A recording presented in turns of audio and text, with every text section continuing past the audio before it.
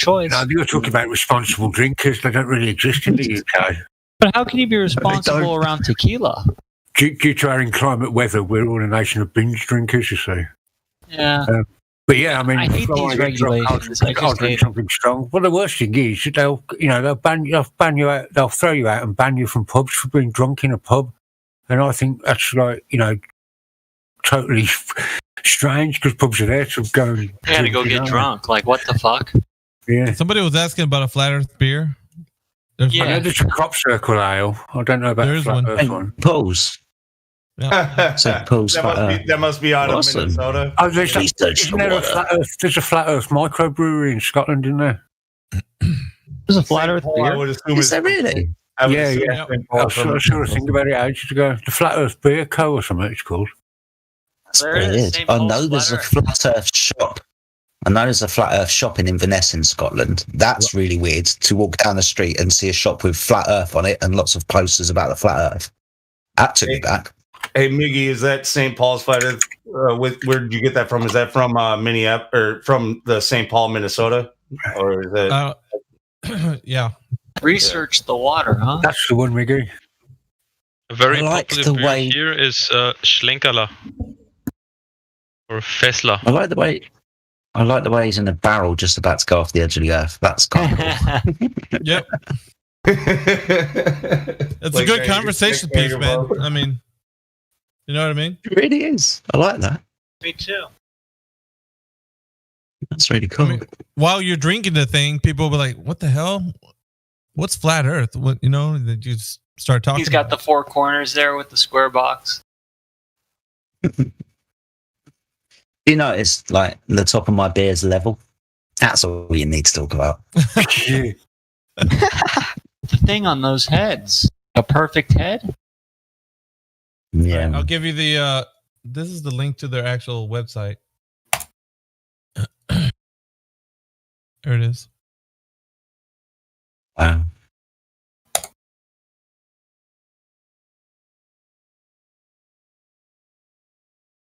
In some weird way, we really have to start directing people. I mean, this is going to sound kind of weird, but directing people's money in terms of where they spend their money. Like you could change a lot of shit if people started directing their money towards, people that are trying to get a message out or creating things from legit ingredients. You know what I'm trying to say? So this might feel a little bit like doxing to me, but here, if you guys are interested in beer, this is the website for my family's brewery.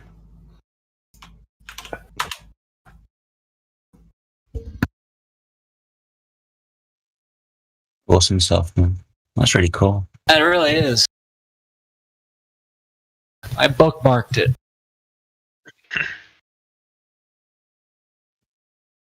All right, I'm just scrolling through this list again, see if we can get anybody else to chat.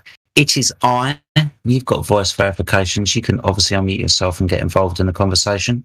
I see Plumis is back. He's been around for a couple of days, gone through the 3 points, and is usually just sitting around listening.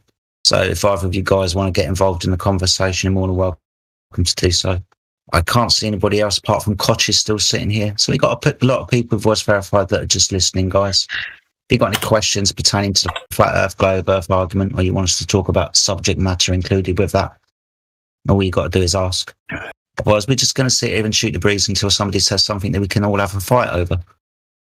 We can start talking about beer again, guys. Sorry to interrupt.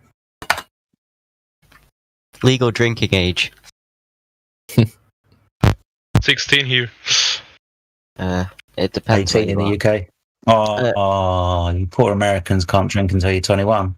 No, it should be 18 in the US, but it's fucking not. Well, in the UK, you can drink from 5 as long as you're not in a public place and your parents allow it. Wait, what? You can Google it. You can drink at 5? As long as your parents allow it and you're not in a public place. I don't have an issue in France, it's illegal not to drink at 5. What? Albania, it's illegal not to be smoking cigs when you're 6 years old. I like the fact you can walk in the street in the UK with a beer in your hand and nobody fucking bothers you. I've heard that in Belgium, is it? I think that they actually. Sorry. I've heard that they actually Legs. I do serve apologize. very low alcohol content beer with lunch at school lunches for the kids. Yeah. Yeah. Wow, really? Wait, Yeah, it's supposed to help them focus in the afternoon, and on top of that, it like they've had studies that it's supposed to lower the possibility of like breast cancer or cervical cancer or something like that in the girls. You got high balls after lunch or what? What's up with that? They add in the beer and lunch? Yeah. They give the kids very low alcohol content beer with their lunch. Yeah. Man, that Got fucking less content in it than a shandy, I think. Like really low content. Sounds like conditioning to me. At an early age. Well, it depends if what beer they're giving them. If they're hitting them with Bud or something. Well, another thing is that, like in their country, like here in America, binge drinking is a huge problem, right? But it makes them, it conditions them to associate drinking with being a just a sociable thing or to be with a meal, you know, like, and so instead of you know just getting fucked up every night, you know, they just have a beer with the meal. Fair enough, yeah. Instead of in your closet hitting the Another good conversation starter to see if I can steer this in flat Earth direction is why is it that a beer without a lid will go flat after time? Entropy. Nice segue. That's it. Nice. Because the carbon dioxide gas used to carbonate it is allowed to escape, right? What's flatter, the beer or the earth? Good one. We're gonna have to go with the earth. Can't get flatter than the earth. And by the way, the best beers are Belgian.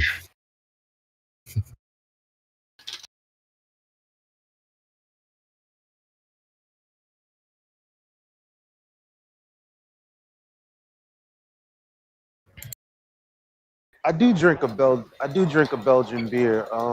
What's it called? Blue Moon. Blue Moon. I can't stand Blue Moon. I can't stand it. Oh, there's one called Quack, KWAK. That's quite strong. I think it's 12%, but it actually really complements the actual taste of the beer. So I think to drink it with a weaker alcohol content wouldn't do it justice. But I mean, yeah, to me that's obviously subjective, but it was one of the best beers. I like how people in Australia say, "Go get a beer." Let's have a couple of schooners. A couple of schooners, yeah. Even though that's a German word, it's supposed to be. Is it really? Schooner, yeah. It's like it's the size of glass. It's like a pint is obviously a particular, volume. Go ahead. For the Americans who remember the Foster's commercials, like Foster's American or Australian for beer, right? I remember that. Yep. At least back in the day, I remember that. I don't know if that's changed, but we had an Australian foreign exchange student in high school who he told me that nobody's even heard of Foster's and that it's an export only product. Australians have never even heard of Foster's. We definitely have heard of it, but nobody drinks it and nobody stocks it. Similar adverts. It's exactly the same story that we have in England as well, Lou. So you're absolutely right. So any Australian who comes over to England, Foster's, they just tip it away, mate. It's like water to these people, right? It's exactly as Boca said. Yeah, Castle Main Forex, yeah. I don't even know if it's reminds me of all the fracked oil that the U.S. exports. We don't see any of that damn money. I can't stand any of the Australian beers, to be honest. They all taste like absolute piss to me. Very, very just weak and very watery and yeasty. It's just like, nah. I think all beer tastes like piss, to be honest. I've never tried a beer that I liked. Special brew. Fair enough. Like I said, it's subjective. Special brew. Special brew used to be awesome. They changed the recipe nowadays, though, and it's crap. What about White Lightning? I've drank plenty of White Lightning in my life, but I came across one called Suicider, which was even better. Shit, in the United States, White Lightning is a slang term for moonshine. What about Guinness? Guinness is okay now and again. They're all Guinness is far too alright. bitter for me. I like Guinness. Guinness.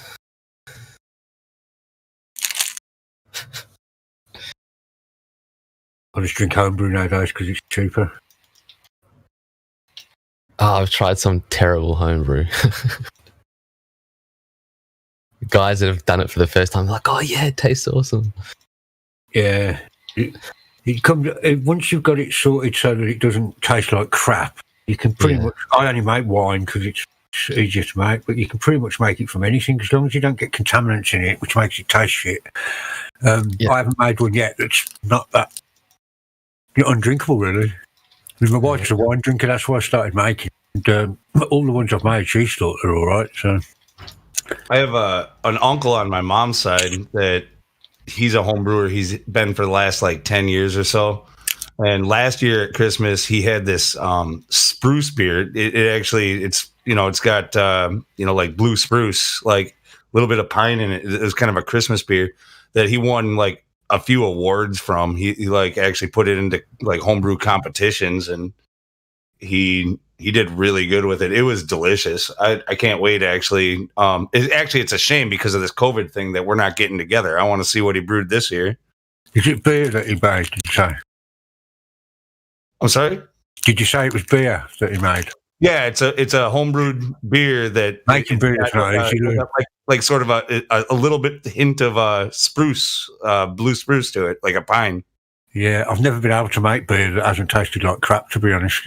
I find it really hard. Yeah, he did. Well, that even says more because, like I said, it was delicious when I tried it, and he won a bunch of awards off of it. So, if it's that difficult, even more props to him. Yeah, I agree. Especially if you're making it from, from the hops and things, and not from just one of these brewing kits.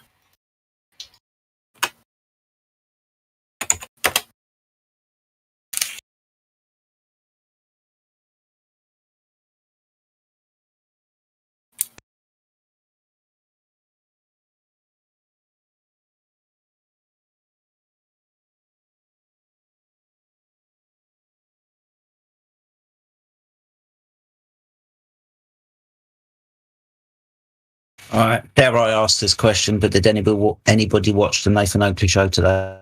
Oh, I watched it not long ago. I thought it was fucking disgraceful.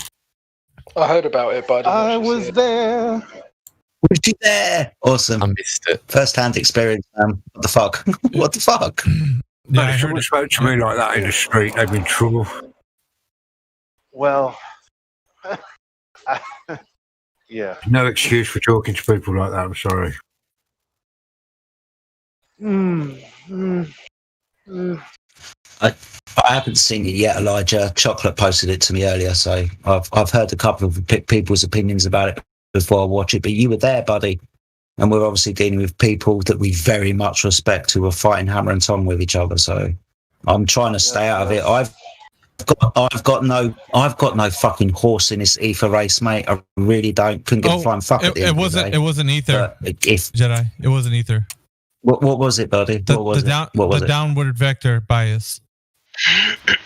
All right. Okay, I got you. Guess what? You know what got Nathan so fired up?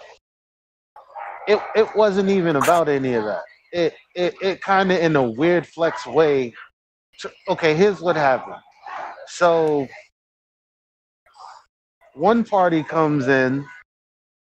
I guess the party came in feeling away. That was obvious. So Nathan took him to task because he said something that no one said, right? And then the next party came in arguing a position that no one was talking about also. So Nathan took him to task. So it was, to me, it was like Like a conversation that was about one thing, and then two dudes coming in talking about what they wanted to talk about. And it didn't really, it almost like a straw man kind of. And it's like, who said, where's this coming from kind of deal. And I think that's what got Nathan pissed off. Well, it's not okay. So I'll just say a little bit of it because it's not a secret or anything. It's a video that's put out there so anybody can watch it, right? So it's just basically Nathan Thompson was in there, talking to him about Anthony having the debate with the downward vector debate with Bob Nodell. So they were discussing that, and I think Nathan Thompson was like, "Yeah, you should have this debate, because Anthony was saying the reason why it hasn't happened yet, because he's been trying to get a hold of him for the longest time, over 2 years it seems, and they haven't been able to kind of get that going or whatever." And so it's started to get into about the downward vector debate, and wait, I'll add. I guess the issue was Nathan had Nathan Thompson had the air of, that's not what I heard kind of deal. Yeah. It was provoking Oakley a little bit, kind of, and he was like, well, "What do you mean? Like, well, what do you like?" Then he started getting into Nathan Thompson. Like, he's like, "Well, what do you think about it? I know you want them to have this debate, but what do you think about that argument?" And he started getting into it, and he was telling him about the downward vector. So, is there a downward vector bias? And Nathan Thompson was kind of skirting around it, and saying, yeah, he kind of agrees with it in a way, and then he was like, "What do you mean? Like, explain. How is there a bias? If we see helium balloon goes up and gases aren't affected by the bias, so that means that the vector of down is not always biased, right?" And so Nathan was like, "Well, I mean, if you stay," and I'll let you kind of look through it because there's a bit more specifics of what they're saying. I don't want to paraphrase too much, but needless to say, that's what it was about. And then after Oakley was kind of getting into Thompson a little bit, Whitsitt showed up. And so Whitsitt was kind of defending his position, right? Of course, him and Bob Nodell are of the same mind. And so they get into it about the downward vector, and Oakley kind of rips into Whitsitt about it. And, it doesn't seem like, well, of course, Oakley, the way he debates. So it was not going to go anywhere. And to be honest, the case of the downward vector and the way it was proposed, I mean, yes, there was a bit of yelling in that, but I feel like it was pretty solid on Oakley's position. I mean, to me, because I've always taken that position anyways, but not that I'm biased about that. It's just that the information of it being the downward vector being biased, it didn't seem like there was any support for it. And so that's what Oakley was pointing out. Within the flat Earth community, there are those who would say that the downward vector bias, is something that is actually applicable. But it's also sounding a bit like a Glober in a way, because that's what Globers say, right? Downward vector bias, with gravity and whatnot. Yeah. But Oakley said, well, you can't have that because if you have gases going the opposite direction, then it's not a bias. And so they kept going back and forth, I think, and he reiterated his point about 5 times. But yeah, it was, the way Oakley, he was saying his part like the way he does, in his show, and it got a little heated. But needless to say, I think it was 2 points that that kind of got him fired up. And I think on Nathan T's part, he was saying that the natural laws don't go through the scientific method, which no one said. So where is that coming from? Yeah, nobody said that. Like, and Oakley even said I never said that. Like, yep. And then on Whitsitt's part, he's explaining the electrostatics, and no one's saying that. No one's even addressing, much less not saying that everything is. Well, they're not saying everything is not electrostatic. He was just asking him, what does that have to do with you saying there's a universal bias for down? Yep. That was all. Now it got really, really, I felt uncomfortable for my boys because those are my boys. I'm not gonna lie, but it was fair. The question, if you get past, if you get off the titty milk, it got a little rough in there, and I was like, well, it's a fair question, Right.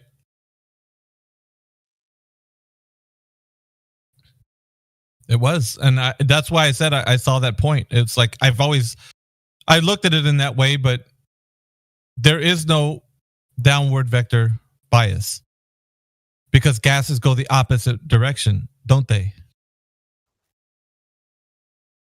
They're not downward vector bias. Anybody there? Yeah, and then yeah, we hear you, bud.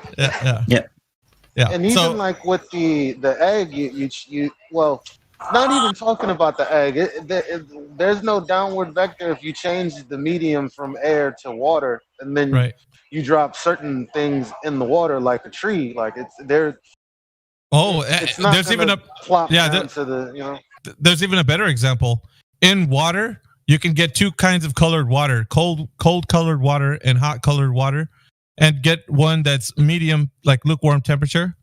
And in that giant lukewarm temperature container, make sure it's glass so you can see through it.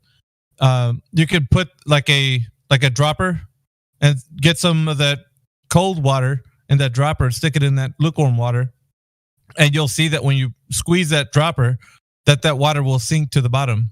But when you put the hot water in that lukewarm water with a colored water, it'll rise up. It's just water, but just colored water. So you can see that it actually rises.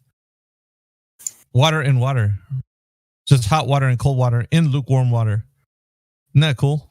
That makes complete sense, though. I mean, we've been taught at a very young age that heat rises. Like that's exactly what you would expect. But then there's no downward vector bias.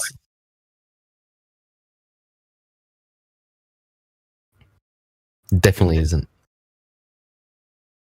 I'm just like, we can see this, right? It could be tested. You can see that there's no. If there was, then gases would be downward vector biased. They're not. Yeah, man. No, it's about hot and cold and density and all that. Like those two things are much more. Like those two things together, like heat rising and cold sinking, or the heat rising above the cold, along with density, things more dense staying down and less dense going up. Between those two things, that covers just about everything I can think of. You don't need this gravity to have a downward vector. Like it Yeah, no, it's not. The completion of that is a downward vector bias. So the bias means that there's always a tendency towards down, right? That's the bias. And so that it's not just that things go down; it's that things are a bias to down, right? But that's what. No, because gases go the opposite direction, man. Like that's why I'm not following. Like, okay. It has to be a bias for everything. Like, if the Earth, how's it said?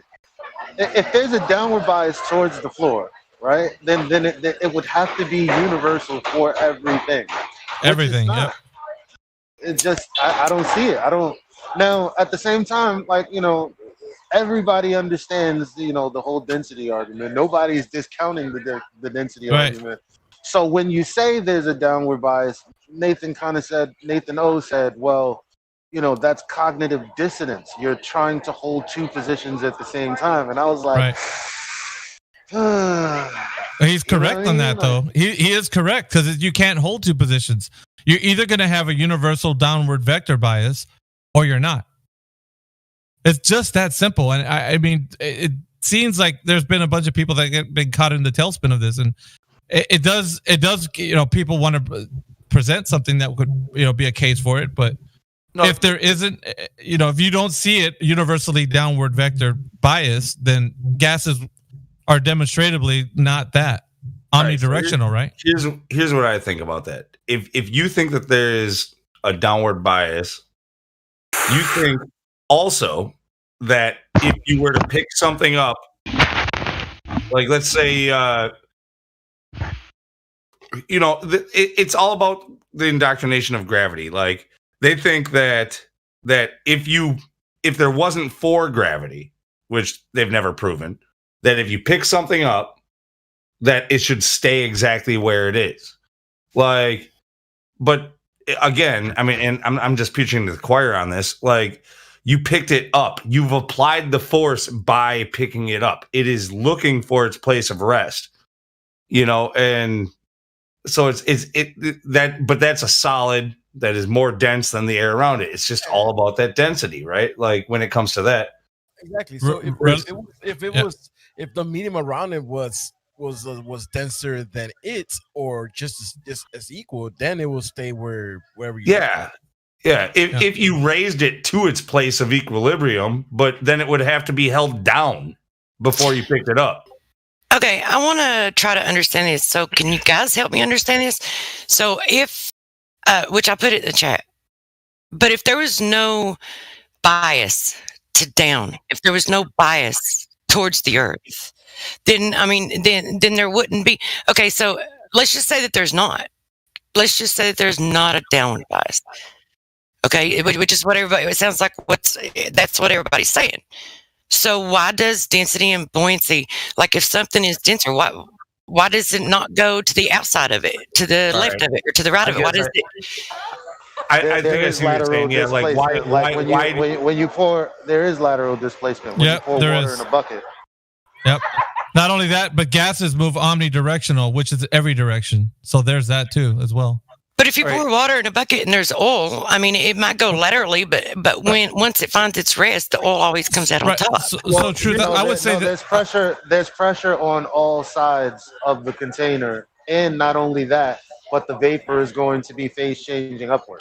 Right. So you would look at it. You would look at it like this: if there's one thing, if there's one black swan to disprove the idea of all swans are white, being the downward vector bias, universal downward vector bias, all you need is one black swan, meaning that there would have to be something that goes opposite direction of the downward vector bias.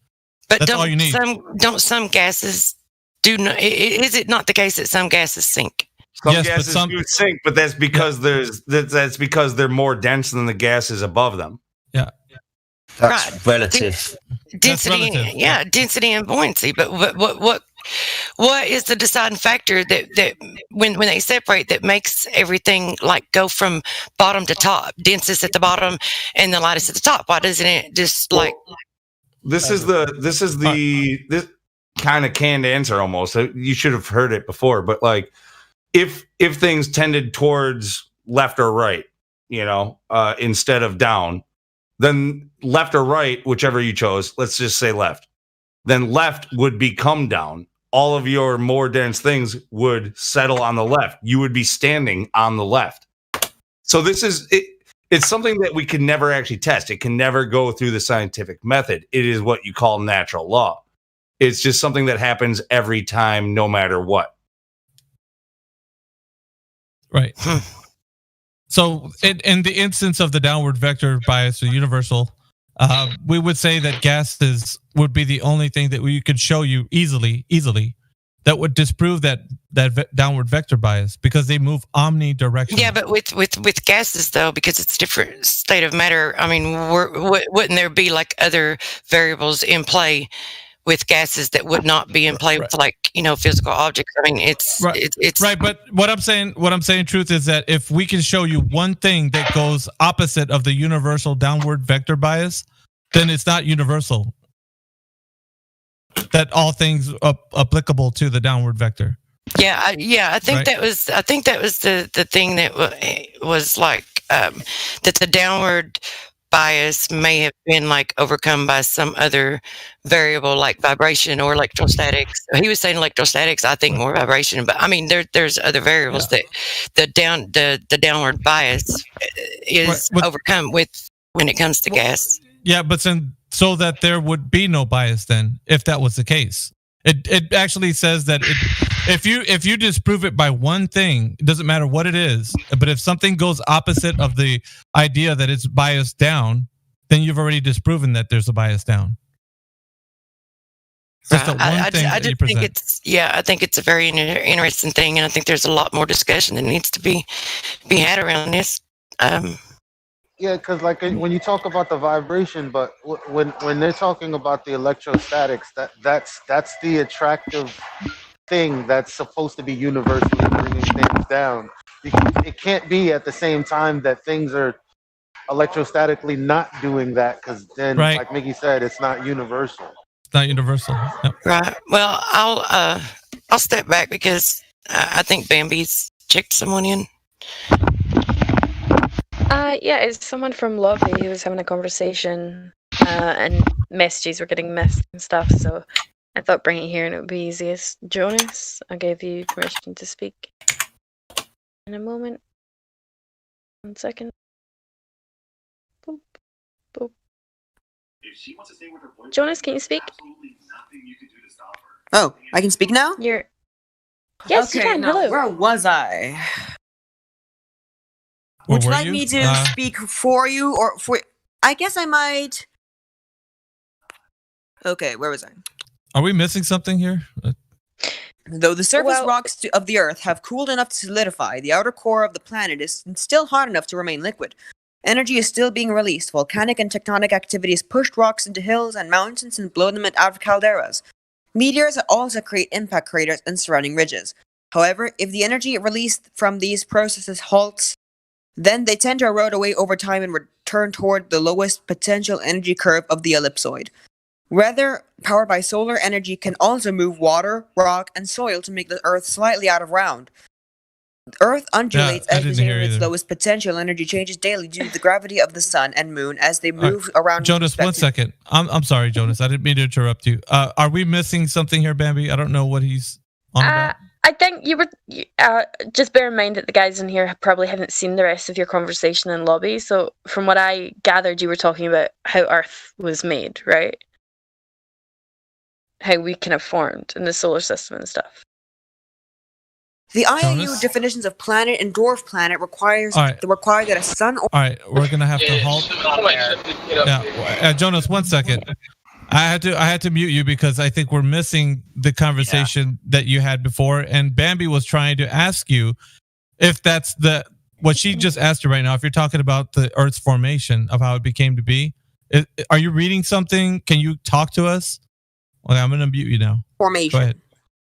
Why? We never heard you. I'm reading. Hey, Jonas, can you stop talking for a minute, Jonas? Stop talking. Jonas, look. Okay. Look. I want you to take just a breath and listen, okay? Mm-hmm. None of us here know what you were talking about before. Can you just take a breath, stop sounding like you're bothered by something, and just start us from the beginning? Okay, actually, I'll take on okay. Should I take on the viewpoint of the flat earthers or the round earthers? Well, I or want the spherical earthers. Whatever you are. Why don't you tell us your problem with the flat Earth? Because it sounds like you have one. Okay. Yeah, just be you, man. Spherical Earth. What are you reading, Jonas? The Wikipedia article. Can you post what you're reading so we all can read it? That's what I want. I want you to post it so we can all read it. So we don't have to listen to you read it. We can read it as well. No. Hold on. We don't really want Wikipedia. We just want to talk to I just want to know what he's saying to us right now. That's what I want to know. I'll put it in the live stream voice text. Okay. Okay. Can somebody give me a context to this conversation? That's what I thought. Okay. Yeah, Jedi, we're trying to get that. The part. Okay. I'm currently at effects and empirical evidence. The roughly spherical shape of the Earth can be confirmed by many different types Jonas, of... goodness. Okay, so hold on. Reading something off the internet doesn't show us that you understand it. That shows us that you can read. So why don't we ask you some things to see where about you are? We'll go through the 3 points, Miggy, and we'll ask you some questions to see where you are, because what you're doing is proving that you can read right now, which we all can do. So do you mind if we ask you just 3 simple questions? The shape causes a number of phenomena that affect some of these phenomena. Okay, you're done, Jonas. You're done, Jonas. You're done, dude. We're not listening to you talk like that. Just be yourself, man. Just relax. Fairy tale. Okay, Jonas, I'm going to try one more time. I'm going to ask you 3 questions. I'm going to unmute you. My first question to you is going to be, how have they measured Earth curve in ancient times, okay? That's what I want you to answer. In ancient times, how have they measured the curvature of the Earth? That's my question to you, okay? Go on. You don't understand what you're going for. Well, actually, you don't. We know exactly what you're trying to do. Let her speak. Let her speak. Technology Let her to measure speak. things than we do today. Yeah. So how? Okay. Well, how did they figure out the Earth was a ball? What did they do in ancient times to say Earth is a ball? They couldn't. Okay, great. What about current day? Well, the International Space Station exists and it goes around it. Measurement. Bearing in mind, I asked for measurement. Because they give us an exact radius, do they not?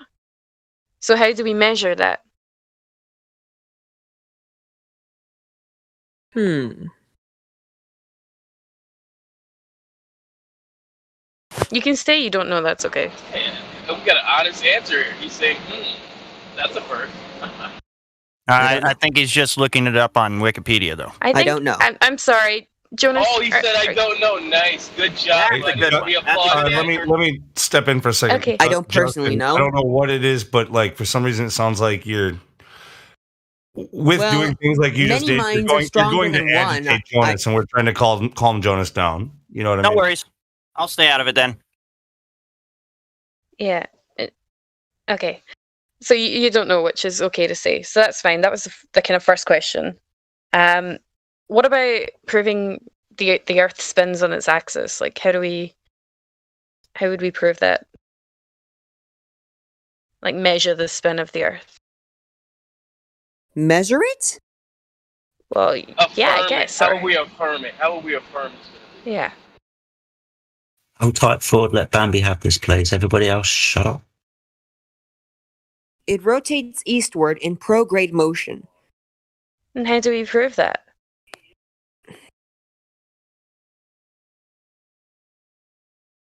Or do we just believe that it's spinning? As viewed from the north... Wait.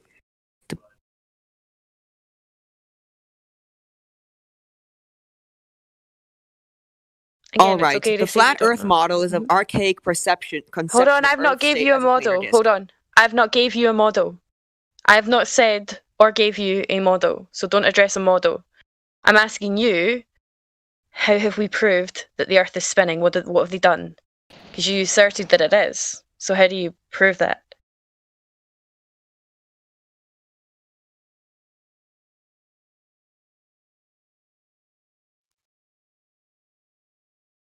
At least he's breathing. You know? Anybody got that? I think she might be a woman. Well, In betweener. It's okay again if you don't know. Can somebody do the Jeopardy sound, please? This is just trying to get you to understand that what you think you know. I guess you're right. Yeah. And that's okay. Because at the end of the day, so far what we've come across is that you believe it's curved, that there's a curvature, but we can't measure it. And you believe that it's spinning, but we can't prove that. So the next question would be us existing next to the vacuum of space. Wait a second. Have you ever taken a long exposure photo of the night sky? Uh-huh. And you see how the sun's the stars sort of make a circular path? Uh-huh. That's caused by Earth's rotation. You see, the stars appear to be moving because the Earth rotates. Uh-huh. Janice. Well, how do you prove that it's the Earth that's the one that's spinning and not just things moving above your head? That's the part you're already presupposing that you're the one spinning. What if I just tell you that those are the ones moving? You see how that doesn't prove that we're the ones spinning? You see them spinning, but you don't feel the spinning. Nor measure it, or anything like that. So the next question would be us existing next to the vacuum of space. What? Is that possible? Do you believe that we're living in an open or closed system? What does an open system mean? Okay, so are we a ball breathing pressurized, breathing oxygen right next to a vacuum with no container? Hold on, Bambi. I think we should define open, closed, and isolated system. Mm-hmm. Okay. So do that very quickly. Well, yeah, an open system is a system that can transfer both matter and energy freely. A closed system can. I might screw this up, but a closed system cannot transfer matter, but can transfer energy. And an isolated system cannot transfer energy or matter. So, if we are floating around in space without a container of any kind, then it would be an open system, correct? I'm having trouble absorbing all this. All right. Well, then the question is, sorry, Lou. The question is, and sorry, Bambi as well. I'll hand it back to you in a moment, Bambi. All right. The question is the vacuum of space. How do we know that it is real and that it could exist? And what we mean by that is we're breathing gas, and that is open to the vacuum of space. So that means the gas would be able to fill the space. But the question is, like Bambi asked you, how do we know that the vacuum of space is real?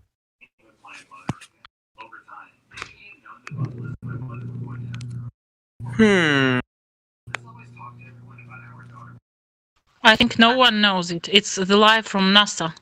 Could it be an atmospherical pressure that's keeping it contained? Can we get? So gas. Can we let Jonas speak, guys? Please. Sorry, Bambi. Thank you.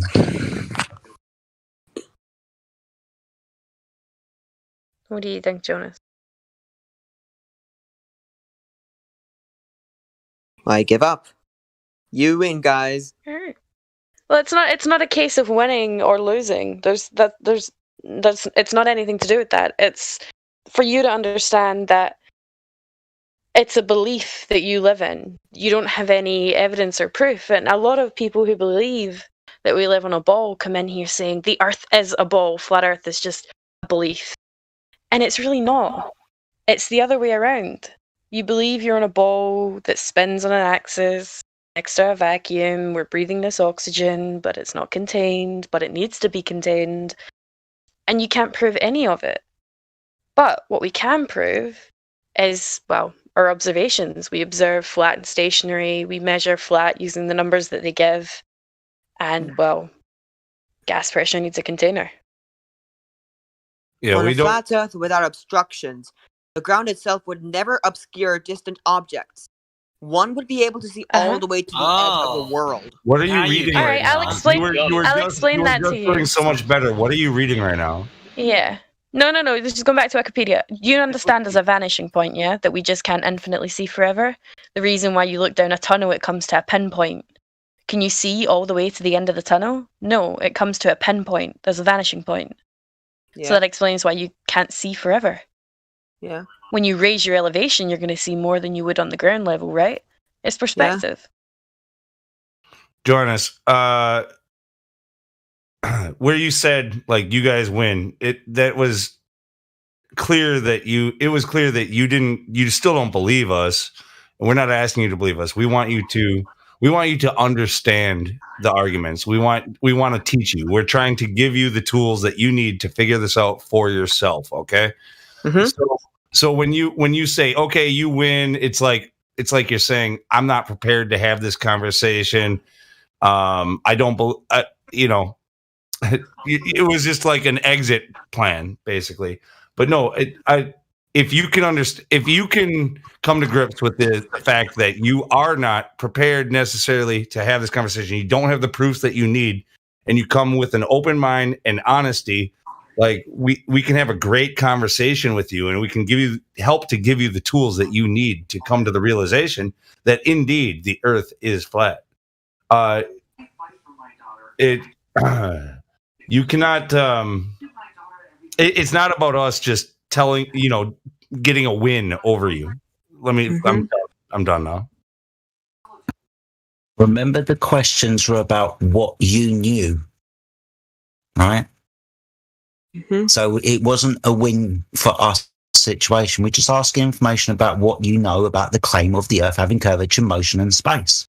Now, you admitted that you don't know of any physical measurement of the curvature of the Earth, but you believe it's been done by someone, so that's just a belief. You haven't done it yourself, and you couldn't tell me how or why or when it was done. Now let's if try to it was see done. about the lunar eclipses.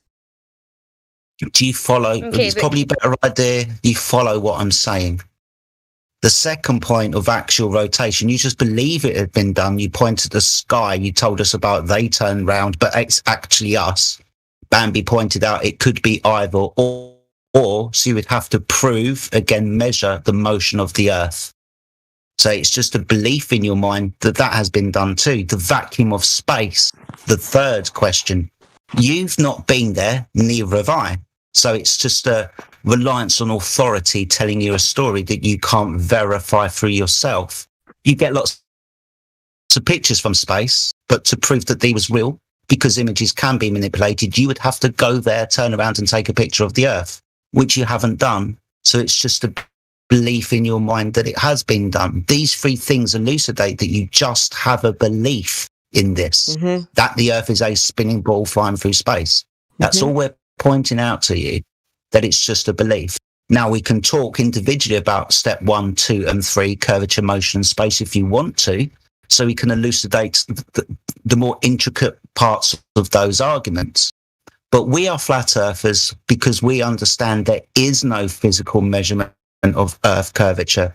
There is no direct measurement of the Earth moving, and you could never demonstrate gas pressure without a container to press on. And if there is no container to press on, the gas will keep expanding into the next available space, that being the vacuum of.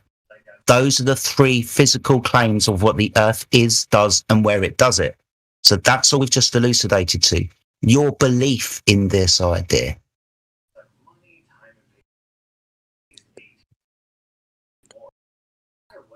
Have you ever thought of the lunar eclipses? Did you comprehend anything of what he said? Most of it. Most of it? Can you repeat what he said? Can you just sum So up? part of it was about that none of us have ever been to space. What was the overall point he was making to you? Well, NASA could be lying to us. Right? That's a good He didn't point. say anything about NASA or lying. God, I'm stupid. No, what you need to do is take a step back and just slow down. Because you're rushing into it head first and you fall over and you trip at that point. You need to just take it slow and All right. realize what is being said. It's the understanding of the knowledge type that you have, first-hand knowledge or secondary knowledge. And what you've shown us is you have a secondary knowledge. You haven't, for example, measured the curvature of the Earth. You've never witnessed curvature. You've never felt the motion of the Earth, and you've never measured the motion of the Earth, and you've not been to space. So secondary information given to you by somebody else that you believe. That's all that it is, my friend. That's all we're showing you. That's the first step, understanding what you know to be true, whether it's first-hand information or second-hand. And the moment is second-hand, a belief. So what he's trying to illustrate to you is that your stairway to heaven lies on the whispering wind. Yeah. We were all in your place. We all wanted to fire questions, but if you're going to fire questions, you got to at least comprehend the answers, because there's no point The in asking shadow of them. the Earth on the moon during the lunar eclipse is always a dark circle that moves from one side of the moon to the other. The only shape No, it casts... it's red. It glows red. I'm sorry. It doesn't have a dark circle. When there's a lunar eclipse, the moon goes from glowing white, bright light, to glowing a red, dull, blood-colored, wet blood. Not dry blood, but wet blood color. Do you understand? So that thing is lying. I've seen it myself since I was 5 years old. Okay. Quick question, Jonas.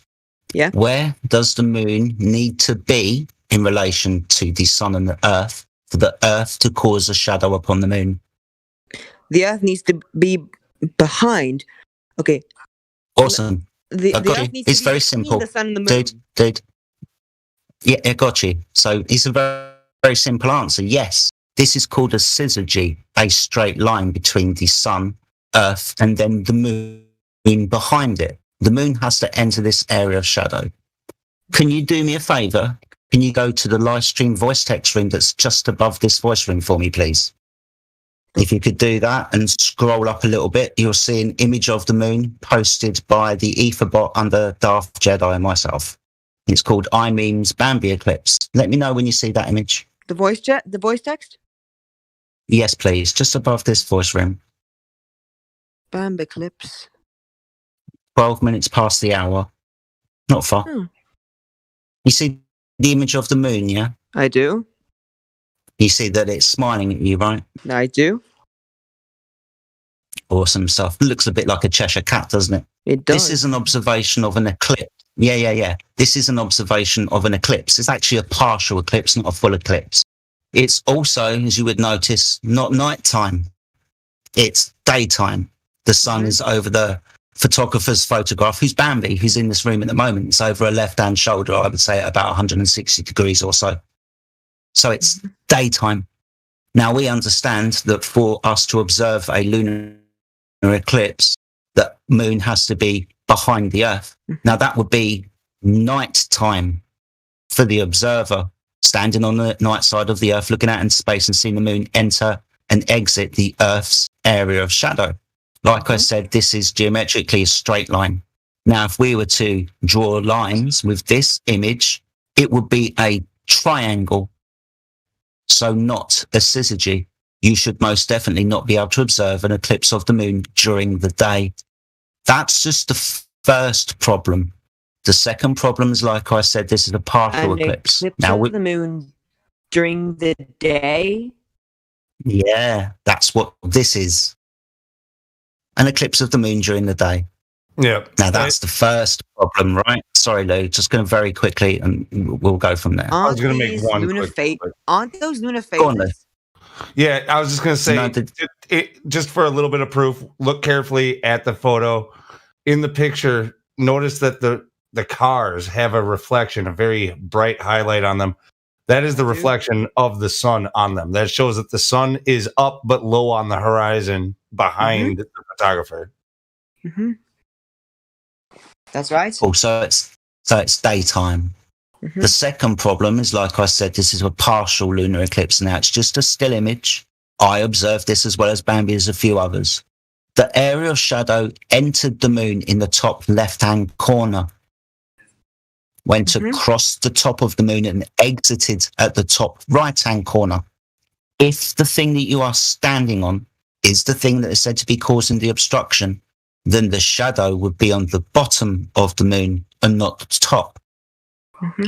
If you've got a friend, for example, and you're playing hide and seek and they've been hiding for too long and you don't know where they are and they jump up from behind a sofa, the sofa's the thing that's causing the obstruction, like the Earth. And when they jump up, you're going to see their head first and not their feet.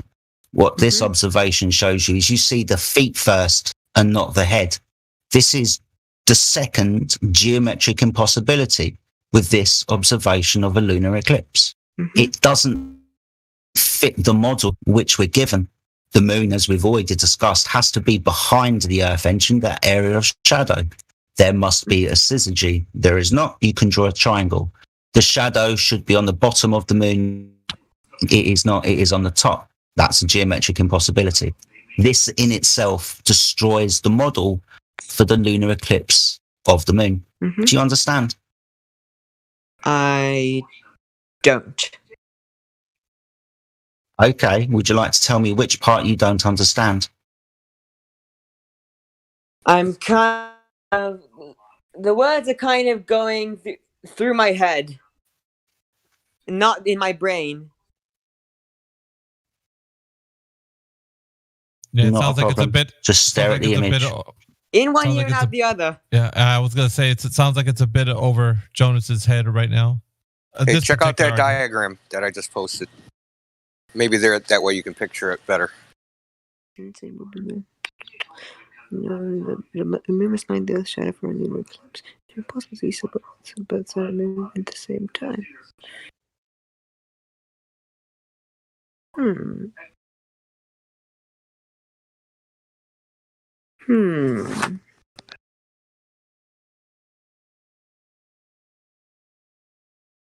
So the sun and the moon are both over your head, but the Earth is under your feet, and somehow what's under your feet is supposed to be casting the shadow.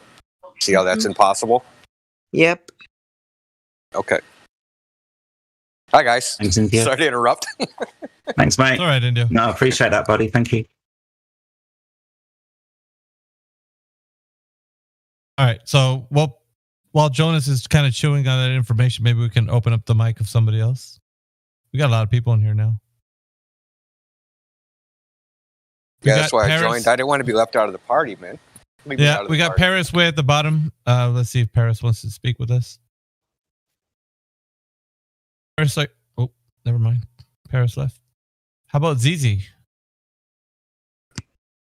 Hi everyone. Hello. I'm interested about flat Earth, and I have found a lot of information.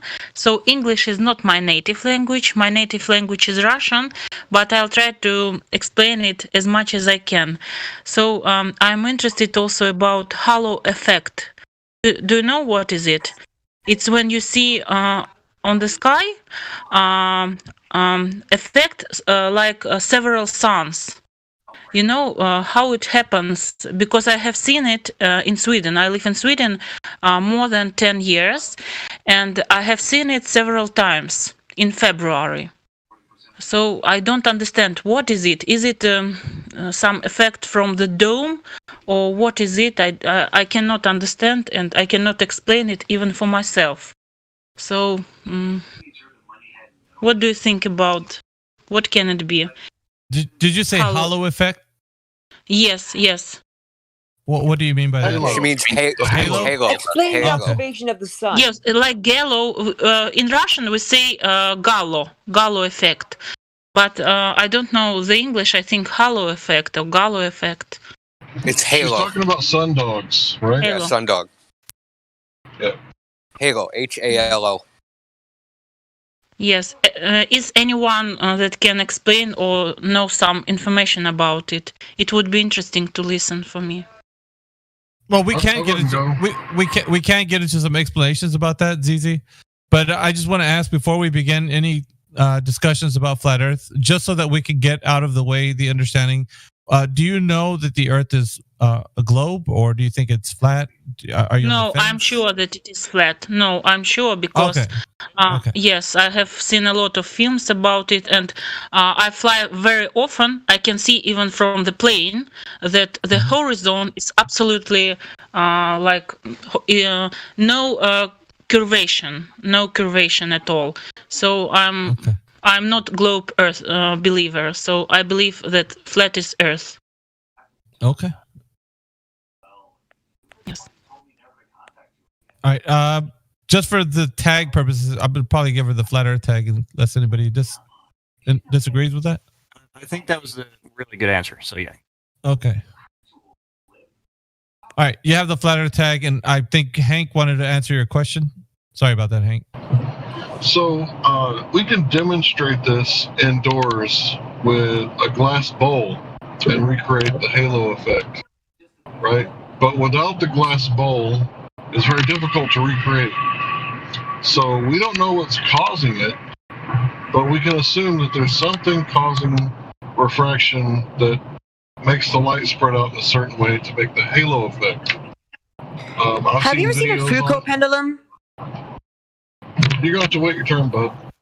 Yeah. Yes, we all know about the Foucault pendulum. So I can't tell you for certain what's the cause, right? It's very difficult to ascertain such things. But when you say the word dome, like, it makes me think that is a very good probable cause, because we know that the Earth has a container. We don't know the shape of the container, but a glass bowl does recreate these so-called sundogs.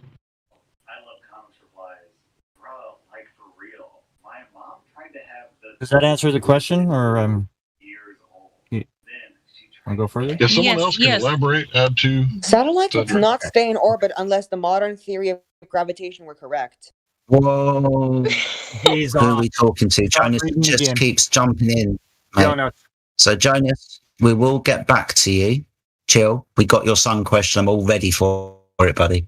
So, back to our guest who was talking about sun dogs. Let's finish that point first and then we can move on, all right? Thank you. So, as Hank was saying, yeah, we can reproduce that effect with a glass-like structure and a light, and we can have sundogs. We can demonstrate that. Though that's a correlation, not proof of the cause, but obviously we are within a contained system. And the contained system between the sun and the earth may be causing this effect. Yep, maybe. You understand that now? It's not. Yes. It's not science, right? It's a speculation. Yep. That's why I said correlation. Spot on, Hank. Can we move on now? Is that cool? Did that answer your question? Sorry, I've forgotten your name, the woman from Russia. Yes.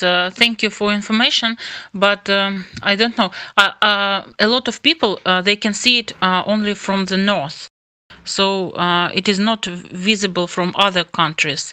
So it's interesting. So it's like phenomena, like official information. They call it phenomena. So even scientists they cannot explain it. So it's interesting. How can it happen? It is interesting, yeah. Absolutely. Well, welcome to our server. It's nice to have met you. Nice to have you here. Thank you very much. Not a problem. Would you mind if we moved on to the next person with the next question, and we'll get back to you in a moment? Is that okay? Yes, of course. Yes. Excellent. Right. I know you've been waiting patiently, Jonas. Or Johannes, however I pronounce your name. Do you want to unmute yourself again? I've actually lost interest in this. I'm leaving. Okay, then Good you just left without saying that. Okay, well, come back if you have any more Wikipedia pages to read. He's gone. That was funny. Oh, wow. That was hilarious. All right. So, Bambi, sorry, guys, a little bit of administration. I hear Professor Phil is eagerly shouting at people from watching us on YouTube and has got issues and stuff. If you're watching Professor Phil, you are more than welcome to come and join the conversation. If you want it a little bit more restricted because you want to get your words out and you don't want anybody to interrupt you, you know, we can facilitate that in the arena. That's not a problem at all. But Professor Phil, show your bollocks, mate. Get in here if you have got a pair. Stop DMing moderators. More than welcome to come back. Well, he's not replied to my last message, so he's either, I don't know. I've never heard him come on here. I've heard him yet to hear one Professor Phil show up. He's too And this has scared. been months now. He said he was going to show up. He's been here Well, he's been here before. He offered a free physics class for everyone, and he still hasn't followed A free through. business class? Physics class? Physics. I've been Physics. working on a physics class. Yeah, he offered it to me and I accepted.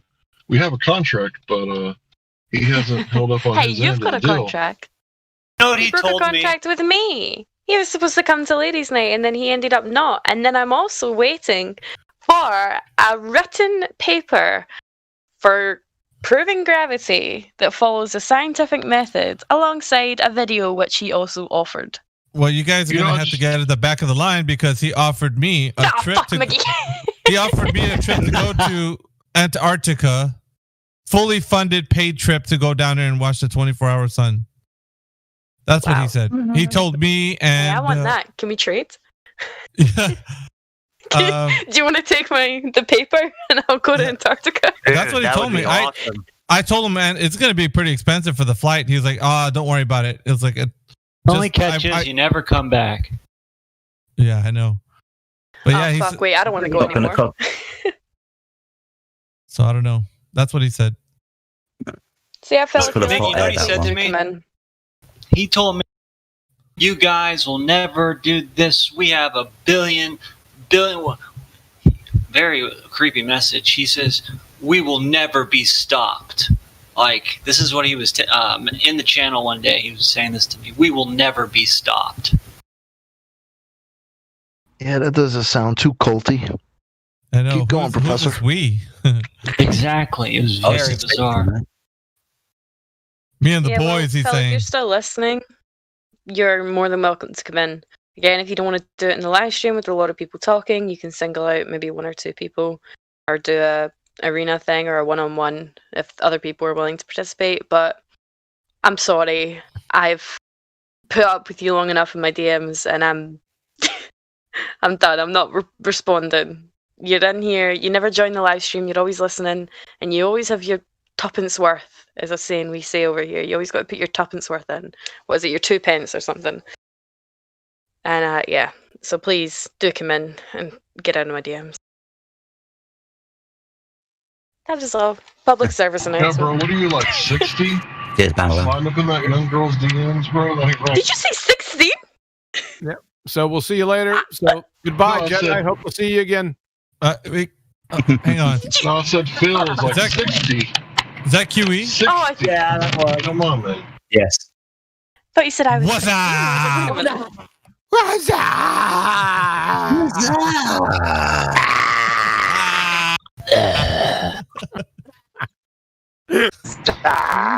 Come on, Bambi. I'm a gentleman. I would never comment on a Scottish lass's age.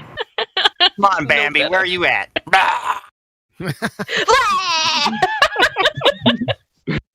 Sounded like a strangled sheep. That was weak sauce. That was weak sauce. Ah, fuck. You didn't give me time to prepare. Russian I'm so version. flustered.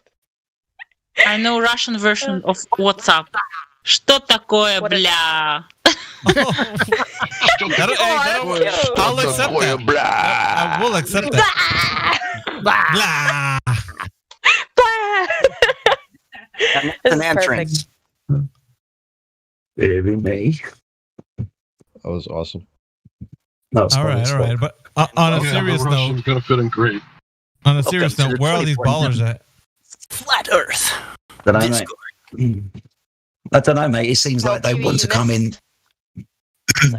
Sorry, it sounds like they want to come in halfway running through a Wikipedia thing that they've fucking started reading. Hey, I was just gonna interrupt the conversation because halfway through that. Yeah, I was just gonna tell QE, man. Wikipedia's still up, man. Somebody just came in here parroting it like verbatim, dude. It was awesome. Where's Straight NASA off the at? Wikipedia, man. Shouldn't it be NASA and the boys that show up in here with someone? I'd like That's to in see the that. boys. Just want their acolytes. Yeah, where do Is they that keep like all sea these bass in the assholes boys? at? Where are these assholes at? Are they like in... They use these proxy globers. I want to hear them represent themselves and show up. Y'all Call him missed out, it, though. Weimer. Did you hear him say measured? What do you mean measured? That was funny. What? Measured? What? Yeah. They do that? Yeah, the other day, a Glober asked me, how do I measure a tree? I said, with a yardstick and a long pole. Right? And they were like, oh, you can calculate the height. I said, calculate? No, man, just need a yardstick. Oh, dear. Neil deGrasse Tyson's entire reasoning for not getting on here and debating anybody is it's just a dumb topic. I mean, that's his idea, right? He claims personality there's game. no need to debate objective truth. Who are we talking about? Neil deGrasse. He won't address any questions. DeGrasse. Whatever the fuck. DeGrasse. Yeah. Put an R, roll in the R. The grass. Grass. Oh, God. Hey, Neil deGrasse. Neil smoking a grass Tyson. I don't know what y'all. I don't even think that any of the English have said it that posh. Neil deGrasse. Oh, God, yeah, you know. You gotta make your name fancy if your name is Neil. Is it even his name? You know, I don't buy it. DeGrasse. I don't buy it. Let's scroll through this list, see if anybody's around. Worth talking to. So there's a couple of people who've just got that voice verified role. I noticed Koch is still in here. Plumis is still in here. If you've got any questions, guys, we're just going to end up shouting at each other in a minute on how to pronounce words, probably. So if you've got any questions or whatever, you're more than free to do so. I don't think there's anybody else I can unmute. Danny57, I've tried multiple times. You're just not there, so I'm not wasting my time. But yeah, just a quick scroll, guys, just making sure we're not missing anybody. Plumis and Koch, like I said, if you want to jump in, feel free to do so. Oh, hello. Hi, Plumis. How you keeping? Busy. I've been listening for a while. Want to jump in several times, but it had to be a productive day at work, so I've been staying quiet, focusing on work. No problem. Have you got time for a conversation now? Yeah, I got a quick one here. So earlier topic, I don't know, this was a couple of weeks ago, gone on some rant about, what makes down, and then I overheard you all talking about this whole downward bias. Yeah. Interesting. I haven't heard it described in that way, so it sounded like there was a good conversation out there somewhere on YouTube. It sounds like I'm going to go try to find it. You were discussing about some heated debate about downward vector earlier, so I'm going to go try to find that. But on that topic, you had mentioned about gas, that gases are omnidirectional and don't behave under this universal downward bias that you would expect to see if it applied to all things, right? That's correct. Okay. I was wondering your take on then air pressure changes. When you go higher in altitude, you'd have a lower pressure. So wouldn't the lower pressure at a higher altitude kind of be that?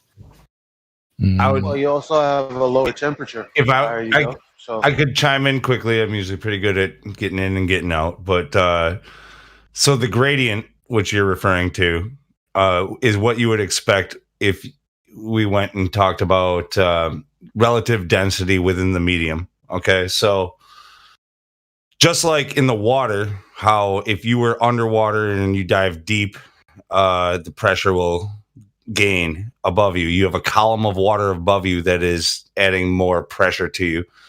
Gas is still considered to be a fluid, and that same type of pressure is built the further down in that gas column that you are. The more you go up, the less pressure you have on you. But I think you're unnecessarily complicating the matter. Where's all the gas produced? I don't know. I think no. I'm asking him. I'm asking him. Where's all the gas produced? Oh, you asking me? Wait, yes. I'm sorry. Where is all the gas produced? Yes. I don't know. I don't know in reference to what way. At gas pressure. You said the higher you go, the less gas pressure. Well, where's all the gas produced? Oh, produced. I don't know. I don't know where all the matter and energy and gases are. At the ground, at the surface level, or underneath the ground. So where would you expect the higher gas pressure to be? I would expect the higher pressure to be lower, so less altitude. Yes, near the surface, right? Because there's less volume and more getting produced. That's the answer. So no downward bias. That's where it's being produced. Yeah, but also QE. Like a lot of times when they try to do these types of tests and stuff like that, they're just taking one gas and they'll use like sulfur hexafluoride or something like that, right?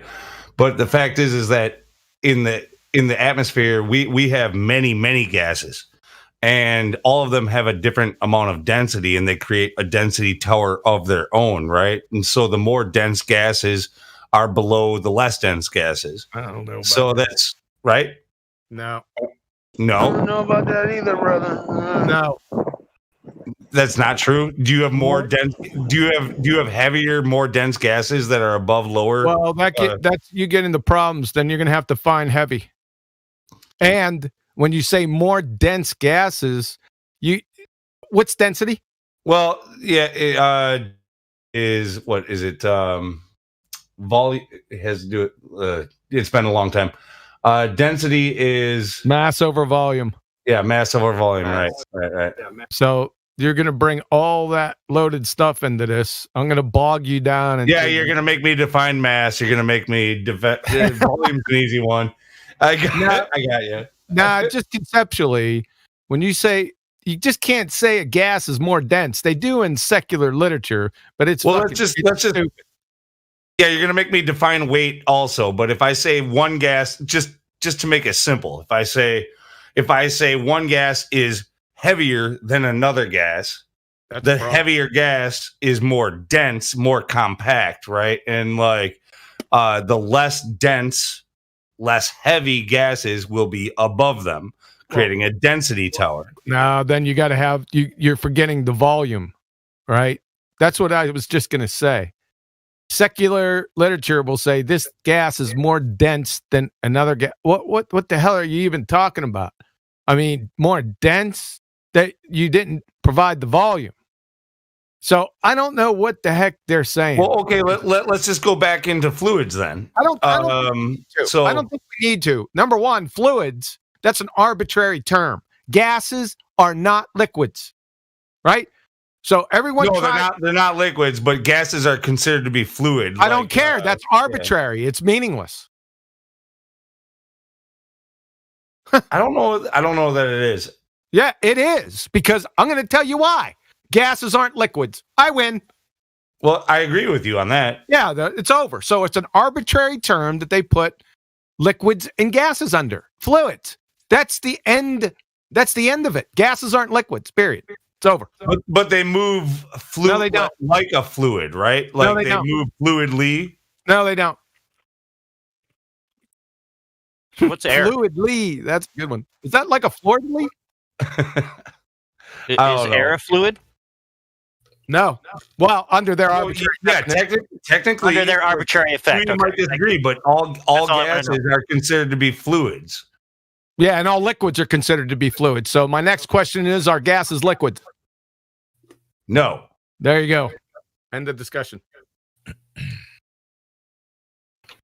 But they could be, right? Under the right conditions. No, they are not. That's another step forward. They are not inherently themselves. Gases are not liquids. Different states of matter.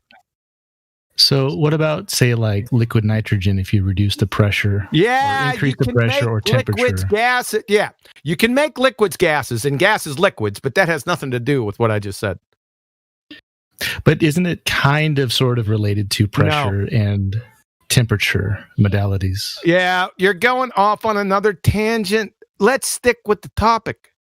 Where are most of the gases produced? I don't follow the question. I'm not. You're on about the gradient, Plumas. Focus on the question you were asking before. What were you on about before? Yeah, it was just the concept of the whole downward vector, and then the idea of gases and how those don't really behave in a way that you would expect with a universal downward vector. Yeah, because there isn't a universal downward vector. That's why. And I guess the point I was bringing up is when you go higher in altitude, you do get a different pressure. You said that, gradient. and I said that's incorrect because I said most of the gases, all of the gases are produced at ground level. That doesn't mean it has a downward vector. It just has most of the gases are produced at ground level. So you can repeat your claim again. I'm going to give you the same answer. You haven't proved downward vector. Do gases move freely and randomly at high speeds? See, that I don't know because we can't observe them. Well, so we have do. to use an instrument or some indirect way to observe we already this. know that. Yeah, it's already established. It's like 5th grade general science. I mean, that's just observed, and you said we don't observe it when actually we observe it. Yeah, we do. This is what gas does, observably. Gases disperse in all directions, observably so. Pop a balloon. All directions, right? Yeah. This is what we observe. I'm sorry, visually, I mean, you cannot perceive the direction of gas. You could feel it, or you could do experiments to understand how it moves. Plumas, do you agree that gases move in omnidirectional? Yes or no? I think they dispersed and find equilibrium. So do they move? Wasn't my question. Do they move omnidirectional in all directions? It depends on how it's going to disperse. No, it's either yes or no, really. It's not necessarily. I mean, if you have a pipe and you have a vacuum on one side and high pressure on the other, it's going to move in one direction towards the equilibrium of pressure. It's going to disperse. So that's where it's going to disperse? So if you have a... Is it going to disperse? Yeah, it's going to disperse. Absolutely. And to what? One direction? It's gonna equal the pressure of. Is it going to disperse? Is it going to disperse into one direction, Plumas? He basically just mentioned the density tower again. Yeah, but so like he's saying that they're going to disperse. Well, what direction are they dispersing, Plumas? Yeah, it's going to expand out into any and all direction. Any and all directions. Yeah, it's not going to care about 90-degree corners and things. Right, it's going to fill up all the space. Plumas. It moves omnidirectional. You're fighting against this, and I'm telling you, everybody in here is already telling you the same thing. You're disagreeing with it. I don't know why, but yet you're conceding the point right now. So I'm just making you aware. I'm making you aware that you just conceded the point. They move omnidirectional. Okay. There you go. At 42 minutes after the hour, there's 3 citations, one from NASA telling you the same damn thing. So there you go. Wait, did you link NASA? You said? Yeah, 42 minutes after the hour. Yes. I'll wait for it. So we can trust NASA now, but not about space, right? We heard the excitement in your voice, like, wow, my top liver. The boys. I was only gone for a couple of days. What happened here? I thought. It's like you said. As soon as Quantum said NASA, his ears perked up. He's like, "Oh, NASA said something. Like, what the hell?" Like, wait a minute. There's cake in the break room. Yeah, dude. Come on, man. and soda with ice. Yeah. So Mr. Miggy's chopped liver. Might as well be. Liver and onions, man. I wouldn't say so. From NASA, the molecules are in constant random motion and frequently collide with each other in the walls of a container. All right. Constant random motion, rapidly in all directions. They vibrate and move freely at high speeds. That's what gases do. Do liquids do that? No. Well, it's good that Plumas actually conceded, and then after that, NASA came up and he's like, "Well, that confirms it, right, Plumas?" Oh no, that wasn't where I was going. I was just surprised that NASA would be cited. Why? They're a hostile witness. I'm going to put those mugs on the stand and then take their story and then destroy it. In this particular case, they are correct. Okay. We also have to understand this 2 sides of their mouth, right? In one instance, gas, what it does, require for container. Other side of their mouth, open Earth is an open system and the gas just stays here fucking anyway. So it don't really matter where it fucking comes from. Ultimately, we can use this, like Quantum Rosa says, hostile witness, they say this. Yeah, this is true because I can demonstrate this shit for myself. Mm-hmm. Hostile witnesses are the best witnesses. They're my favorite because I put them up on the stand and slap the shit out of them. Yep. Best witnesses, hostile witness.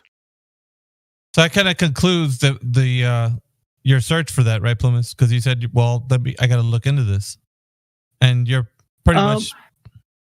It doesn't quite click for me. I mean, I get what you're saying. It's just the pressure gradient. I mean, Plumas, how much more do we need to kind of go into this? That the question right at the very beginning was the one that you raised when you're like, "Well, I heard you guys talking about the downward vector bias," and I want to go look for that video because I'm intrigued by it. Exactly. Yeah. Right. So. Doesn't that what we just said clear everything up for you?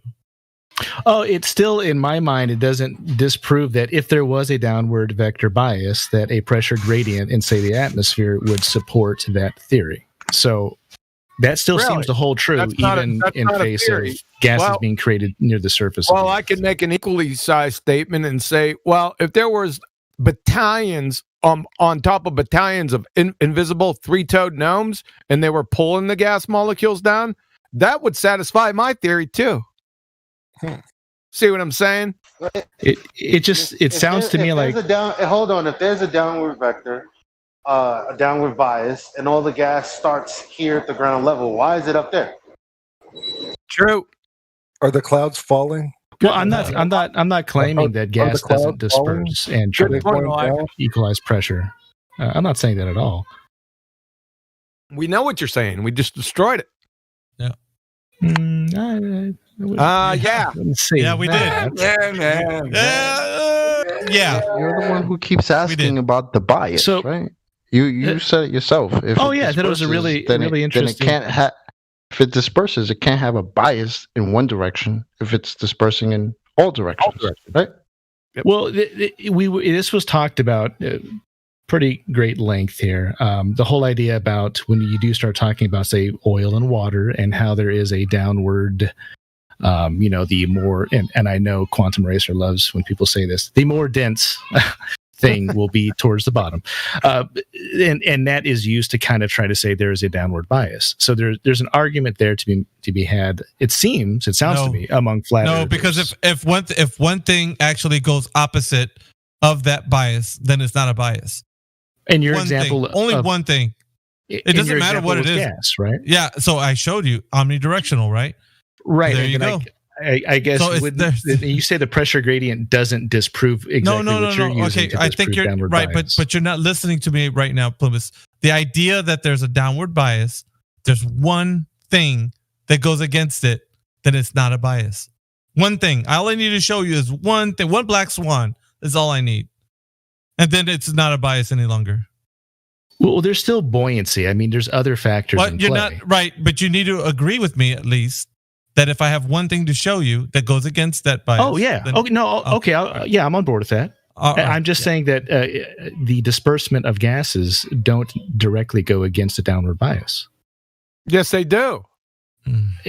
No, there's other elements. Sorry. I mean, that'd be like saying an air bubble going up in water disproves downward bias. Anything. We just fucking went through it with you step by step, dude. Would a bubble rising in fuck your bubble? Would it also disprove downward bias? We just destroyed you. You're done. It's all in context. It's all relative. Over. So what is the medium that we're discussing? It's over. If we're going to discuss solids in a gas environment, then you're saying that a balloon going up disproves downward bias. And I would. Do you have another point? Pressure gradient past the graveyard would prove downward bias. You're whistling past the graveyard. You are a baller, right? How do you have gas pressure without a container? That would be the atmosphere. Oh, the atmosphere contains the atmosphere. Really? You're a Rhodes Scholar. The phenomenon of gravitational pull. Gravitational pull. Gravity has nothing to do with gases, son. Define gas pressure for us. That stuff that makes your ears pop. No, it's citation too. We don't want your definition. We want the definition of gas pressure right now.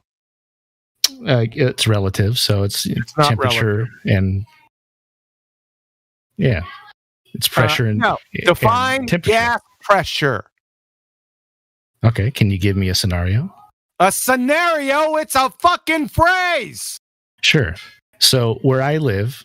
1,000 feet, above the surface of the Earth, there is a particular. You don't want to hear your story. Shut the fuck up. So, okay. Chemistry at Elmhurst University, right at 51 minutes after the hour. I asked you to define gas pressure. The pressure of a gas is a force that the gas exerts on the walls of its container. From NASA, the molecules are in constant random motion and frequently collide with each other and the walls of a container. Because the molecules are in motion, a gas will expand to fill the container. Since density is defined to be the mass divided by the volume, density depends directly on the size of the container in which a fixed mass of gas is confined. The two killers, kinetic molecular theory explanation of Boyle's gas law. Listen closely. The rapid motion and collision of molecules with the walls of the container causes pressure, force per unit area. That means if you don't have the container, because if it's a cause, it's a necessary antecedent, you don't have gas pressure. And finally, Chem Lieber text gas pressure. Pressure is caused by gas molecules hitting the walls of the container. Over. Is the pressure greater on the wall of the container or in the middle of the container? It's equal throughout. It's a proxy on the whole container. Why is there a pressure gradient the higher you go in altitude? Why is there? Where'd you get back? Because you're skipping to the second thing. We're trying to show you that to have gas pressure, you need a container. All right, that's X. You're talking about delta X gas pressure gradient. And I guarantee you, if I want to demonstrate to you a gas pressure gradient, I'm going to need a container, and then I can impart energy into the system. Heat, for example. Like Quantum Erase has pointed out, right, most of the gases are produced, if not all, on the surface of the Earth. So, of course it's denser down here, but we've got a lot of cyclical systems and energy in the system too. So if I would want to demonstrate to you a gas pressure gradient, going to need a container and energy in the system. That's it. You couldn't demonstrate this to any of us without the container, because that's the thing that's keeping the volume of gas in place. Remove the container and the gas fucks off. That's how we observe natural law. Now, as you may have noticed in live stream voice text 2, if you could scroll into that, I've posted you a GIF. It's black and white. In one side of the vial, there's gas. On the other side, there's a vacuum. He opens the container. No energy in this. This is just entropy. He hasn't done anything apart from remove the barrier, because the gas is pressing in all directions. But he has now lost the ability to press on that surface because that surface isn't there anymore. So it's free to expand into the next available space. You understand this now? Yes? Oh, yeah. No, yeah, that makes perfect sense. Cool.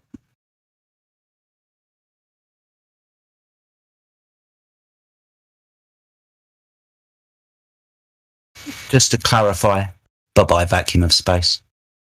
Yeah, we got a lot of people that just joined us. All right. So Plymouth can just kind of chill for a moment. Let's see. We got Shadows that just joined us. Let's see if we can get Shadows to talk with us.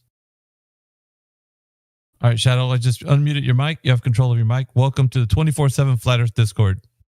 Oh, hello. Hello. How's it going, man?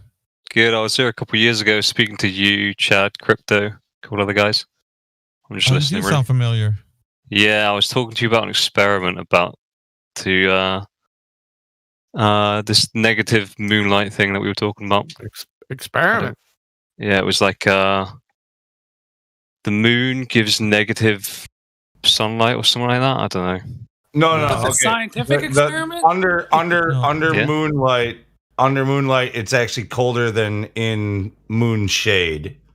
Yeah, that's what me and Miguel were talking about. Yeah, I recently, because we had a small dusting of snow, a couple inches, and it started to melt away. And I noticed when going up to the park recently that underneath all the trees, that the snow was melted away, but in the open, it was not. This is another example. Yeah, well, the heat is radiating away from the stove in the open air faster than near the shade or near the trees. That's the theory, anyway. Did we establish if you were that you still believe the Earth is a globe, Shadows? Yeah, pretty much. Yeah. All right. So, since that time until now, we haven't asked anything about your belief or anything in the globe. So, I think we should kind of revisit that and see where we stand. What, that specific thing? Of course. This is what the server's about. Oh, what, my belief of the flat Earth or that experiment? No, the globe Earth. All right, okay. And it's not an experiment. Right. Why? What are the three constituent parts of a scientific experiment? I don't want to go over this again, but that was just something that me and Miguel were talking about. I'm pretty sure we drew it all up. Well, you asked me why, and now you don't want to go through it. I'll show you why. I mean, I've been through this many times before. I don't think it's very helpful. Oh, it's not helpful to define what you're talking about? Yeah, I'm sure it's not helpful, so you can make shit up. I'm not making anything. I'm just telling you this is what me and Miguel were talking about a couple of years ago. I'm telling you that it's not an experiment because you lack a body. Great. Why does it matter? It doesn't matter, so don't call it an experiment then. Okay, great. Just to appease QE and many others here, call it a test or something like that. No, you call it a test. In this genre, that means experiment. So you're screwed there. Test automatically means experiment? Yes. I don't remember talking about it. It does as well. In this genre, yes. Now, if you say test like in a school, like you're taking a test, that's a different story. But a test, experimental test. Call it an observation. How about that? You can call it that. That's fine. All right. Thank you. You're welcome. Cool. There's a method behind my madness. It's Are those to guys help still you around? out. It's to help you out, dude, because you don't want to be running around telling everybody you got an experiment and you don't got an experiment, right? I'm pretty sure it was an experiment. We can go over it if you want. Really? So yeah. So again, since you ain't going to answer, you have to have a viable independent and dependent variable and control variables. What's the dependent variable in your experiment? Shade. Shade? Yeah. Shading the object from the moonlight. Shade Independent variable is the moonlight. Shade is your dependent variable. What's the independent variable? Moonlight. So moonlight causes shade. Non sequitur. All right, you win. I know. I always do. Anyway. All right. Sorry. It's late. Oh, I thought it was going to be a little bit later than that. But, are you gonna, you got to take off? I gotta ask a No, I'm not question going to take here. off. I just don't want to really. I mean. Yeah, go ahead, Arian. So, back to what QE said, a test in school, is it not still an experiment? No. Not a natural. It's not an experiment via the scientific method. Who's taking the test? Well, so you're taking the test, but someone is giving the test. Yeah. Is it a natural? What's your dependent variable? So they're experimenting. So what's your with dependent the test. variable? I asked you. Me. What? I know. It would be you. Just know. Just know. I think I get what he means. Like they're experimenting on the kids and shit. Yeah, Like, because the giving whole them idea of the test is right to figure out whether or not you can remember the stuff they've put in your head. We're talking about natural science here when we're discussing experiments with the scientific method. There's nothing natural about being in a classroom and taking a test. You're talking about a psychological experiment on the children themselves. That's pretty fucked up. Yeah, psychological or sociological. Yeah, which is doesn't have it's anything still to do- considered to be one of the sciences, I knew but what he meant, it's not natural science. Right. Just call it a quiz. Just call it a quiz. There were a couple points that we got hung up before when I was here that we didn't really get to the bottom to. If I Oh, can we bring got a those up. problem too with the sun because I think you said the sun was or the moon was reflecting sunlight. I don't know, but that is, I think, is pretty much at a dead end.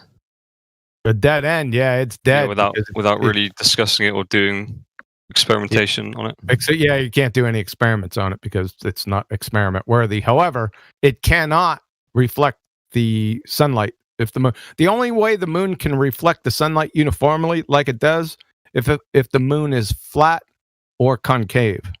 What about if it's so? This is like there's not a giant spot in the middle of the moon. What if it's like I don't know? It was like what does that have to do with my point? Whether it I has think to be. are you talking about the uniform reflection? It usually helps out if you just shut up for a second until I get it all out, and then you could fucking probably answer it. So what does that have to do with the moon being concave or flat? Your spot. What is what? Oh, I thought you were saying usually when I hear that argument it's because there's no bright spot on the moon where like all the light is reflecting from, or most of the light is reflecting from. Yes, you would have that on a sphere too, but I'm not going that direction. Okay. Which direction are you going, sorry? Uniform reflection of light. Okay. This is about 60 level optics. A sphere can't uniformly reflect light because the angle of incidence is off on a sphere. So what? At the center it would be brighter. Well, you could. That's one part of it, but my argument is uniform reflection. You would have a specular highlight. That's true on a sphere. What if But it's that's not like? my argument. I think last time I looked at like spheres made of concrete. They pretty much reflected light uniformly. No, they don't. No? Show. Okay. Anyway, that isn't what. Show. Two of the things. Show. I can just Google. I don't really want to go into this, but. Well, yeah, you claimed it. I'd rather not. I'd rather look at the two things that we got hung up on before. Well, then probably don't bring it up then. That would probably I help didn't want to out. bring it up. So the first thing was angular size of the sun doesn't change during the day. But Really? that was dependent on the model. Or it doesn't depend on it as much. Sorry, show me observations all the time of the sun from every single location and atmospheric condition on the Earth, and then make that claim again.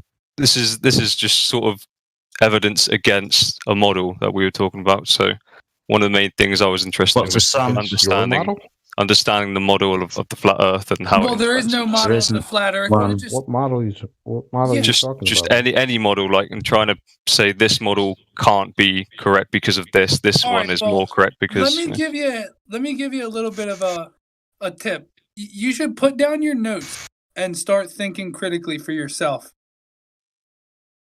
No, you're gonna have to tear apart that argument instead of vague, ambiguous claims. You said models are reification fallacies. What is your claim? That the sun doesn't change its angular size throughout the day? Like Jedi said, you're gonna have to show that. Okay. Isn't that fair? You made that claim that you would have to support that? I mean, yeah, that's fair. I thought we would just be able to chat about it openly. You could chat about it openly. It's a train wreck anyway. Okay. But this is the conversation. You make a claim. You said the sun never changes in angular size. That's a claim. I'm saying. So I'm saying what? Sort of talking about the model with the sun about a couple thousand miles above head.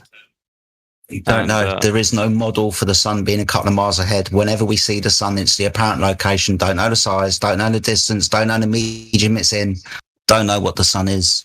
But you made the claim that the sun never changes in angular size. The conversation is, well, actually it does. You just got to observe I didn't mean never. in different conditions of the day. Well, right, so it does. Well, it does, yeah, but not up to, I think it was, it needed to change about 3 times the size over the course of the day to match, obviously, again. Does change. No. What we do see is a change in the intensity of the light. All we know is that it is a light, right? Okay. And the intensity does change. Well, it's not the intensity; it's the angular size. But when you're talking about the light or the glare from, say, I don't know, a flashlight, you're not going to expect that to disappear the way you would a basketball if somebody's walking away from you. It's not the same thing. Second of all, it does change. What does angular size mean? Yeah, I might be saying it wrong, but no, you're saying it right. What's it mean? Is it like the angle it takes up in the sky? I would use the word apparent. Apparent angular size? No, that's redundant. Angular size is the apparent, like you said, or not actual size. So the not actual size of the sun doesn't change in its not actual size from its not actual position. Well, obviously the angular size isn't the size of the sun. Yeah, I know. I'm not claiming that. Said. Yeah. I'm not So claiming that. not actual size of the sun doesn't change its not actual size while it's moving from its not actual position, is your claim. I don't think it's very helpful to talk about it like that. Yeah, it is helpful because it's That's absolutely what you said. So we can't talk about angular size of anything. What you said, though. That's what so you what? said. So therefore, you can't talk about angular size. You can use the angular size of something, but you have to understand its meaning, its definition. Yeah, I understand that. Yeah, but I don't. Are you saying that therefore we just can't talk about angular size because no, your argument is void. Go ahead, Mickey. Your argument is void, dude. I mean, I haven't even made my argument yet. I'm just sort of saying. Yeah, I understand. So, Shadows, you said you know the Earth is a globe, right? That's your position. Well, I think the Earth is a globe. You think it is? How sure are you that it's a globe? I'd say probably 98%, something like that. Sounds good to me. All right, so there's 3 points that I'd like to take everybody through that are coming due to the server. So I'm just going to present them to you real quick, and then we'll dive into the first one. The first question I would like to ask you is, how was the Earth's curvature measured, either in ancient times or currently? Second one is axial rotation, spin of the Earth. How has Earth been detected to be spinning on its axis? The third and final question is the vacuum of space, being a medium that we can travel to, or that it actually exists like they tell us it does, right? Vacuum of space. So the first question is simply, how have they measured the curvature of the Earth starting from ancient times up until now, because they claim that for 1,000 years we've already have it established that the Earth is a globe. Okay. So let us begin from the beginning. And mind you, you can also say I don't know to any of these questions, and that's a perfect answer, because what I'm doing here is attempting to find out what information you know about the globe, and that's all. Like, it's not, you don't have to ask me questions, because it's just getting to know what you know. Okay. So the first question, go ahead. Oh, here we go. Okay, so I would have betted us at the end of the last time we spoke, but I guess for size or your first question was about curvature and size of the Earth, right? Yeah, curvature specifically. How did they measure the curvature? Is it beginning from Eratosthenes? Okay, go ahead. One second, Miggy. I would say if he's already been through this, then is there any point going through it again with him? Yeah, I've heard this many times, but I can just repeat it if other people in the call will be valuable. No, he hasn't. I haven't taken him to this, so okay. We might have had discussions about the certain topics, but not like the way I'm presenting to him right now. I mean, I was here for like a couple months, like several months last time, so I've been through it all many times.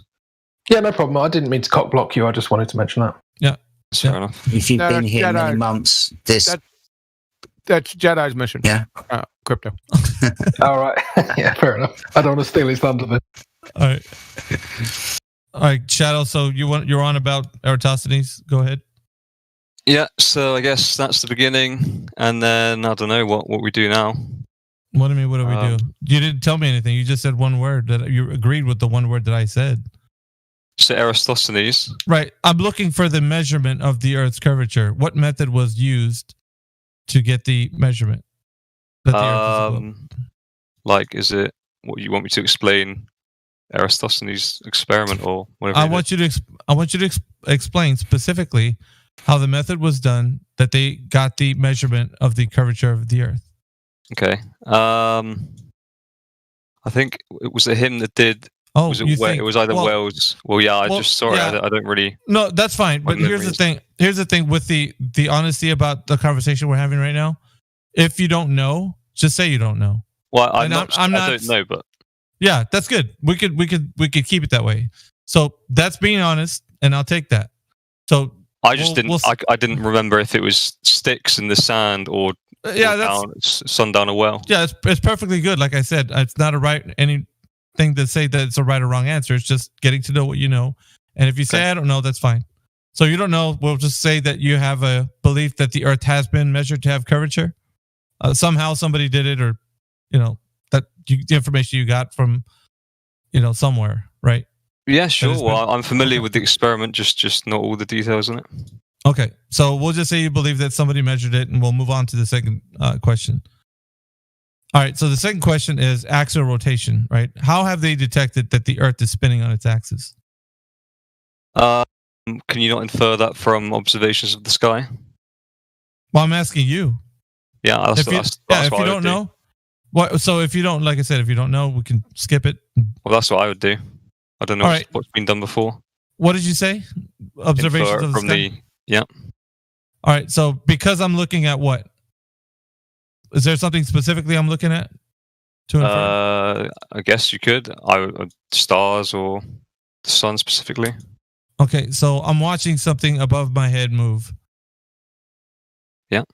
Okay. So now how do I say that the Earth is moving? Because it needs to be specifically directly detected to be in motion. How is that detecting that the Earth is in motion if I'm only seeing those things move? Sorry, I don't really know what you mean. So if I'm watching the sun, the stars, the moon move across the sky from east to west, when am I going to start saying that it's the Earth moving? Because I don't detect that it's moving. I'm only looking at something in the sky move. Oh, right. Okay. Okay. I mean, maybe if you do everything in relation to each other, it what do you mean? Out that the Earth must be moving. So the way that, say, a certain star moves against another certain star in the sky. Well, I'm only seeing stars move against each other, and now what I'm going to do? I'm only watching something in the sky move once again. Different things. Well, if it's one variable, I guess you could say you don't know if you're moving or they're moving. But if you have all these variables and you sort of determine their positions and their velocities, you can only rule out that you must be the one moving in that certain. Okay, so you're saying that by looking at something in the sky and using something else in the sky that's moving as well, I'm going to detect that I'm moving? Not detect, you're going to infer that you're moving. Well, no, I'm not talking about, see, that's the thing. I'm not talking about inferring. I'm talking about direct detecting of the Earth's movement. Okay. That's what I'm saying. Right. Yeah, I think last time I looked at this, there was some pendulum thing. Okay. What? If you don't know, like I said, the honest answer, Shadows, is I don't know. That's, it's just between me and you having an honest conversation. Could I ask a quick question to Shadows? Yeah. You said it was logical to infer. I forget exactly what you said, but that the Earth was moving. Yeah. Would it also be logical to infer, based on the same observations, that the Earth wasn't moving and that everything else was? Well, I mean, you could come to that conclusion, yeah, depending on like what you observe. But I'm just assuming that with such like a complex system. Yeah, No, I'm just asking if it would be a second logical inference, and if that's the case, you don't know which to actually infer. I mean, which one sounds more logical? Which one sounds more logical? I mean, it's yes or no, dude. It's really sorry for all this. It's a simple yes or no. It either is or isn't logical to infer this, and if that's the case, then there are two logical inferences. That's yes or no. I see what you mean, but yeah, I'm going down the assumption that when you observe everything like that, the only logical inference is that we're spinning. But that's simply not the case. Okay. I mean, you agreed to that 5 seconds ago. Now you're not. I find that strange. But anyway, Mickey, carry on. Okay, so now we're moving on to pendulums, and you were kind of fumbling around saying you're not really sure. No, yeah, I mean that's what I've seen before, but it didn't really concern me. But yeah, that's as far as I know about that. Right. So we should say that you don't know. Would be the easiest and honest answer to this question. I don't know if we're able to detect that they are spinning. Okay. So you just was that your question? Well, the question was, how do you know that the Earth has been detected to be spinning on its axis? And so the answer that you gave me is I don't know.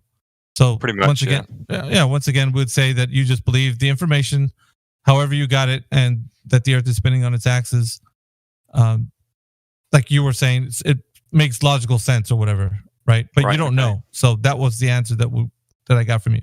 All right, moving off to the third question real quick. The vacuum of space being a medium that they tell us that it is, how do you know that the vacuum of space exists, just like the way they tell us, adjacent to the air pressure in which we're breathing? How do I know it exists? Yes, the vacuum of space. Okay. Well, obviously, I'm going to say I don't know it exists because I haven't experienced it myself. Okay. Well, that's fine. That's fine. We can stop there. So I'm going to go ahead and just clean up the 3 points here. The measurement of Earth's curvature, the axial rotation, and the vacuum of space are all just a belief that you have based upon maybe secondary knowledge that somebody's given you, that you read, that you learned somewhere. And it's just a belief that you carry that the Earth is a globe spinning in the vacuum of space. So now with that, you said we're coming into this discussion that you were 98% sure that the Earth is a globe. Yeah. But we come to find out at the end of this 3 points that I just showed you, it's all just a belief you have. There's no way. I take that. So there's no way that you've gave me any evidence or validated the globe in any way. Yet the assurance that how sure you were that it was a globe was at 98%. Yeah. But it went down to 0 because there was no evidence produced. Why is it 0? Because it's just a belief you have. So if I was to tell you that I believe that King Kong climbed a tall building, and I told you I believe it, there's no way I could produce any evidence for it. I just believe it. You would tell me, well, you're not 98% sure that King Kong climbed a building. It's 0 because you can't produce any evidence of it. Same thing. So just because you can't produce something doesn't mean you can't believe in it, or no, you could believe in whatever you want, but since you didn't produce any evidence, it doesn't make it real. Yeah, I'm not saying it's real. You said how sure am I that it's 90, right. So if sure. if you're 98% sure, then there should be some evidence to back it up your claim that it is a globe. We should. I don't think it necessarily should be. Well, that's the problem that you're thinking of when it comes to like what you're going to back up as far as like what you're thinking is true. So if it's true, then it needs to be backed up by evidence. If it's not true, and it's just a story that you believe that the Earth is a globe. Anyway, that's the end of. I mean, there is evidence and observations that do back up my beliefs, but actually there isn't, because I just went through each point and you didn't present any. So it seems like you don't have any. So right now, after this conversation, you're probably going to start justifying the belief that you have in the globe, which is not a good direction for us to go in, because I gave you the full opportunity to tell me how you know the Earth is a globe within the 3 points that I gave you. So once again, if you're going to come back and say that gravity exists or Coriolis or anything that's attached to the globe, we're going to get onto you, because you just conceded that it was all a belief that you have. Yeah, it is a belief, yeah. Right. So there's no evidence. So there is no evidence that's going to support your case. So there's no need to justify the globe to any of us. Isn't observation not evidence? What you're observing? A flat stationary Earth? The sun, or I don't know, just I don't know, curvature. All right.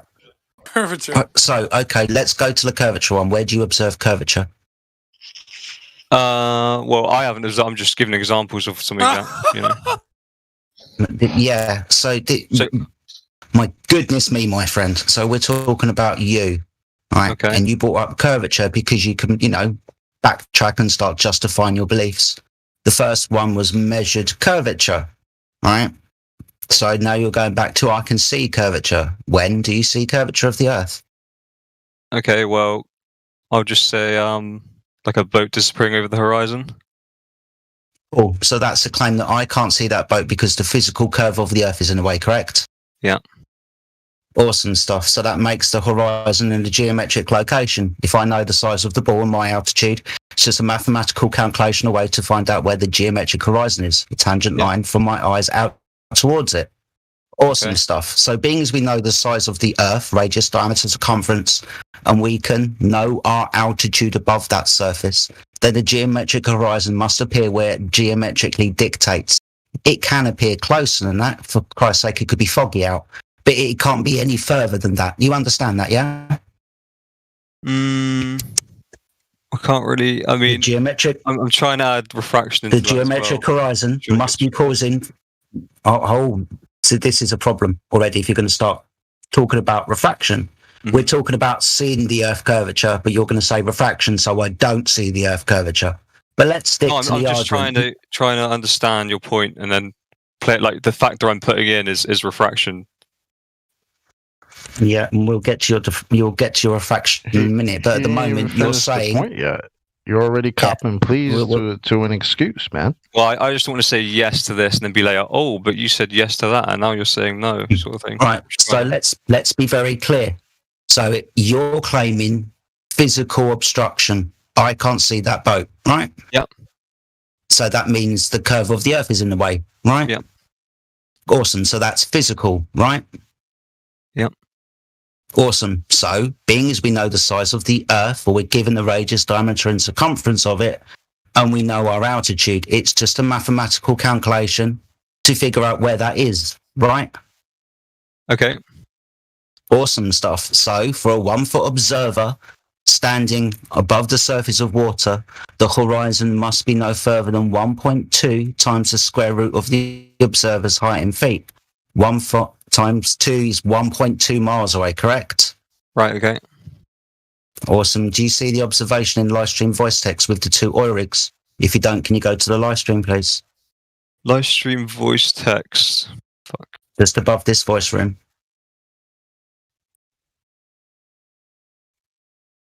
The observation with the 2 oil rigs, yeah? No, I'm fucked. I'll just try and open your live stream.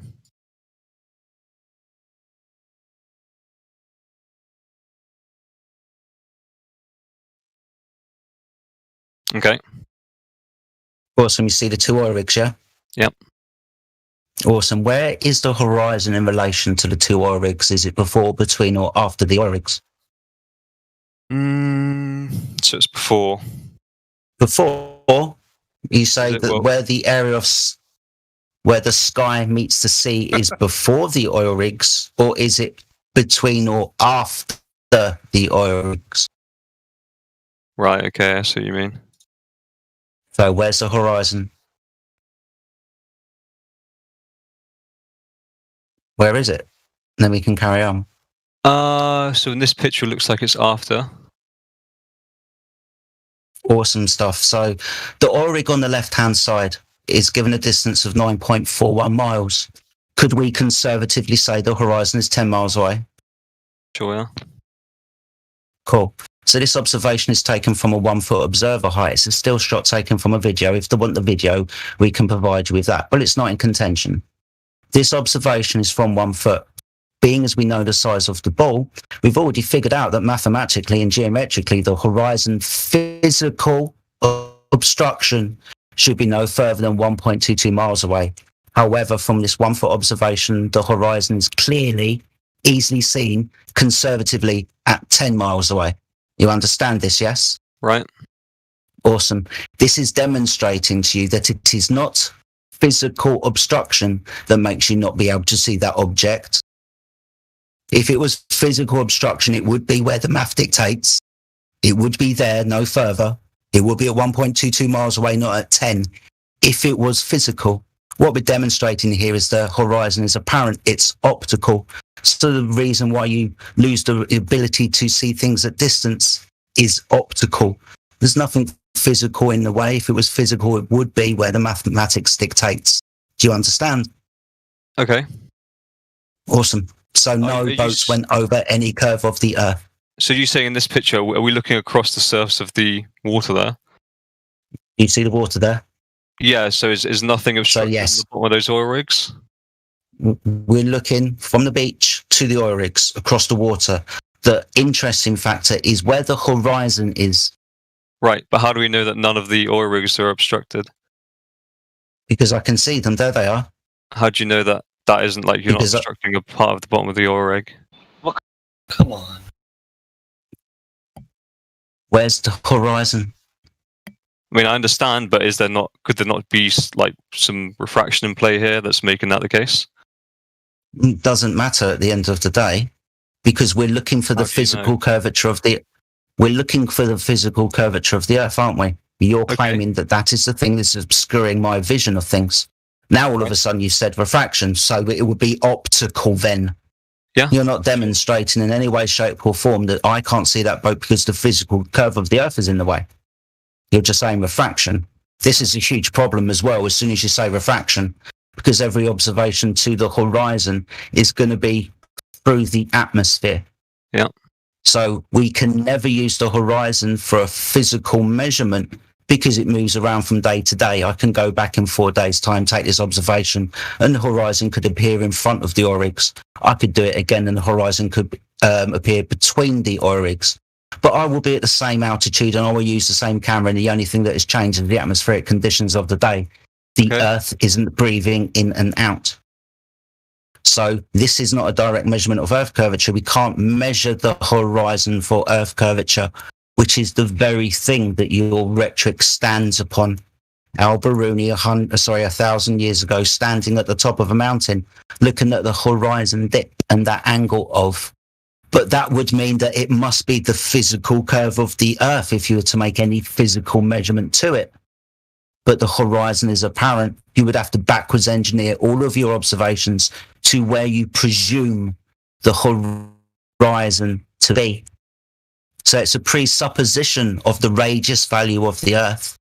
No physical measurement. You just assume that the Earth is a ball. So what I'm demonstrating to you is you think you may have seen Earth curvature because the argument is I can't see the bottom of that object.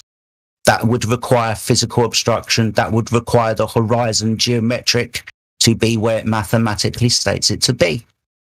No boat went over any curve of the Earth. Okay.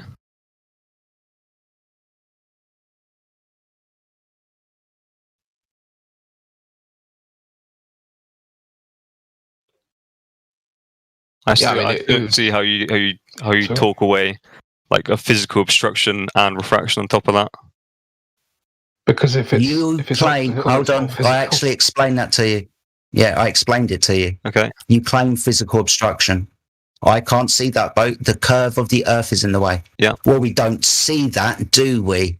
But you will claim refraction, which means we've never seen the physical curvature of the Earth, which is, like I said, the basis for your rhetoric. A measurement to it, presupposing the radius value of the Earth. And the question is, how was the curvature of the Earth measured? According to you lot, this. We measured the curvature of the Earth like this. Yeah, the horizon. Al-Biruni standing on top of the mountain, looking out to the horizon, presupposing the radius of the Earth and using that physical horizon to measure its dip. What we're demonstrating is the horizon isn't physical, it's apparent, it's optical. You have to presuppose radius of the Earth. Not prove it, presuppose it. Calculate it, not measure it. Okay. Believe it. We understand. Not know. I mean, are there not observations that you can make like that are impossible on a flat Earth, but make are like logical on a curved Earth with refraction? Like what? Like what? Like a boat going over the horizon with these oil rigs. Well, no, it works with precision on a flat Earth. It doesn't work on a globe Earth. So you're also hold on. He's also invoking refraction. What you're doing is a train wreck on multiple levels. The first one is that as soon as you say refraction, you invoke terrestrial refraction. You need the radius value of the Earth to do that. Number one. Number two, you also need the atmosphere, which is a contradiction in terms, to also curve. Why do you need the radius of the Earth for light refraction? To calculate, refraction, yes. Doesn't light just bend towards a dense medium? 7.6 over R radius. So you'll bend light round the radius. Sorry, Chocolate. No, I was just going to say, what's nice is he's pointing out the flaw in the whole thing. What does the radius have to do with the light refraction? Well, no, I understand that. That's your model. Maybe that's the case, but you don't need radius if you're just working out refraction. Oh, yes, you do. Oh, yeah, you do, man. Well, why don't you calculate it for us then? Why don't you just? What about like light going through like water and then like sugar? Well, it's not going through water, is it? It's going through air, but not water.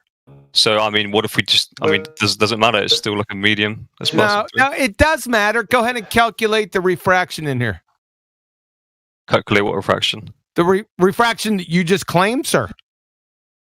I'm just saying, I don't think you necessarily need this radius value to calculate refraction. You do necessarily need it. You don't know what you're talking about. Terrestrial refraction. Hold on, chemtrail. Terrestrial refraction, you need the radius value. You just need refractive indexes and... No, where'd you get the refractive index from?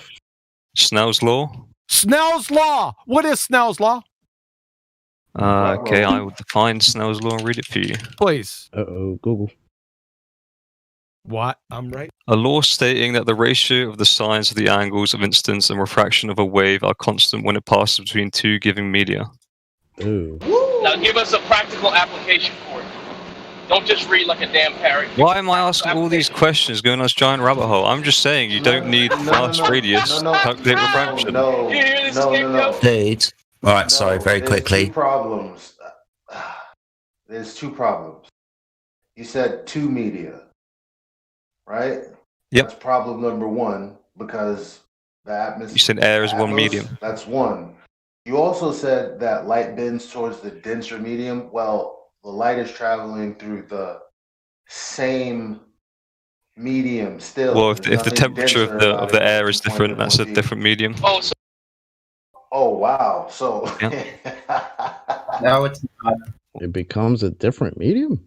Yeah, well, it's bending. Wait a second. Snell's law. Did he post Snell's law? No, I just read it out. No, he just read You just read it out? I gotta write it 32 minutes after the hour. Can you see this? That it has air? Where? Right here, 32 minutes after the hour. Oh, I see on the live stream. Yeah. You see the two different isotropic media? Right, okay. Air and water? Yeah. I don't even know why we're going down this road. Can you tell me the two different isotropic media in the atmosphere? I mean, we're not just talking about air at a certain density and an air at a different density. Wrong. This says, read out Snell's law again, please. Slowly. Okay, when it passes two given media. There you go. Two. You're only we not stating define one. as air at different densities at different media? Wrong. That's not where it's defined. Post that citation. Why can't we define that ourselves as two different media? Yeah, because it's already fucking defined. Post the citation for Snell's law right now. Okay, well, I need to find this live stream channel first. What is it called? Oh, I see it.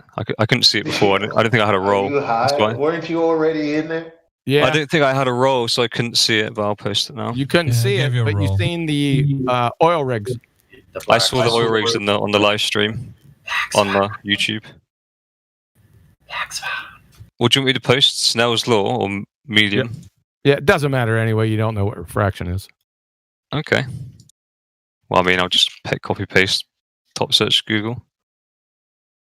Wrong. That's what I read. I'll go ahead and post it. Snell's law, also known as Snell-Descartes law, and the law of refraction, is a formula used to describe the relationship between the angles of incidence and refraction when referring to light or other waves passing through. We got a big problem with light or other waves, but I'll bypass that. Passing through a boundary between two different isotropic media, such as water, glass, or air. Yeah, I mean, I don't see what's wrong with two different airs at different densities. No, because those aren't two different media. Okay. It is two different. It shouldn't matter. Air, it shouldn't two matter. different entity, still air. Yep. Thanks. That's one. Wait, sorry, I didn't hear your question. That's There's one media. air at one density and air at another density. Are those both still air? Yeah.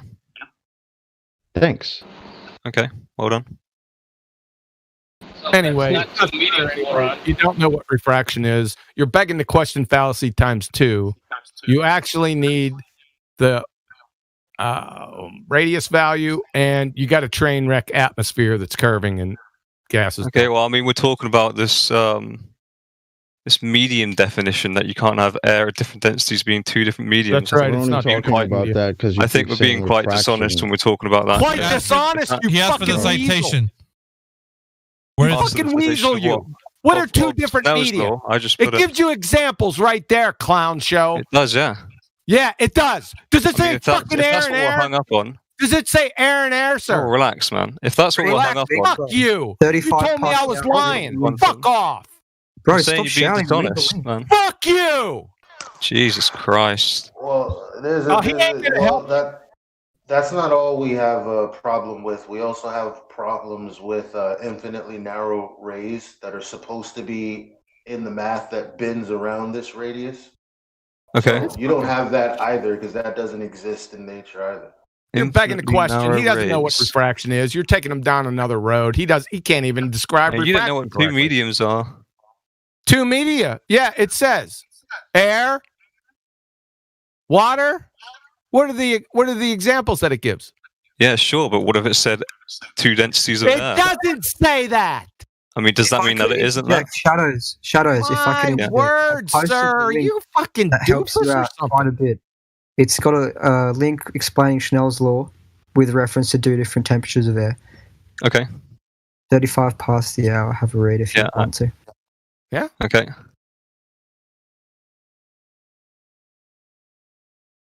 Oh, brother. Yeah, this kid just hit a trigger thing. He's a fucking idiot. He's a fucking got idiot. no brain. Yeah. He doesn't know what refraction is.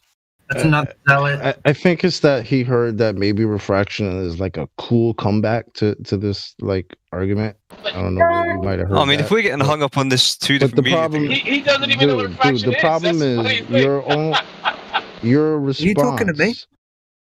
No, not you. No, the doctor is.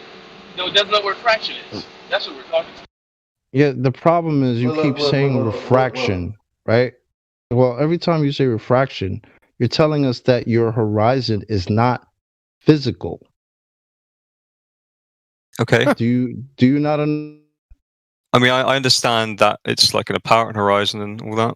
Apparent horizon is painfully redundant because all horizons are apparent. Okay. But it's not physical. So do you understand what the actual geometric horizon is supposed to be? Let's just kill this refraction stuff because he doesn't know what he's talking about. At 37 minutes after the hour, you said you don't need the radius. The subject matter expert in the area disagrees with you. I mean, yeah, I said to refract From light, Andrew you don't Thomas need this Young. radius. From Andrew Snell's law Thomas had to have a Young, radius San in it. Diego State. If you'd shut up, I'd square you away. You better keep on talking because you're about to go down in flames. Go ahead, keep talking. So Andrew Thomas Young, San Diego State Astronomy Department. The atmosphere is also curved. Yeah, right. As it follows the shape of the Earth, and the calculations below will adopt a rough value of 6,400 kilometers as the radius of curvature to make the calculation simple. You're debunked. Unless you can give me the radius. I mean, what I said was that you don't need this radius to work out refraction of light. I just pummeled it. You fucking doofus. I mean, Snell's law. pummeled Okay, it. I whatever. just said it. I went down your semantics to please you. Hold on a second. What does semantics mean? I don't know. I haven't defined semantics in the last 2 years, mate. The irony. Just using the words you don't know. I mean, do you want me to? He wants me to read out a definition of semantics. If I get it wrong, I'm fucked. No, we don't really care. Well, this is the thing about claiming. Sorry, this is the thing about making claims, mate, and then you turning around saying, "Oh, actually, I don't know what that word I just used means." Especially when it's the word semantics, right? I mean, come on. I mean, we're talking about Snell's law here, and Snell's law doesn't have this radius in it. Let's talk about. No, you were not talking about Snell's law because there has to be two media. Yeah, you are not talking about Snell's law. You are just train wrecking yourself by mindlessly parroting refraction, and you don't know what it means. And then claiming air hits two mediums. You know how dumb that sounds? And two different densities, two different mediums. Two different. It's not this. It's just air, dipshit. And then it gets thicker somewhere else. What the fuck is wrong with you? A fifth grader could do better than that. Yep. Okay, guys. Cheers. You know fog in a Be easy, bitch. Is that two mediums? Retard. Hey, that's copyrighted. The fifth grade got him. Oh, dude, that's all Tell him, Jedi. Tell him to Somebody fuck should off. get. I'm not leaving. I'm just saying thanks, guys. Shut up. You're the dumbest person in here. Shut up. Right, guys. Man. I'm not being rude to you. I don't know why my friend. Yeah, you are. My friend. You're being passive aggressive is what you're doing, and you're lying on top of it. Let's all not get triggered by it. And point it out. My friends, at the end of the day, this is just a very little dance that you're doing. Remember the conversation we had? We're talking about seeing physical curve of the Earth. The declaration of physical obstruction has just been ruined because it isn't physical, right? You get that. Every single time you claim refraction, you're either going to have to beg the question, bend that light around the ball at 7.6R radius that we haven't measured yet, because we need a physical measurement of it. And according to your rhetoric, that would be the horizon, but that would mean it's physical, which it's not. So within this whole argument, we're trying to measure the curvature of the Earth, and in it, we discover we can't, it's not there. There is no physical obstruction for you to declare. Yeah, on the first hand, what we established on the 3 points that I went through with you, you didn't give any evidence whatsoever for the three claims. It was just a belief, and you were 98% sure. I mean, yeah. If you asked me at the beginning, is it your belief? Yes, it is my belief. Right. So now you're justifying a belief. Isn't that kind of weird that you're doing that? You don't hear yourself doing that? Or is it just us listening to you justifying your belief? Religious zealot is what we call you. Okay. Okay. It's not okay, man. This is not what we're here for. We're not here to talk about people's beliefs. We're here to talk about what evidence they can produce. That is it.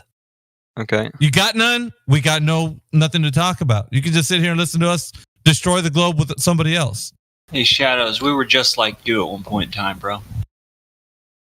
Yeah, but we weren't fucking total douchebags. But That's smarter. simple. That's what, simple. This 7 of the 6, is that terrestrial refraction you were saying? Okay, 1 second. Because did you hear what I just said, Shadows? I did hear it, yeah. Right. So if there's nothing you can bring to the table in the way of evidence, hit that little mute button and let us have a conversation with somebody else. It's that simple. I mean, I didn't really want to have any of this. Yes, you muted me, Miguel.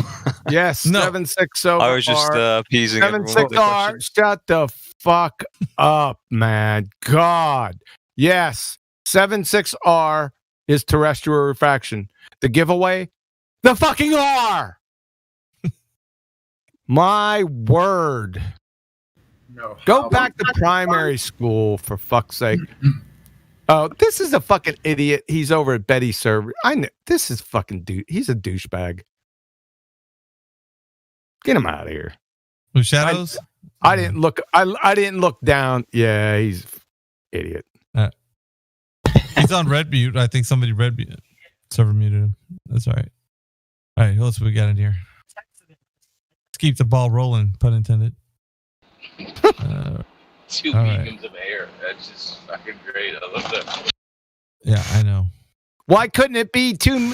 Why couldn't it be two mediums of air? Oh my god! You know, with that line of thinking, it could be more than 2. Then why can't it be 3 or 4? Now, why don't we make?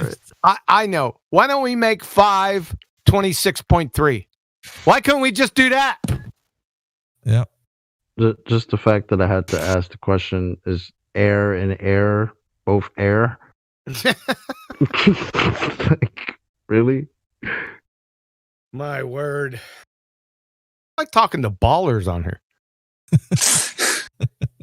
Oh, yeah. All right. Those are ballers. Seems like we got somebody new that just joined our chat. Crymate50 has just joined. All right, you're unmuted, Crymate50. You sure you want to do that? Oh, yeah. Is he sure he wants He needs a role, I believe. All right. I unmuted him, but let's see if giving him a role would make a difference. All right. Crymate50, are you there? Should be able to unmute yourself and talk to us if you'd like. Cannons! This one's a lurker, it seems. All right. Well, I'm going to put you back on mute. Just DM us if you want to have a chat. Beautiful. Take his role away. No one got my I cannons. don't think there's reference. anybody else. Thanks for rumpusing me. Yeah, not a problem. I started fucking talking first. What the hell? Fucking copyrighted. What the heck?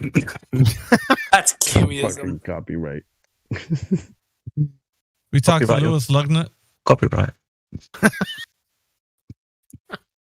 I think we might have tried, buddy. Remember the name from yesterday. If you want to try again, that's cool. All right. Lewis Lugnut, are you there? Lewis Lugnut. Hey, gentlemen, how are you? How's it going, man? I was laughing at your name, man. It's just superficial. It goes. Yesterday, I was just not quick enough to have my microphone actually plugged in to say thank you for allowing me to listen in.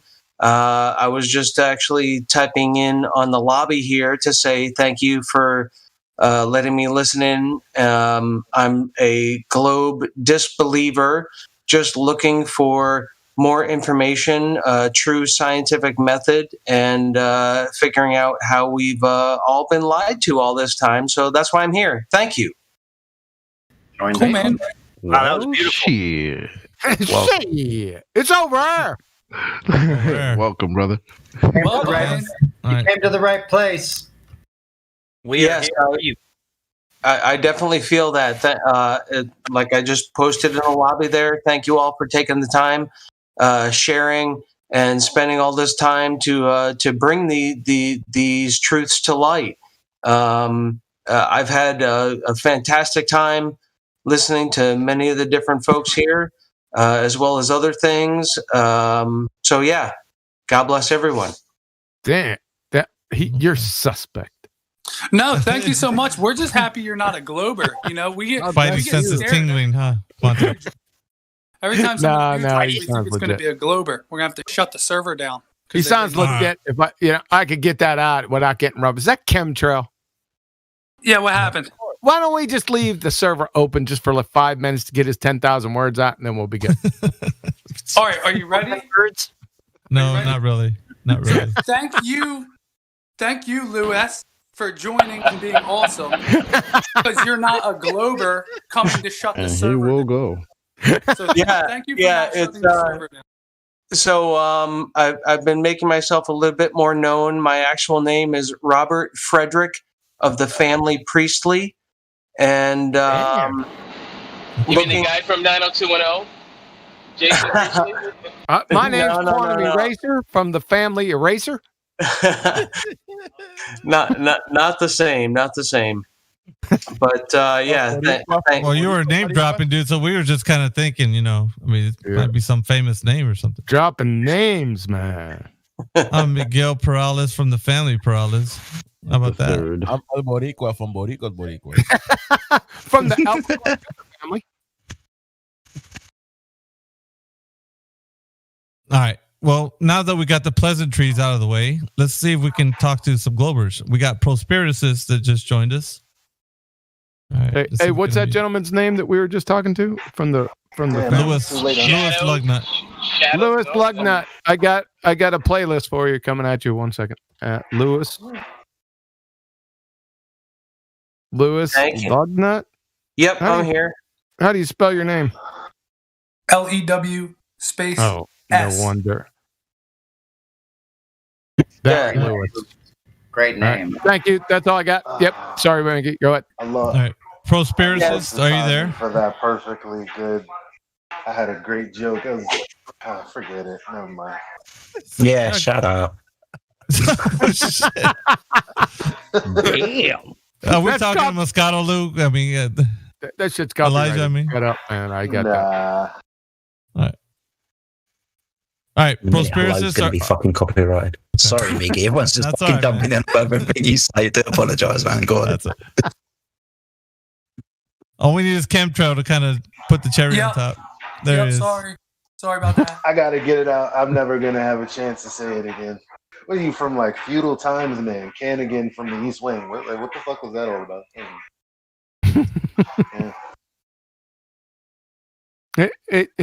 His family tree has a downward bias.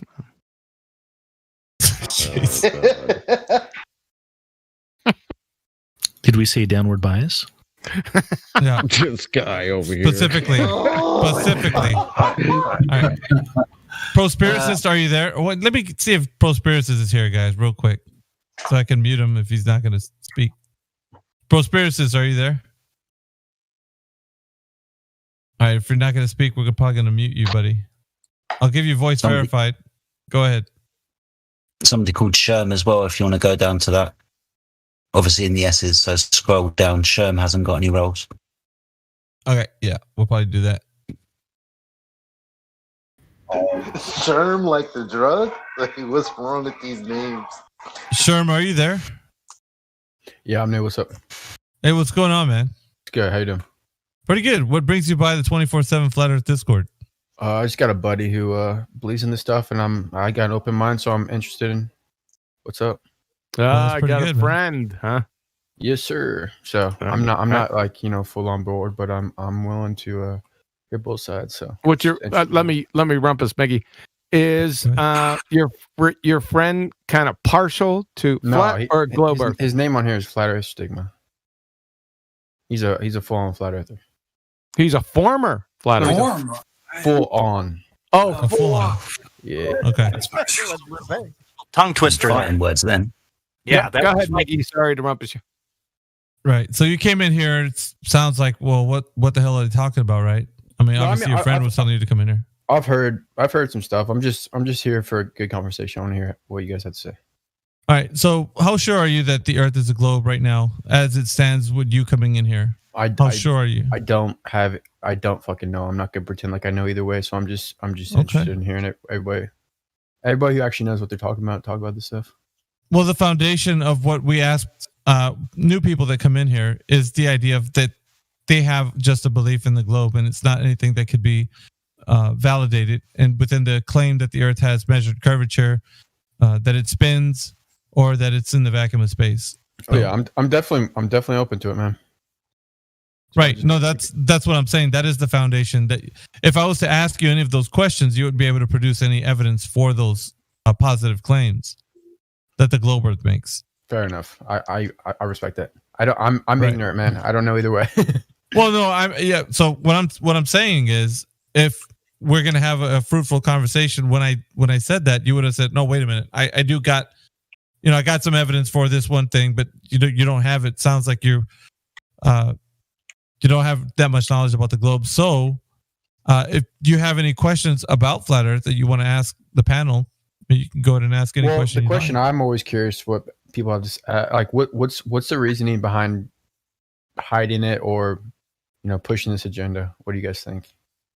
Well, that would be like anybody that gives you any answer right now, it's going to be speculation on their part. Right. So we don't look to the motive; we look at the evidence. Okay. Is there any evidence for the globe? That's what we're concerned about here.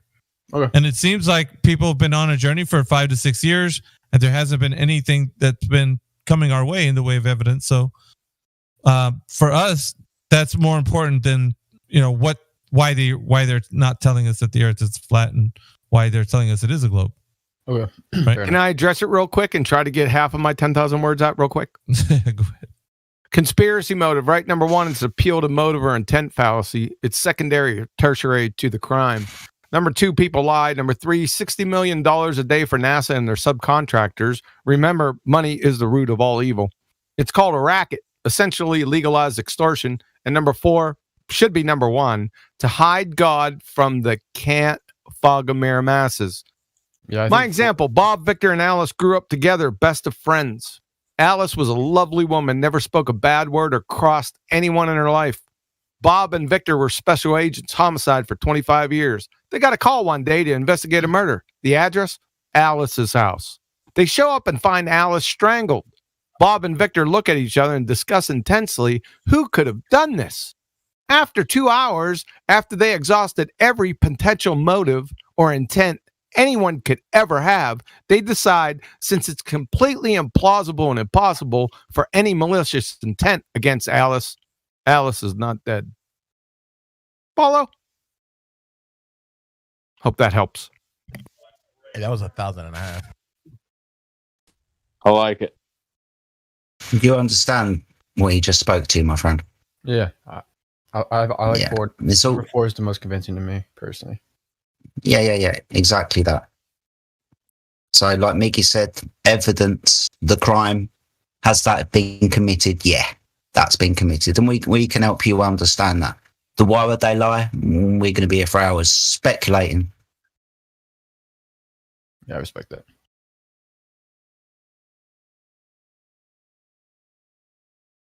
Nice. We got at least 140 people watching right now.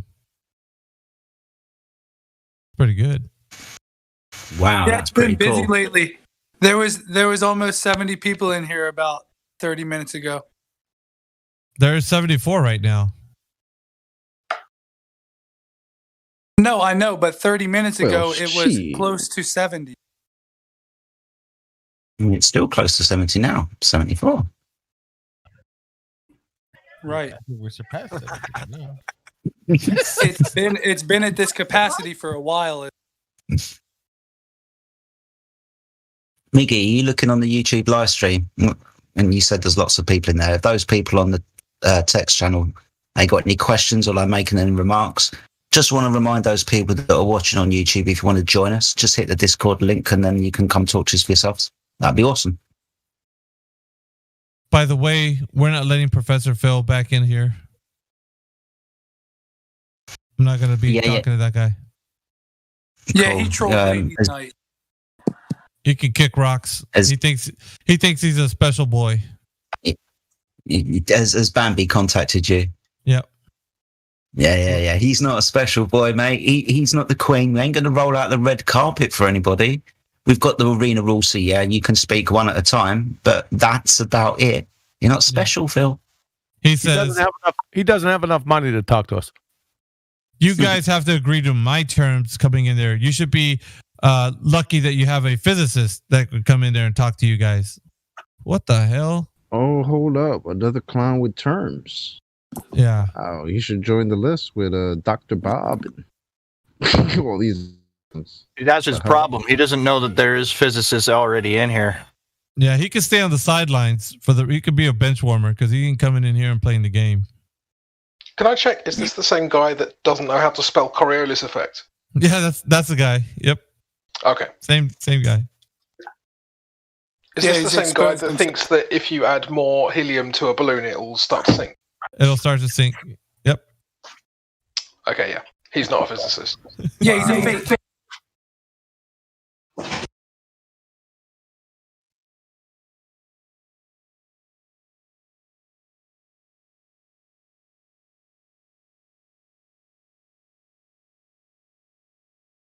Yeah. Phil's never been wrong in his entire life. You put enough helium balloons behind it, you could pick up a bridge with the cars on it. That looks just like him. Looks like Colonel Sanders. I was just going to say that, Sonny. Colonel Sanders, bro. Yeah, you got that. He's rocking that Colonel Sanders look.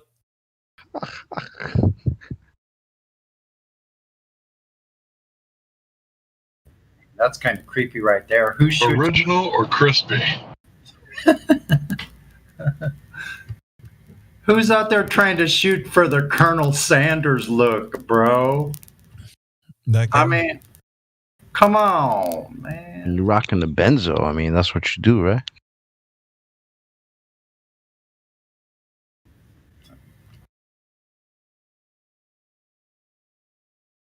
That'd be wolves in sheep's clothing.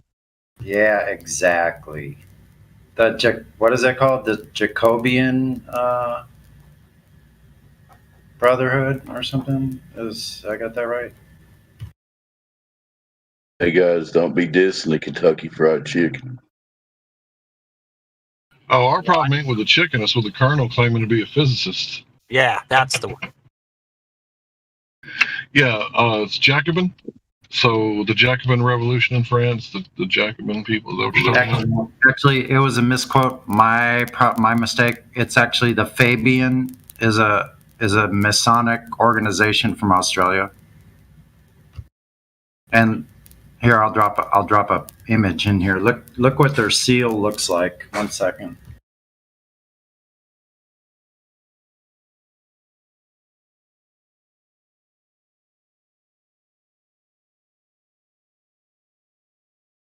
Dude, Chocolate, this is the first time I'm seeing this visual. This video was decent, man.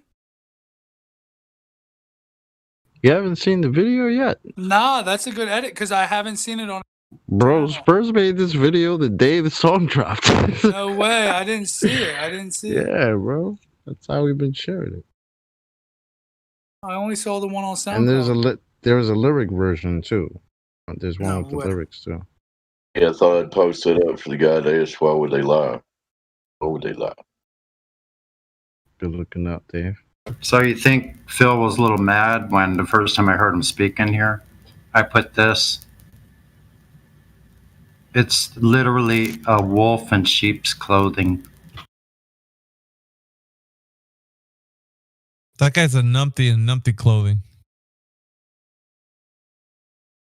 He's a bit manipulative as well by the language that he was using. Yeah, right. Yeah. I don't like that, man. And I want to say this as well. We're not running away from this guy. I'd love a 1v1. I'm sure everybody else would, just to rip him apart. But man's got problems. We're not rolling out any red carpet. He's not special, but it's quite manipulative, or tries to be.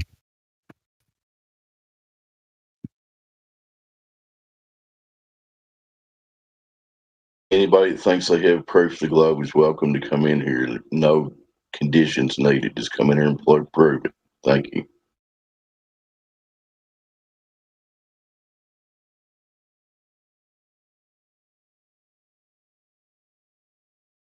Oh, I hello. love it when they bring up the eclipse. Oh, hello. Curious about what you all think about the videos where you could see the sun setting over an ocean or a horizon. What do you mean by you all people? Oh, sorry. All right. Sorry, my friend. So, what do we say about the sun going over the horizon? Well, that's making the claim that the horizon is physical. Again, just look at the black swan. It's optical. The horizon's not going over anything physical. The sun's just going away out of your ability to see it. Remember the black swan. Remember that the horizon isn't physical, but you'll claim the horizon is now descending over that physical obstruction. No, my friend.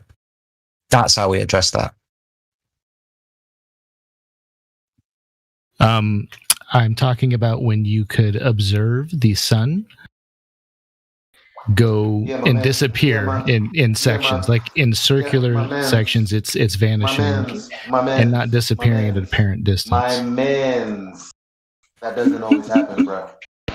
Who the hell keeps talking? Somebody shut up. It doesn't always happen, but it would be the black sun of sunsets to disprove. Just one example to disprove. It doesn't always happen. In fact, it happens, I guess, when you're, close to the ground, I guess, like you're saying. But if you were to increase your elevation, 9 times out of 10, it just disappears in the distance. So just like rainbows, when you're on the floor, you see a rainbow when you increase your angle to the light, or the what the rainbow is. It's actually a 360 degree circle. So. Hey, Carol Ann, would you like to come out of the Elijah, TV? You in a bathtub? No, it's Carol Ann. She's in a TV. I was gonna say, damn, man. Plymouth, I threw in a video right there. You should watch it before you speak again. Oh, okay. I'll pull it up. Might be optical then. It melts into the horizon.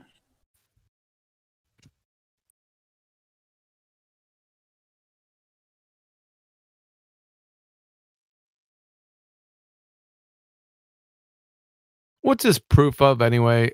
What's your claim?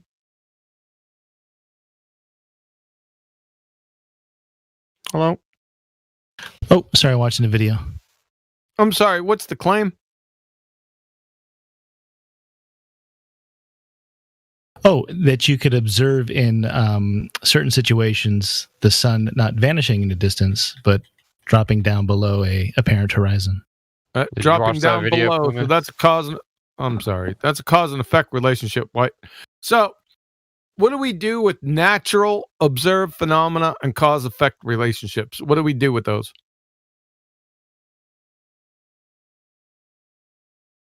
You got this, Plymouth. Sorry, one more time.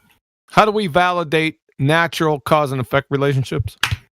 Oh, I don't know. Because you're just telling me a story, right? You're taking an observation and you're making a conclusion just from the observation. You haven't tested anything. You don't know the thousands of things that you don't know. And then you're making a conclusion, or by innuendo, you're saying, well, the earth is a globe. No, doesn't mean that. So, do you have any scientific validation? That's what we use, scientific method to validate natural cause and effect relationships. Do you have anything? I didn't make that claim at all. I was just asking you all what you thought of the times when it is recorded in video that you could see the sun not just disappear in a distance, but actually go down below, or below horizon. It's happening on a flat Earth, point blank. Well, he asked me, so I think when that happens, I think of the world champion Pittsburgh Steelers and them just giving up the ghost this year. That's what I think of. So they did give up the ghost. Is that good? That's what I think. Did you watch that game last night? No, we don't want to get into. I don't want to talk about it. So at 7 minutes past the hour, you could see. Really, 7 minutes past the hour. I told you. Yeah. The Pittsburgh Steelers, world champion Pittsburgh Steelers, giving up the ghost. That's what I think. Well, I thought it was just interesting. I just wanted to get what everyone thought because I just showed you it doesn't always happen with another video, so you can't say it always happens, and it's because of this when it doesn't always happen. I'm not saying that it always happens. No, I'm being very. Well, very why careful doesn't with it my always words. happen then? If it's a ball, then it should always happen. Well, that's why I'm asking that question here. Why doesn't it always happen? Oh, Because it's not a ball. It's not a ball. It's not a ball. Because Earth is flat. It's not Okay, so the Earth is flat. Okay, so we're going to go with the Earth is flat. So then I posted a video at 7 minutes past the hour asking what you all think of this phenomenon. I wonder if it's the first thing I said. I wonder if it's optical. I wonder if this is optical. Oh, everything's optical. I mean, pretty much everything we're talking about. Yeah. But the claim, remember, is the sun's disappearing over the curve of the Earth. Physical. All we're going to be arguing from this point onwards is it's optical.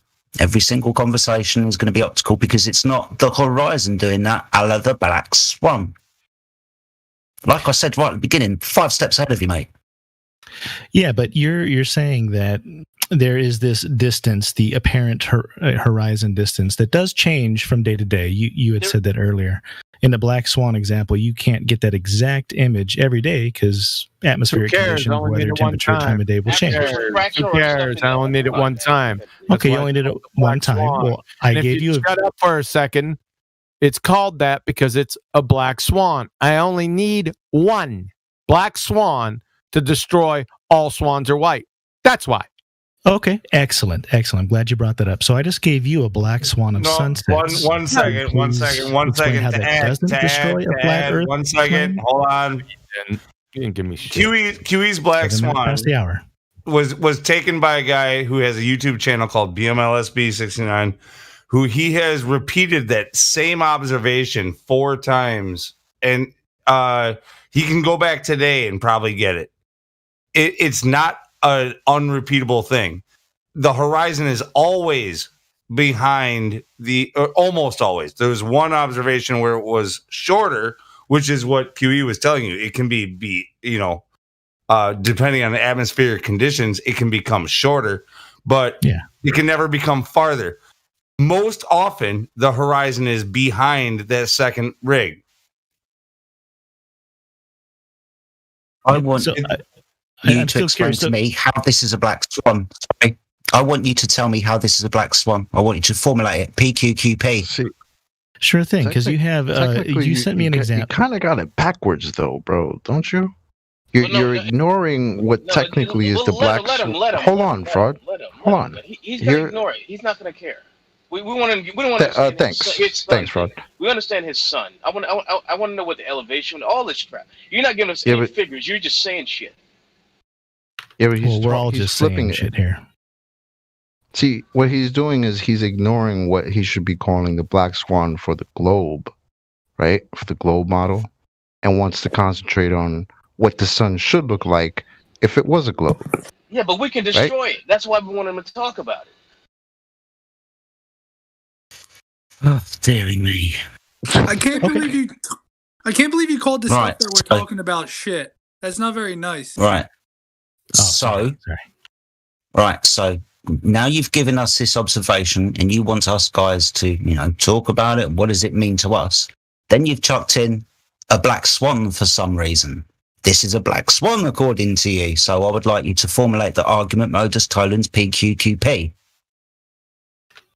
So there was a video linked before. Did you not look into that? Yeah. Oh, sorry, what? So what is your actual claim here? What is it now showing us where it didn't show us before? Isolate it. Get very specific for me, please. Very specific. The sun is going away, and what? So you have a sun, right? And in that image, you could see that it's a circle, right? So I'm pretty sure we're all in agreement there. And you could see it. What is a circle? Hold on. What is a circle? Okay. So that would be 360 degrees, right? There's a top, a bottom, a left, and a right, and there's divided up in quadrants. It's 90-degree quadrants. You're talking about the Black Swan image, right? Oh, okay. Sorry. No, I'm not talking about the Black Swan image. No. I was talking about the sun video 7 minutes past the hour. The sun does not have a top and a bottom. Anyway, keep going. Right. So we see the sun. It's a circle. Yep. Yeah, so a circle. And in one video linked earlier, you saw the circle appear to disappear in the distance, kind of melt away, right? Without actually going below any horizon. Do we all agree on that? That we could observe this apparent, disappearing sun into the distance? Yeah, with that one observation, the sun's doing that. Yep. Awesome. Okay, cool. So in the video that I linked is an example of where it doesn't disappear in the distance. The sun disappears over time. You could see it. I mean, you can watch the video. And it doesn't disappear at a distance. It goes past an apparent horizon. And I'm just curious how that would work on a flat Earth. Okay, what was the elevation? Do you know? Well, I don't think we know the elevations of any of the sun images that we all use as examples. Oh no, really? So what do you? What are you? What I can ask you the same question about the video that you sent. Plumas, what are you trying to know? Plumas, what are you trying to say with the video that you're showing us? What is it that you're saying? That it's actually going behind the horizon? Is that right? Yeah. It appears to be going behind a horizon rather than disappearing in a distance. There's a clear word, right? There's a clear word that you said there. Appears. It correct. Appears, right? Is it though? Appears to be. Is it though? You need to answer that question. Is it though? I'm going to go ahead and say the most plausible explanation is that it does. Is it though, Plumas? It appears to. Is it though, Plumas? It sure does appear to be. Is it though, Plumas? Of all the senses I could use to observe the world. No, that's not that. No, that wasn't the question though. Is it though, Plumas? Oh yeah, because I do believe that the Earth is a globe. So right. So I know what you believe. I don't care about what you believe. We've already discussed that. We went through the 3 points, and I already know what you believe. I'm asking, is it going behind the horizon? That's all I want to know. And if you have a definite answer for that, I need you to explain to me exactly how that's the case. Because you haven't demonstrated the Earth is a globe through the 3 points. So I want to see you pull a rabbit out of a hat right now. I don't have to pull a rabbit out of a hat. I'm just bringing it up. Yeah, you do. Because you conceded that it's a belief. So you're trying to justify a belief, it seems. But you're going to give some evidence, it sounds like, of how you know the Earth is going behind a physical horizon. Video evidence? I mean, I thought that was pretty good to discuss. No, that's not evidence. So that is can anyone? It's not evidence. Plumas. Miggy, no. I posted a couple of my drone videos. They're very quick time lapses. They should be viewed in reverse order, though. The one that says time lapse 2 should be first, and time lapse 1 that's above it should be second. It's the same footage, except for I had to retake it basically because of the way I filmed it, unfortunately. But so it's the same sunset. The drone didn't move; it stayed hovering in the same position. So in this one, tell me on that flat horizon, like what proves in this footage when you see the sun larger and becoming smaller as it goes away to the horizon.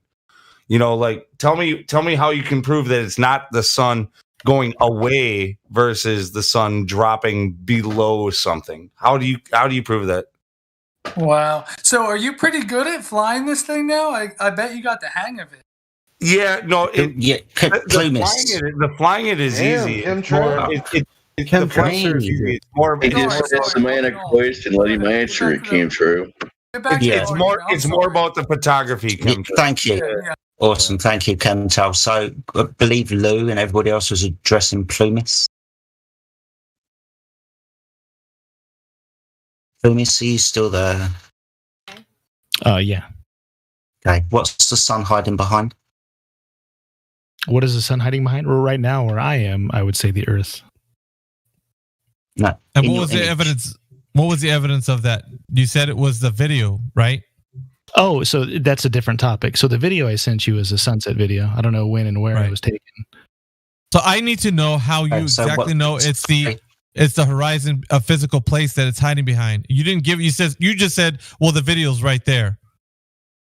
That was your evidence, right? Yeah, sure. We could say that. Well, we can say that because that's what you said. That's the evidence for the physical horizon. But the horizon is not physical, is it, Plumas? There is I would say there is a physical horizon, and then there's so the horizon is physical. What's the distance to the horizon, Plumas? That's that equation that what equation? What equation? R something or other, yeah. Something R with the radius value, right, Plumas? Yep. Presupposing the radius of the Earth, Plumas. Correct. How did you get the R value in the first place? Science told me. Science told you. So not evidence of the physical curvature at all, is it, Plumas? Not making that claim in this particular time. No, you are making the claim because you said this video is clear evidence that it's going behind a physical curvature of the Earth. That's what you're claiming, bro. Clear evidence that it's not disappearing in a distance. No, that's not what you said. No, you're changing your words around right now. Now you're changing your words around. That's a little weasel way of trying to do this, and we're not going to go through that, Plumas. If you're not going to be honest in this conversation, we're not going to have that here. So you're going to be honest, or you can kick rocks out of the server. I'm always honest. Oh, you're not. No, I don't think so. People are listening to you right now being dishonest. You said that sun was going behind the physical curvature. That's what you were claiming. I said appears. No, you didn't say it appears. You said it is going behind the physical curvature. I correct the record and say the video shows the sun dipping behind an apparent horizon. Oh, it's apparent now. It's not physical. Okay. You're flip-flopping, aren't you? Apparent horizon is painful. He's lying. Where's the gift of that hamster? Hold on a second. Apparent horizon is painfully redundant. All the horizon is apparent by definition. Right.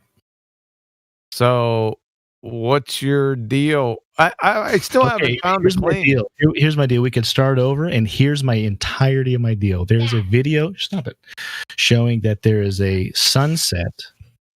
In some videos, it appears to be disappearing and melting away. I think, as someone said, melting away at a distance. And I linked a video where you could see the sun. You didn't finish that. Sorry, you didn't finish that. Melting behind what? Below an apparent horizon, or not melting. There you go again. Yep. And I'm curious what you all thought of that. Pittsburgh world champion, Pittsburgh Steelers. I already told you. Okay. Literally told you right at the beginning of the conversation. You're claiming physical obstruction. The horizon must be in a geometric location. Black swan. Horizons are apparent, right?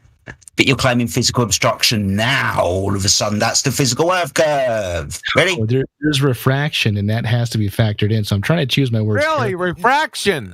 Then it's not physical. Then it's not physical, Plumas.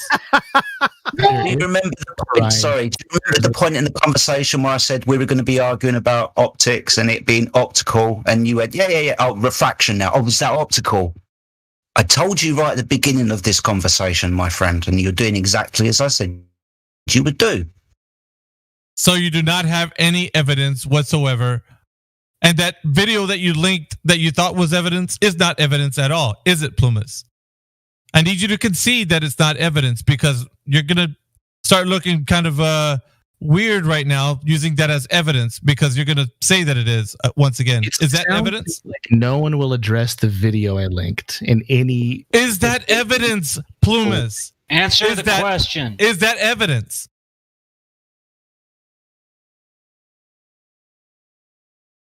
Why is there silence? Because he's a trapped rat. Because it's not evidence. I don't know how I'm a trapped rat when I brought something here and asked for people's opinion about it. Is that evidence? Yeah, we've given you the opinion. I'm sorry. Is what evidence? If you want an opinion, are you serious? Are you lost in this conversation that you don't know what I'm asking you? You were just talking about going through these same debating tactics that you will get people trapped into. Oh my God, dude! It's your dishonesty that's doing that. It's your dishonesty that's doing that. It's apparent. That's what's keeping you trapped here, is your dishonesty. You see what a tangled web we weave when at first we practice to deceive? That's what you're doing. Earth is a sphere. There is a physical exactly what you're doing, dude. Now you're weaving yourself. Yeah. That was interesting. The Earth is a sphere. I'm going to unmute him, whoever muted him. I want him to say that again. Sorry, Plumas, whoever muted you. Say that again, buddy. The Earth is a sphere. Oh, yeah, I just noticed I was muted. I don't know at what point I was muted. But I was saying, just to go ahead and try to put the record straight, I'll go ahead and say, I believe the Earth is a sphere. There is a physical horizon and an apparent horizon. Pretty much every observation that we could bring to the table here, images or videos, are going to be related to Pretty much. Keyword. He said he believe. He believed. Y'all can't believe it. I believe unicorn magic makes the sun come up, and every even based off of what he said he believes there's two different horizons, a physical and an apparent. Yeah, exactly. So what is the sun going over? Is that the apparent or the physical horizon? His belief. We can only observe the apparent horizon. That's all we could see. Okay. Oh, wow. So what are you proving then with this video? Is it going over the apparent horizon? Because that's what I think you just said. Is it going over the apparent horizon? It's hard to part ways from the religions. Hang on, guys. We got to hear Plumas give a concession. Go ahead, Plumas. The most interesting part is when you think about the video that you all sent where you see the sun vanish. He's not going to answer you, Lou. Yeah, he's not going to answer you, Lou. He won't do it. He can't do it. Be honest. This cannot be honest. Constitutionally incapable of being honest with himself. And he knows it. Just answer my question. It was a very basic question, and then you can talk about the video that I posted. Oh, I'm sorry. Genuinely, I'm sorry. So what was the question? So you've mentioned that there's an apparent and a physical horizon, and then you showed this video and you want us to address it. So we're addressing it. Let's stick to it. Now, in this video, is that sun going past or beyond or below, however you want to phrase it, the physical or the apparent horizon? Which one is it? The apparent horizon is all we could observe. It's an apparent horizon. So is that proof? Oh, is it proof? I don't know if I'd go as far as to say that it's proof, undeniable that the world is a sphere. I'm not making that claim. No, all right. If you wanted it to be proof, it would need to be a geometric horizon, correct? I'm not sure that really can be proved. I mean, just in the fact that we can only see with our eyes in this atmosphere, we're never going to have a controlled, a controlled situation. Here we go again. Listen, so if the sun was disappearing behind the curvature of the Earth, it would necessitate. It would have to be physical, right? Yes, Plumas. Answer. Say yes, because that's what it would have to be on a globe. No, what I'm saying is that you have to be honest. Be honest. I'm being honest. All right. Would it disappear behind the physical curve of the Earth? It would. Yeah. I mean, in certain situations, yeah. Absolutely. No. In every situation, because it's a globe Earth. Okay. In every situation. Let me go ahead. No sake of argument. No, it's a globe Earth, and it's got physical curvature. Would it disappear? Would it disappear behind the physical curvature of the Earth? In the video, no. With the sun, refraction cannot. So you're not going to answer. Nope. Sorry. We're can't done. Do it. We're done. Hello. Oh my God, it's optical. Bro, in this sense, they not talking about the video. They talking about what we all observe, bro. Every one of us. Well, hold on. I don't know when I'll get another chance to address this, but this is something that's been going on the entire conversation. It's like in the beginning, two things that he's done.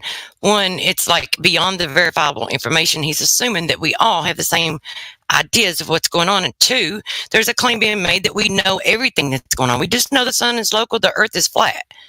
The sun moves above us. That's it. Beyond that, and we all don't share the same beliefs beyond what's verifiable. So I just wanted to get that right out there and get that straightened out right off the bat. Because that's been the entire conversation. It's like basing it on the assumption that we claim to know everything that's going on within this realm that we live, and we only know that the earth is level and flat. We only know that the sun and the moon are within our atmosphere, and that there has to be a container because we have pressurized gas. Period. Well, he also invoked two horizons. No one, I guess, caught that. Well, yeah, but I mean, do we see two horizons? Does The anyone physical horizon has never been measured. Does anyone Like I see said. 2 horizons, please? In a single No, photo. I only see one horizon, but it only see doesn't matter. one. He Can would you- still can you- deny that. Can you? Is there anything that exists that is an invisible horizon? No. What? Hueyism. Yeah. There. If it's a horizon, it has to be visible because Yeah. that's the definition of it. We're gonna deal with you in a minute, There's RC only by one C. horizon.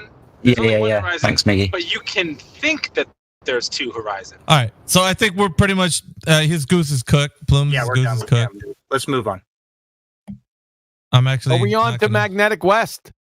Yeah. That's what I wanted to know. Yes.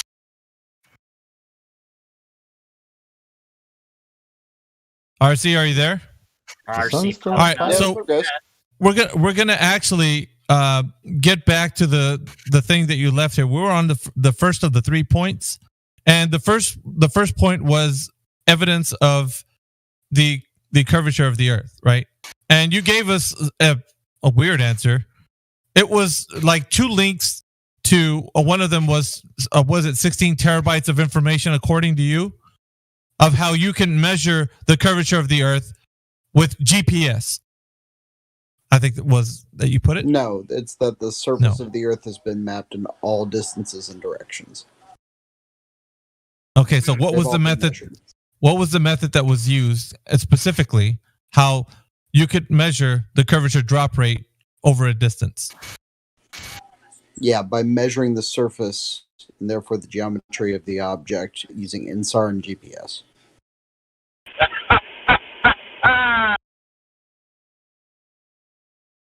Let's all point to the R in that calculation, shall we? Yeah. Yep.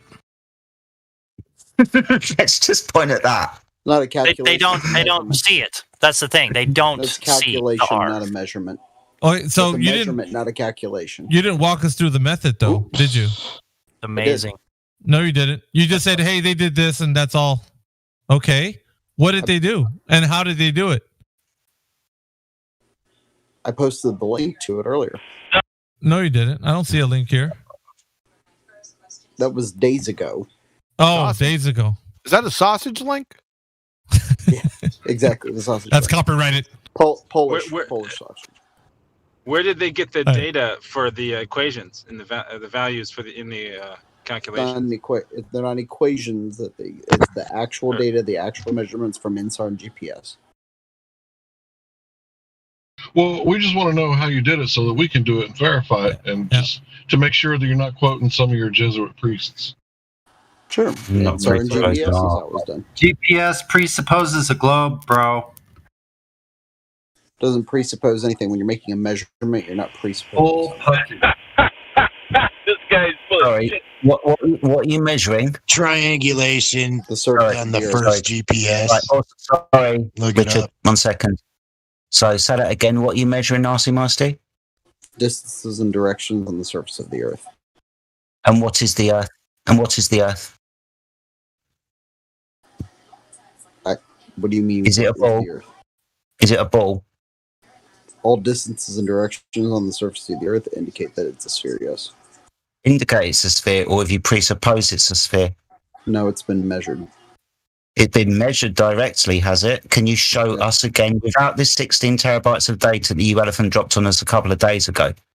Specifically, can you isolate something within that so we can talk about that specifically without the elephant drop, please, mate? The argument is all distances and directions measured in those 16 terabytes. On the Earth, are they presupposing the Earth to be a ball when they do this No. with an R in the calculation? No, it's not a calculation. It's a direct So- measurement of all So distances and they're directions. up in space. Let me get this right. They're up in space already flying around a ball and they're mapping the ball. So we're already on a fucking ball then. Nobody presupposed. I just tell him about the black swan. You Go can, ahead, let him you hear can it. verify. Oh, all he'll say distances white and swan. You can verify all distances and directions on that INSAR data. This is the thing about the 3 points, RC Meisty. We want to know the information of how the method was done to get the measurement of the curvature of the Earth from you. Yes, so you need to tell us, right? You need to tell us the method and how it was done. You can't just say, well, they just measured it with satellites. There you go. On to the next point. No, tell us the method, exactly how it was done, so that we can replicate it. If you don't know, then I'm going to say you don't know how to get the measurement of the curvature of the Earth. Would you rather have that? Because it sounds like we'll just pin it onto you that it's just a belief you have. Unless you can provide the evidence of how exactly it was done, it'll just be a belief. Yes, I posted the methods from GPS and from. You haven't done that yet. Using radio. Yes, I did. I did it multiple days ago. You need to do it now. You need to do it right now.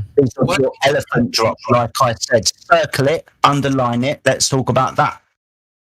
Not the 16 fucking elephant drop terabyte, mate, that you did a couple of days ago. That's not helping anyone. If you looked personally through this 16 terabytes of data, could you then isolate something specifically that you could go, oh, look, here it is? Could you do that? Or are you just going to believe your elephant into the room and drop it on us like it's something? Yes. So be honest now. Each time, such as this evening, I just got back from the airport using WAS and RAIM. I access and utilize and verify that exact data. So not the data, listen, not the data that you said previously to provide the evidence for the curvature of the Earth. This is something. Oh, it's the exact data. Is it 16 terabytes? You access that. Is it 16 terabytes? Wait. Is it 16 terabytes? Yes, that's the exact data that you. All right. So each time you're using WAS what you did today was 16 terabytes, like you gave us the last time. Is that the same thing? You use whatever subset. Is it the same thing, RC Meisty? Yes. All right, then what you did today, drop us that 16 terabytes too. I want to see if it's the same thing. If it's not, you're banned. If it's not, you're banned. If it's not, you are banned. Give us the 16 terabytes of data right now. I already dropped you the 16. No, I don't want to see the before. You said you did it today when you flew around in your plane. Yes. Now give us that. Okay, well, give us that information.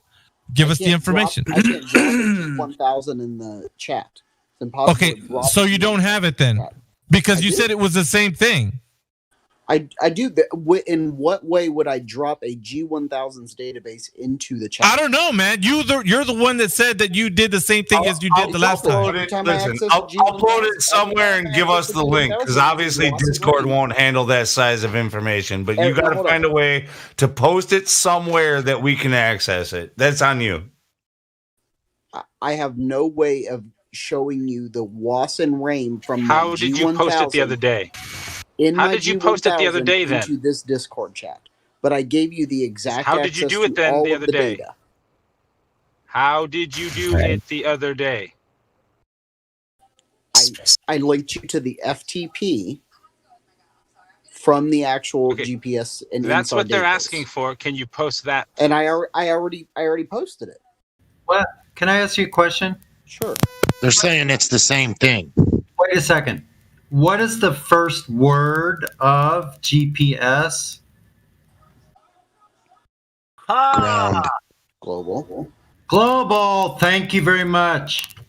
Dumbass.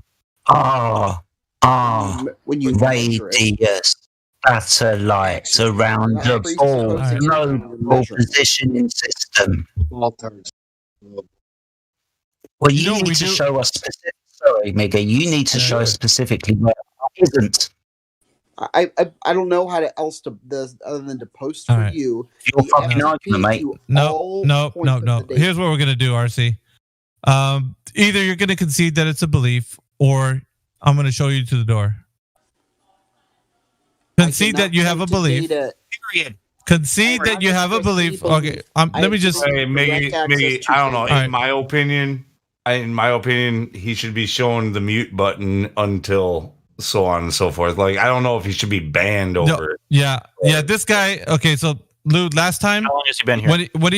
Listen. Had years. This is a backstory, right? Yeah. Well, he's been here quite some time. He is. Right, but I'm gonna put it. He hated me. I'm gonna put into context what happened the last time. He said he was gonna come back. with some and finish the 3 points, but at least he was going to be honest about the first one. If he's honest, no, you were not, because we asked. Listen, RC Meisty, we asked for the physical measurement of the curvature of the Earth, and you shot up. No, just like Jedi said, you threw in there 16 terabytes of. Here you go, guys. And we were like, no, we didn't. All right. So you're just going to keep talking through me, right? We were asking for specifically the method that was used to measure the Earth's curvature. And we wanted you to point out within the information that you gave us, where in there does it say that they were measuring the curvature of the Earth, that we can know and do it ourselves. But you didn't do that. You just dropped it, and I was like, dude, that's... I posted all 16 terabytes. No, what did I just finish saying? 16 terabytes. I'm gonna assume that 16 terabytes is all video footage taken in like high definition. It's all measurements of distances and directions. Nope. My exact argument. I mean, he's literally not listening to you. He's asking you to post a specific thing to talk about in there. And what you just retorted with was, I put all 16 down to 3 meters. He didn't hear you, Fuzzy. Of the Earth. No, of course not. He can't. He's not listening. Even if he's Can we define method? Listen. What? Just for me, what does the 16 terabytes of data entail? Like, what is in that data? Sure, it's every distance and direction down to 3 meters on the surface of the Earth. It's every. Say it one more time. I'm sorry. Every distance and direction between all points down to 3 meters on the surface of the Earth. About as clear as mud, isn't it, Lou? So it's a map. No, that's very interesting. But so every the map prove curvature? On the surface of the Earth, in every distance and direction to each of the other points down to 3 meters on the surface of the Earth. Yeah, he's not going to answer you. So we can just wrap this. Hold on. We can wrap this map around a basketball, around a football. You cannot. Like we can wrap it around anything, all right? Distances and directions. You cannot wrap every distance and direction. That's the definition of measuring. You can write software to wrap anything around anything. You cannot. RC Micey, I'm going to show you. This is I took this with my drone, and I keep showing it pretty much as a joke. But I'm about to post this. I want to show you how my drone, the software within it, is. It's very easy to wrap anything around a drone. This is coming up in live stream. I'm not talking about drones. No. I know you're not. I just want to show you how easy it is to take data and turn it into a sphere. Take a look. Red herring. I'm not talking about drones. Take a look. It's only 5 seconds long. Sure. Yeah. This is me. And that's my drone filming it. It goes up. And then it takes a series of pictures and it wraps them into a ball. It does that with a couple of clicks. How is it that it does that? How does this? Could I not use this to prove the globe right here? No, you could not.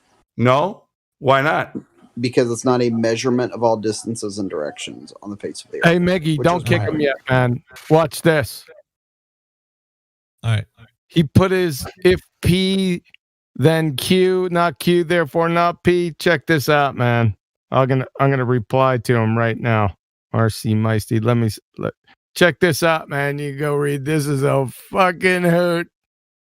There you go.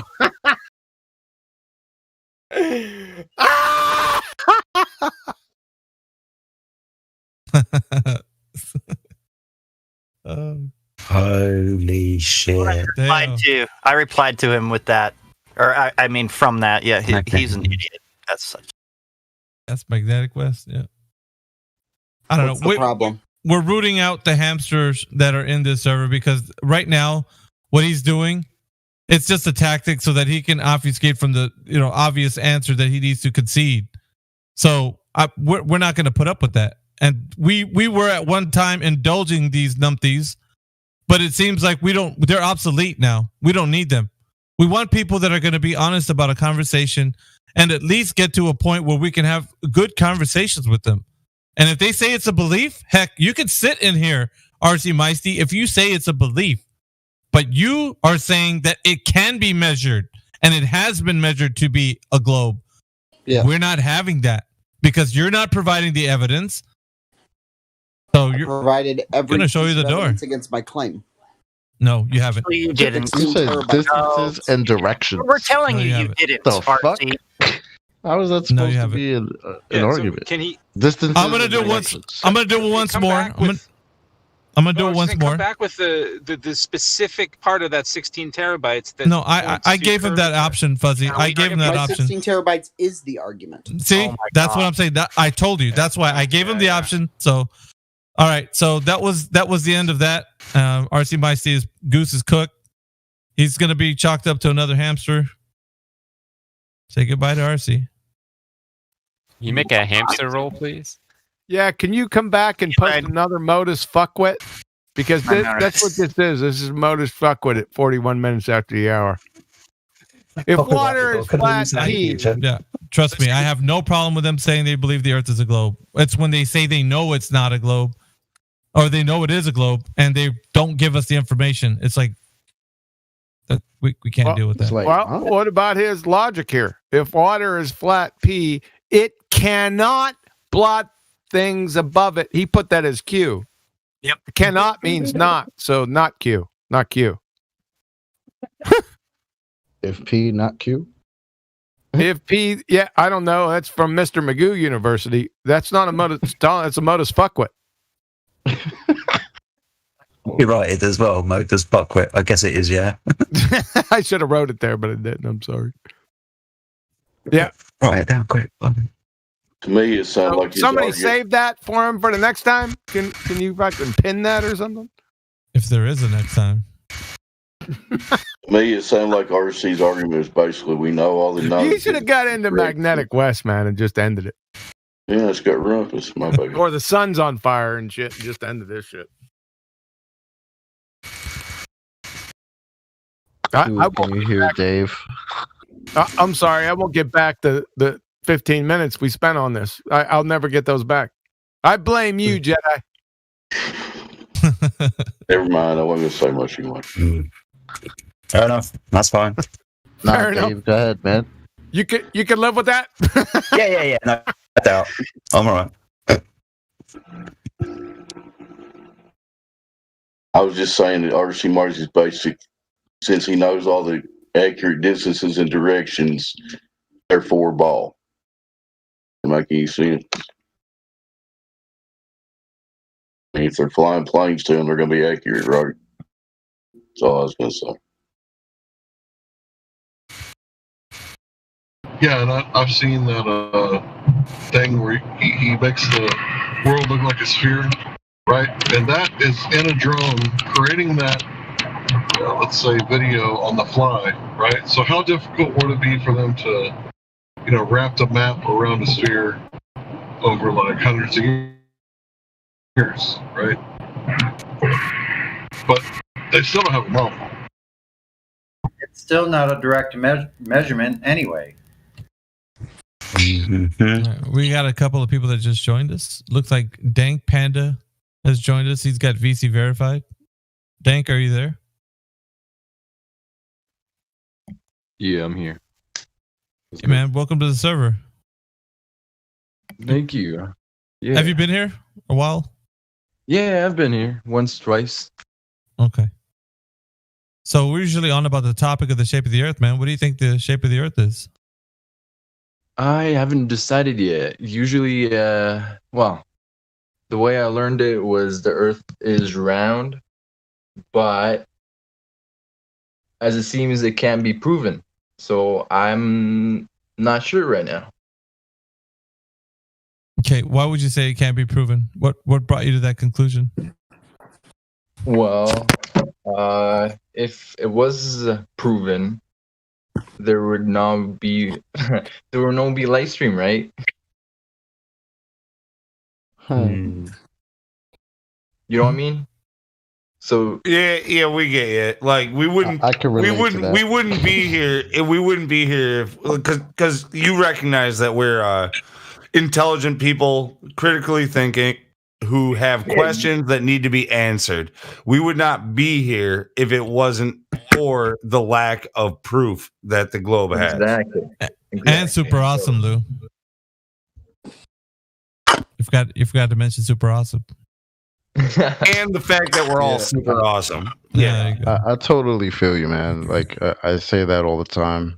If the world was a globe, we would just it would just be a globe, and we would know it. It would be self-evident. We wouldn't need to talk about how it's something else.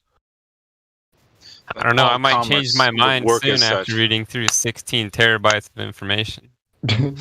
Yeah, really. This is in directions, man. I just Whatever joined that- myself. whatever And I that want to means. know if what the evidence is that the Earth is flat.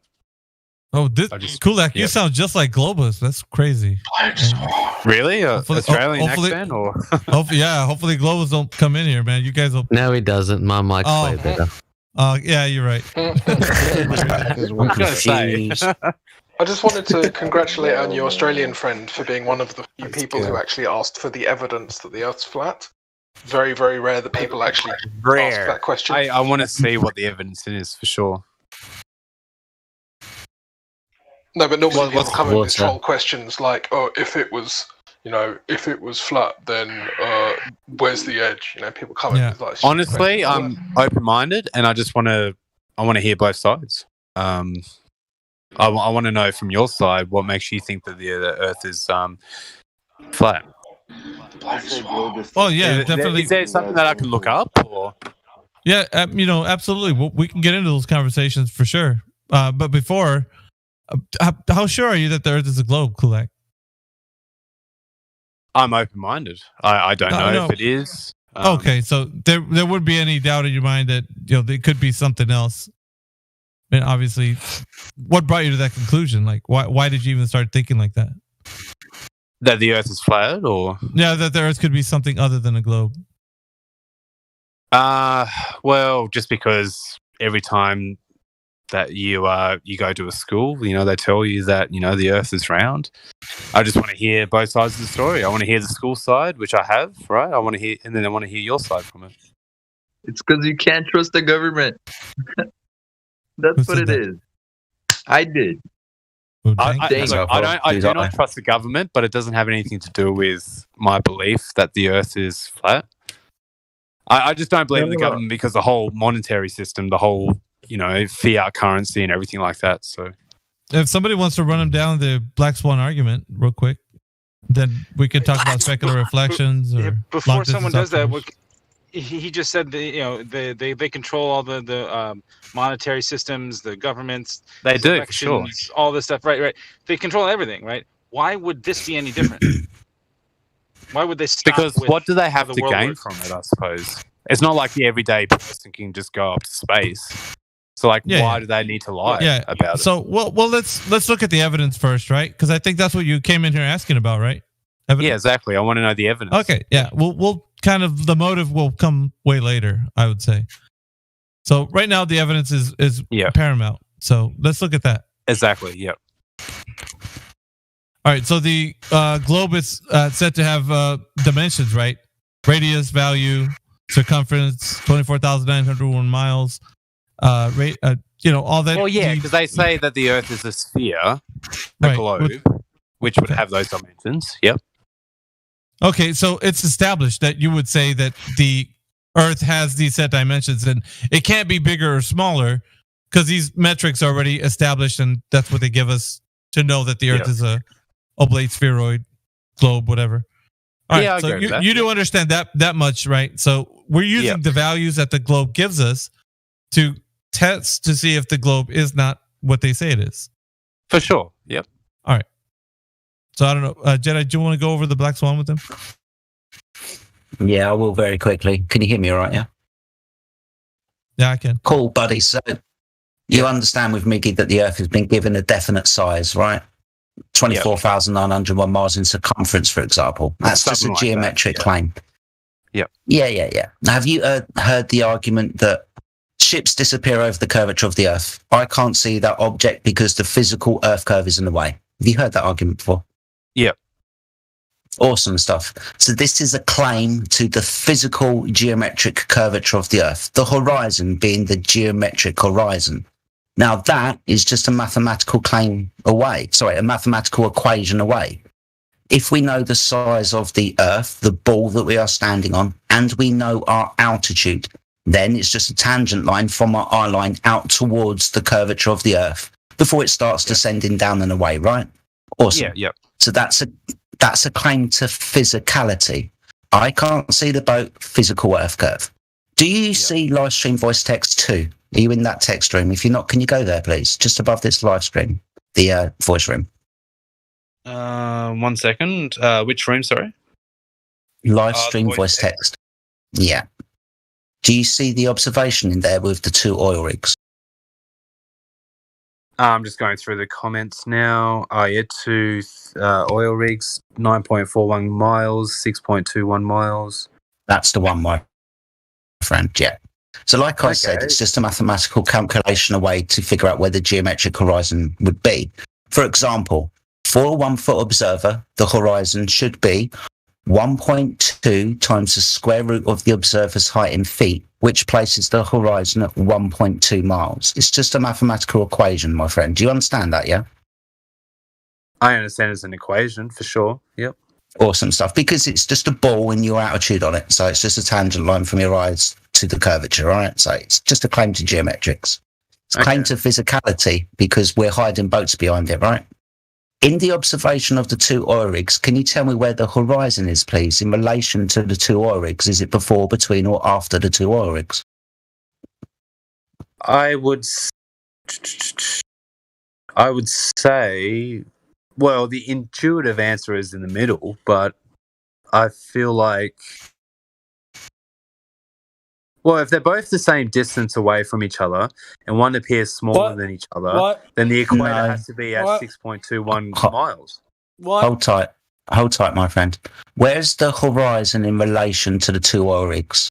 The only reason I'm interested in your rigs is because they're at certain distances away from the observer. Okay. So where's the horizon? Where the where the sky appears to meet the water? Where's that? I would say at the 6.21 miles, the platform hill house. I really want you to look at the left-hand oil rig, the one that's 9.41 miles. I'm sorry, but you asked me, and I just gave you an answer. Yeah, but I'm asking. I don't know. Maybe you've missed it. So look at the oil rig that's 9.41 miles away. Do you see the horizon behind the oil rig? Okay, so we change your question. Do I see the horizon behind the 9.41 mile? What do you mean, see the horizon? Like the whole?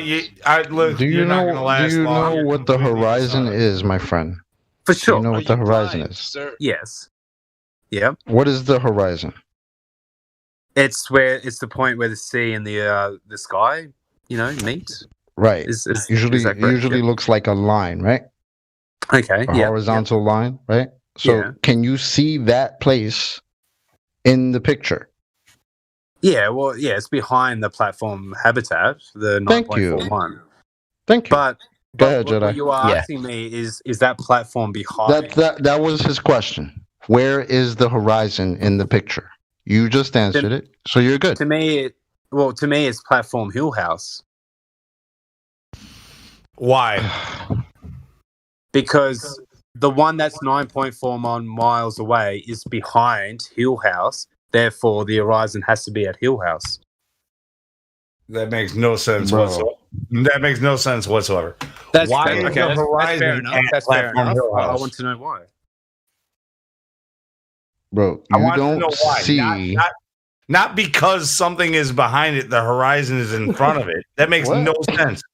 Yeah, okay, that's fair enough. But you're saying to me that the habitat is 9.41 miles, so I'm putting that into my brain to observe where the horizon is. Look, it doesn't matter. I know what you're trying to do, but look, your horizon, if you wanted to play this game, should be like pretty much right at the very bottom of the photo at 1.225 miles. I didn't really even see that, really. Distance, what does that mean, actually? Can I ask what that means? 1.22 miles? Distance, geometric. So you want me to help you play your fucking game? I'm just asking, bro. I want you to be honest I'm with very us. stupid. Where is the horizon? And I want to know your side. I want you to be honest with us. Where is the horizon? Well. You already said what the horizon is. It's an apparent place. I said Hill House. No, the apparent place where the sea seems to meet the sky, right? Yeah, that's the horizon. I agree with that. Yeah, and that is where. Well, it's habitat. It's behind habitat. Okay, so now explain to me how the horizon is at Hill House. Because the reason for that is because habitat is behind Hill House. Therefore, the horizon must be at Hill House. Dude, you are jumping through some major mental gymnastics to say that. Never heard anything like this before, my friend. All I said was that I was going to leave. Never heard anything. Pulled me back in. Hold up. What was that? Sorry. Yeah, you should. I'll tell you, we're going to help you. Sorry, guys, we're going to help him. Fuzzy Swan's blown up the picture for you. All right, so 57 minutes past the hour. Where does the sky appear to meet the water? Is it behind the last oil rig? Yeah, it's behind the last oil rig to the left. All right, excellent. So, being as it's behind the oil rigs and the furthest one is 9.4 miles away, can we very conservatively... Go on. So you go. I was just going to say, can we conservatively say the horizon appears to be at least 10 miles away? It's behind the oil rig at 9.4 miles. Yeah, I didn't think he did. No idea. Yeah, I didn't think he did. I can't. I just can't. Yeah. How do you work with somebody like this? You don't. You guys giving up on me? Like I'm really open-minded. You don't. Yeah. See, here's the deal, Kulak. All right. I know Elijah wants to come in here, but I just want to say real quick that what we deal with here is people that are honest in a conversation. When you have to start to, jump through hoops and leaps of logic and things like this, then it becomes real difficult to have a conversation with a person like that. We just want you, bro, just to be honest and say what you see. And this is what everybody sees, right? So you'll just be confirming what everybody else sees and just being honest in a conversation. That's it. When you have to start to kind of super analyze everything to the minute details of things, like in your mind, like that's overthinking it. Like you just don't have to do that. I apologize, but I need to overthink. That's how I solve. That's how I solve problems. Listen, I do agree. No, you're allowed to think deeply. We want you to think deeply. Behind the horizon is the habitat is behind the horizon. We want you to be a deep thinker, but you have to be honest also. And when we ask a specific question, we're looking for a specific answer. Okay. So what's that? Just take it one step at a time. Okay. Do you understand? Yeah. Say that again. Sorry.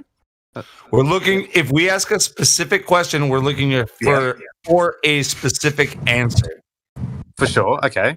All right. So just take it one step at a time. Listen to a question, answer it honestly, and then we'll get to the next question, and you can answer that one.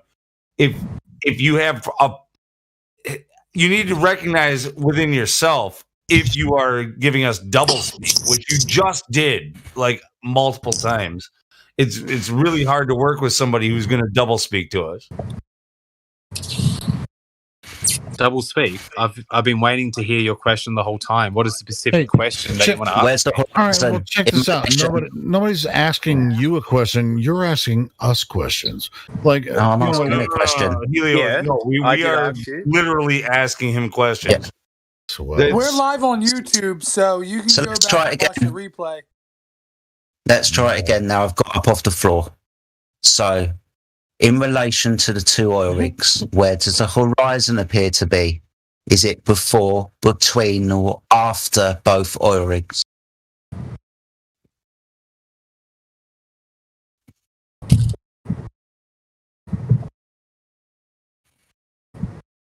feel like there should be a countdown clock for some reason. Yeah, that's a deep thought right there.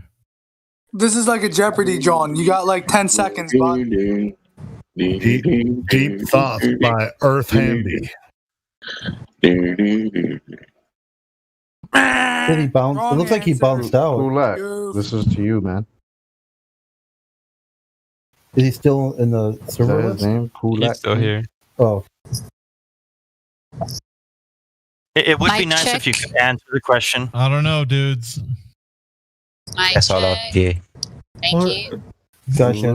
What up? Ultimately, there's no question to answer. I mean, there's a presupposition. Anyways, where's the horizon? About. Yeah, where's the horizon was the question. Yeah. Well, where's the horizon? Yeah. Yeah.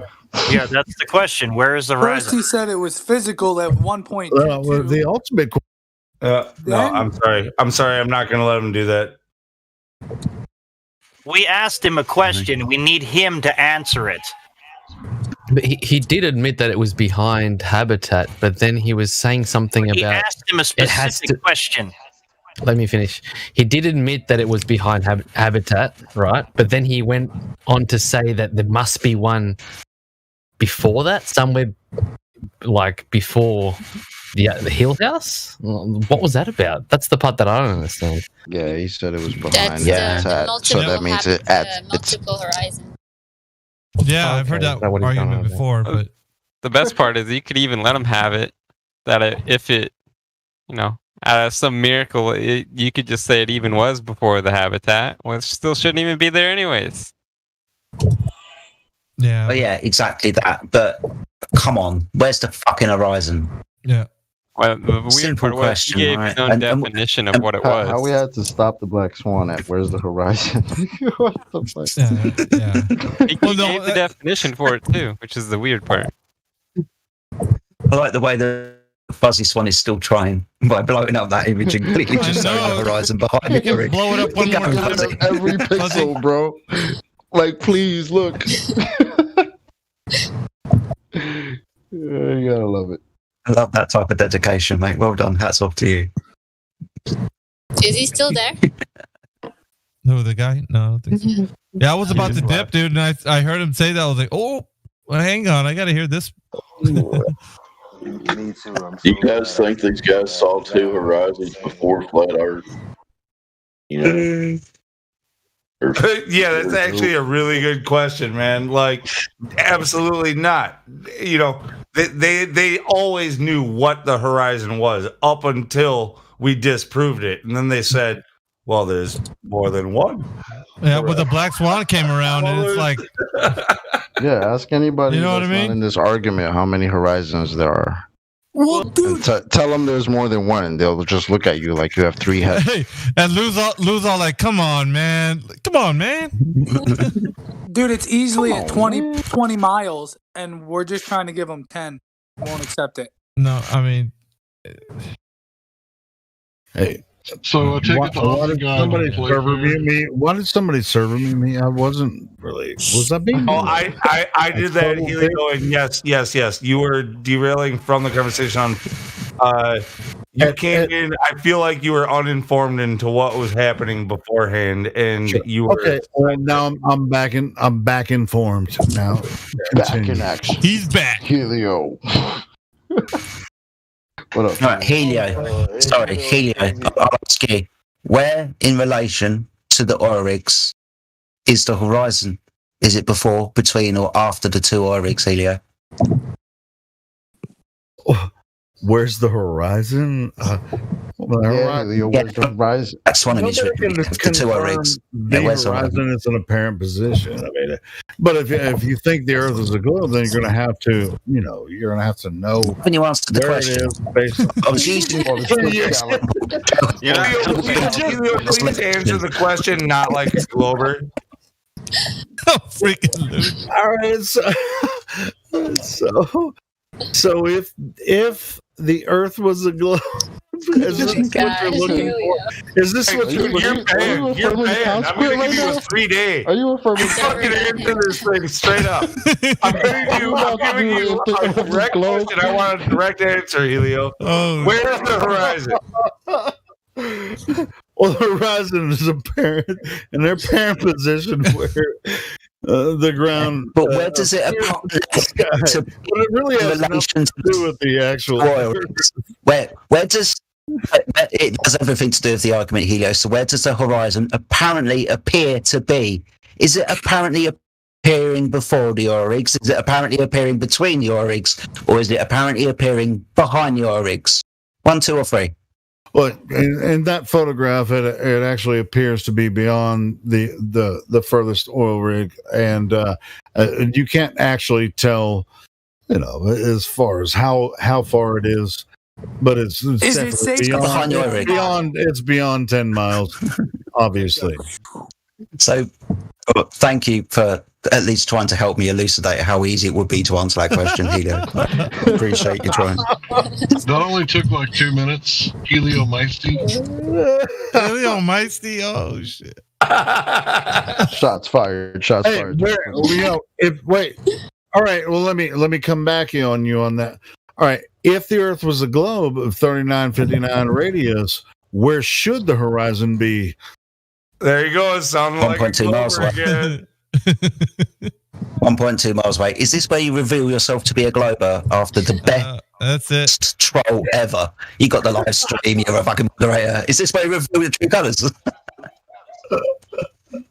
You know what's fucked up? I love you, Helio, man. That was funny as fuck. The best troll of them all. Yeah, you know what's fucked up? Dude came in, he's like, yo, I really believed him too. Shame on me, right? He's like, I want to get to the bottom of this shit. Where's the proof? Give me the proof. And then that happened. I think it was a case of asking for the proof, but not really thinking you're about to get some proof. And then it happens, and then you're like, oh shit. I mean, that's what I heard. Where all that, the horizon's behind Habitat, but that means it's at Hill House. Yeah, What? he did this right here, chocolate. As soon as he saw the black swan. That right there. Yeah, That's what he did. That's what I heard when he said that. I was like, huh? Maybe we have to give him a little bit more credit. Maybe he was a lot smarter than we took him for, right? Because he saw the problem straight away and had to start jumping around and talking crap and running backwards, as Miggy's just said. So maybe he was smarter than we thought, right? Because he knew that the ball was dead straight away. Yeah. But then at that point, it's a case of being just intellectually honest. Yeah, he couldn't do that though. Well, yeah, that's what I said to him. I want you to give. I'm giving you a direct question, and I want a direct answer. I want you to answer it honestly. I said I laid it out for him, and he wiffle waffled all over the place after that. Have to be very smart to figure this out. I mean, it's not a complicated thing. The only reason it can be complicated is because you make it complicated because your cognitive dissonance won't let you. He said that he had to overthink. He said he had to overthink everything. That's what he said. I have to overthink it. According to him. Actually, yeah, if you want to get psychological, when he said those words, I don't know if he knew why he was saying those words, but he said them and they were very true. He has to, in order to make his belief fit reality, he has to overthink it.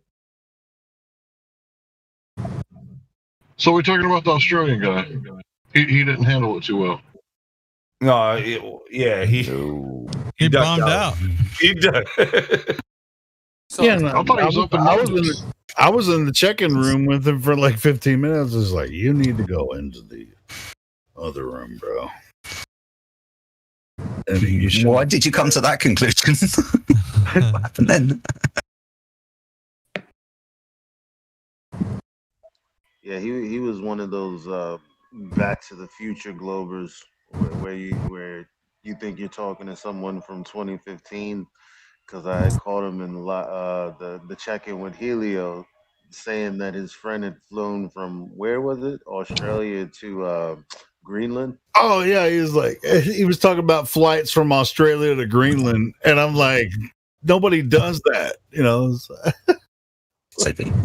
Well, there was the guy a week or two ago that said he went from someplace in Indonesia, that he was a pilot. He flew from Indonesia over magnetic north to Svalbard or whatever it is, the place, Norway, northern Norway. Yeah, Norway. Yeah. And I think I remember that. Yeah, QE looked up in 2016 when he said he did it where magnetic north was, and he asked it to be plotted out on Google Earth, and I did it, and he was for a direct flight from where he said he took off to where he landed, for him to go over magnetic north, he would have only been 120 degrees out of a possible 180 degrees wrong.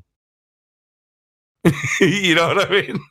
Like, if you're gonna assume a ball, the most you could be wrong is 180 degrees. He was 120 degrees out for doing that. Holy shit!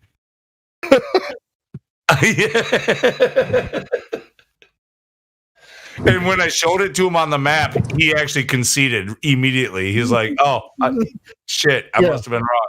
Airplanes don't. You know, I didn't think that guy was so bad. That guy wasn't too bad. You know, I mean, he may have made some mistakes, but he seemed to be honest.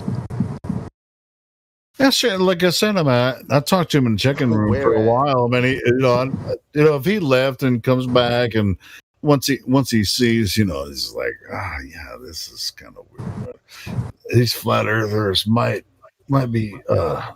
Yeah, no, that dude was actually really cool, because as soon as I showed it to him, it literally took him seconds. He might have been the first person to laugh at it. He saw it on a map and he laughed out loud for us all to hear, and went and conceded right away that he must have been wrong. And I got to give it to him for that. Yeah, it's all good, man. I mean, and that happens every day. I mean, whether or not people will admit it, they come in here every day, and they may not even open their microphone and speak to us, but they'll be like, "Oh, these flat earthers have a really, really, really good points," and so they don't have to open their microphone when they're listening or involving themselves, but. If they're trolling, we're gonna call their ass out. It's like, hey, get your ass in here and talk to us. And they don't really have any good points. And so, Helio, you're saying flat Earth is like an ace in the deck. You can either be the worst card or the best card. No, Helio's thing is flat Earth might be a globe. No, don't. Freaking words about what, Lou? What? No. It's people, have their own conceptions of what Earth is. Now, the reality of Earth is it presents itself the way it presents itself. It's Earth. It always has been. Now, as far as anyone's conception about it, that's on them. Who they believe about what Earth is, that's really what you were taught and how you perceive the world. That's on you. I mean, it's not like we're trying to say, hey, the Earth is flat and you've been lied to all your life and all this kind of stuff. And then people say, well, the government lies. Well, most people in the government think the Earth is a globe, so the government's not lying to us about the flat Earth. You guys also, know you can't really talk to government like that. You can't go up to some government guy and be like, "Oh yeah, the government's lying to us." Like, you think everybody in the government thinks the Earth is flat? I mean, that's bullshit. So they think the Earth is a globe, because they're as dumb as the rest of the public. Not dumb, but they're as ignorant as the rest of the public about the true nature of Earth. So, I mean, all the senators and congressmen, they're not privy necessarily to the information. They're more concentrated on their political aspirations. They're not, they're like, oh, I know the Earth is flat, but I'm going to convince the population that the Earth is a globe. I mean, they're not in that. That's not what they're doing. All right, but if you're calling them a liar, you should treat them as such. Well, they're liars, in different ways, but not when it comes to the shape of the Earth. Okay, I'm saying. Yeah, politicians are total assholes and shitheads. Well, I think that's where a lot of the deception, has its allure over a lot of people. They'll not believe the government and have so much distrust in the government in some areas, but in other areas they just give them a pass. Well, that's why I voted for Kanye. Is part of the science. Yeah, exactly, right. It's part of the scientism religion. People just believe in what the people in lab coats tell them. They just believe it. I've heard people, on the server several times, and even today, I've heard people say, well, the government's lying about the shape of the earth. No, they're not. Most of these fucking assholes believe that it's a globe. The government isn't lying to you about the shape of the earth. The government, most of those people in the government think that it's a globe. They're not lying about it. Get that out of your mind. They think it's a globe. Now, whoever is of a bunch of twisting it Masons around, and secret society members. Go ahead. I'm pretty sure some of them. Yeah, well, some of them, yes, but not the government is not lying to you about the shape of the earth. Most of the people that work for the government, or and people, senators, congressmen, or whatever, in different, different portions, whatever governments on the earth. For the most part, they're paying attention to their freaking, their connection to the political shit. They don't give a shit about the shape of the earth. They're more concentrated on, power and influence than the shape of the earth. And it's like, ooh, I know that the earth is flat, but I'm going to use my influence and my power to convince everyone the earth is a globe. How many people, quote unquote, in power do you think are doing that? NASA Raxa Jaxa. God. Oh my God. No, the most people that work for NASA think the earth is a globe when it's not. Right, NASA Raxa Jaxa. They're all Raxa Jaxa. Yeah, I mean, they all think the earth is a globe, but I'm not. I mean, the people that think, the people that actually are like right involved with sending the rockets to nowhere.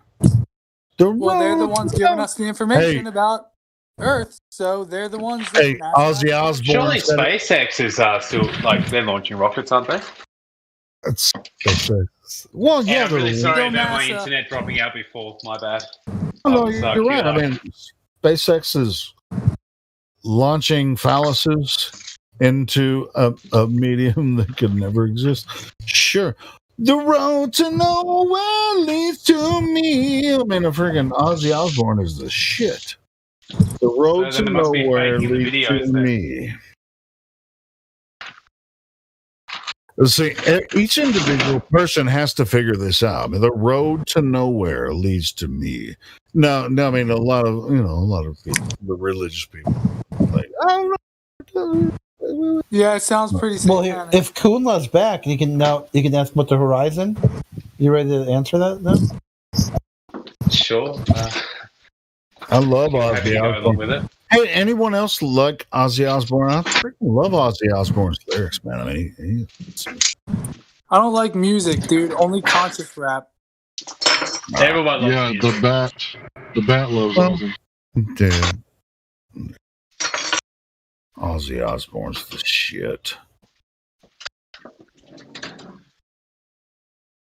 All right, there. You guys continue. Kuma, where is the horizon in the Black Swan photo video? Behind the oil rigs, about 9 away. This is in the voice text, isn't it? Or fuck, where is it again? You want to see it again? Yeah. Yep. Was that Lemon listening to some Randy Rhoads guitar solos? It's like, what? Ozzy Osbourne? It's like, dude, yeah.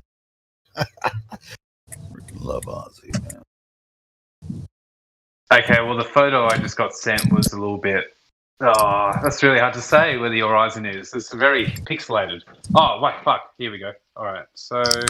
Well, you can't know where the horizon is.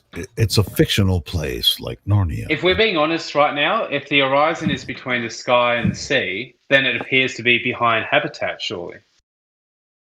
It doesn't appear to be there. It is behind platform habitat. It is. According to this. It doesn't appear. Wait, no. If the horizon is the horizon that is perceived of the globe, then you wouldn't even be able to see platform habitat because it would the horizon itself. If Earth was physical globe, it would completely block platform habitat. You wouldn't see it at all.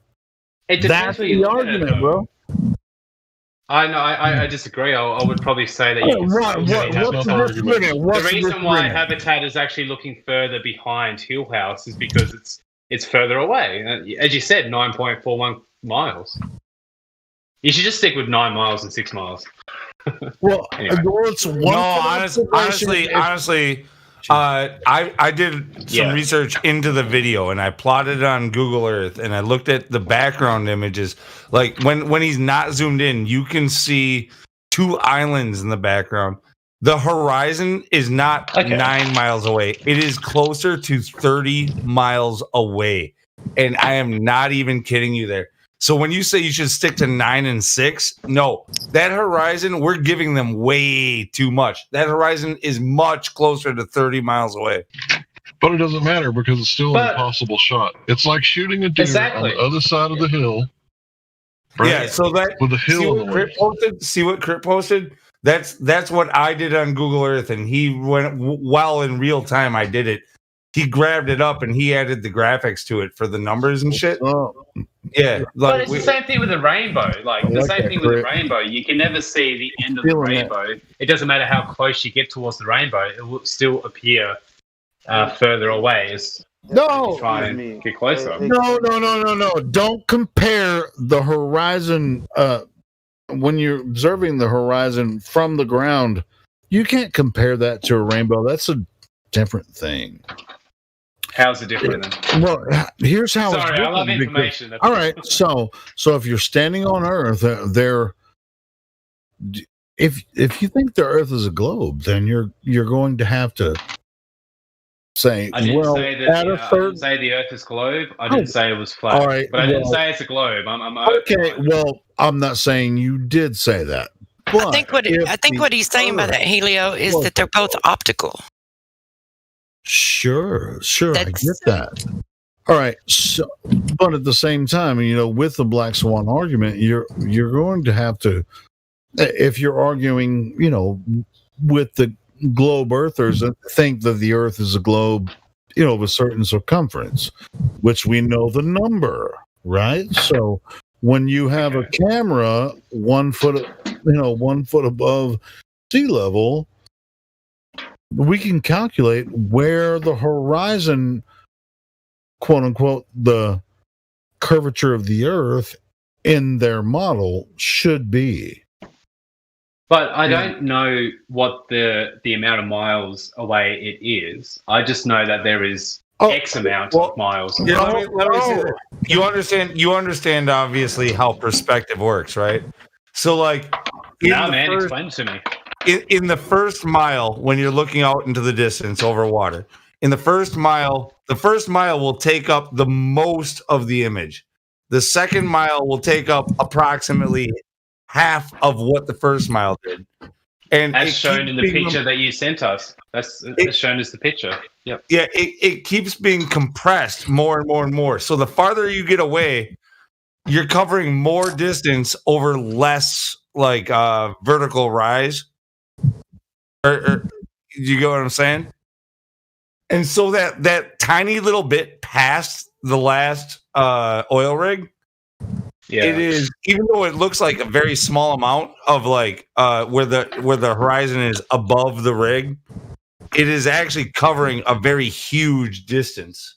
You know what's really But you cool is you don't know that until you measure it. Yes, you do know that. You do know that. No, It's until the you law of measure it, though. perspective. Until you measure it, then you know. Look, all right, cool. So we don't have to measure anything necessarily. Okay.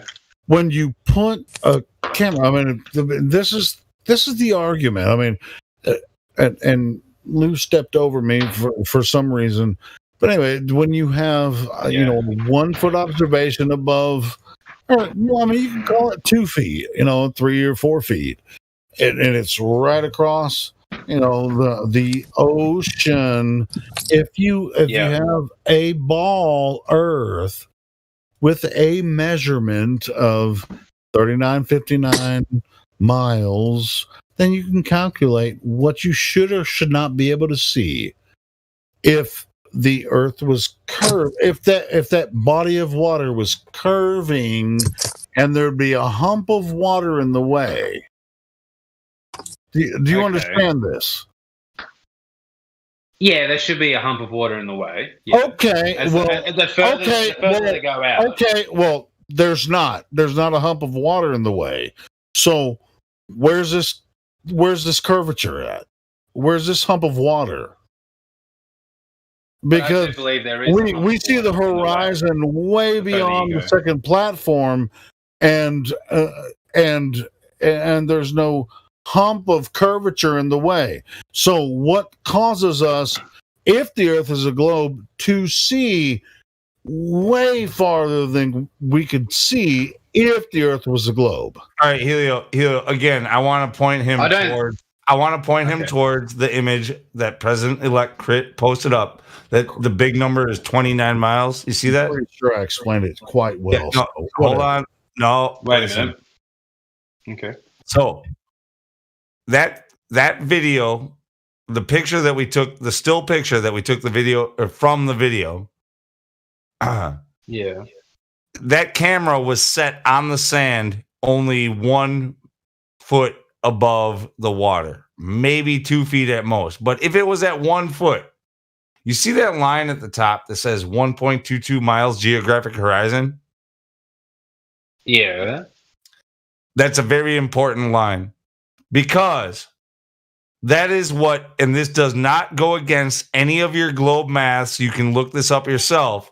That is where the horizon is supposed to be. That's the predicted horizon if the Earth is a globe, according to all of your sources that you can come up with.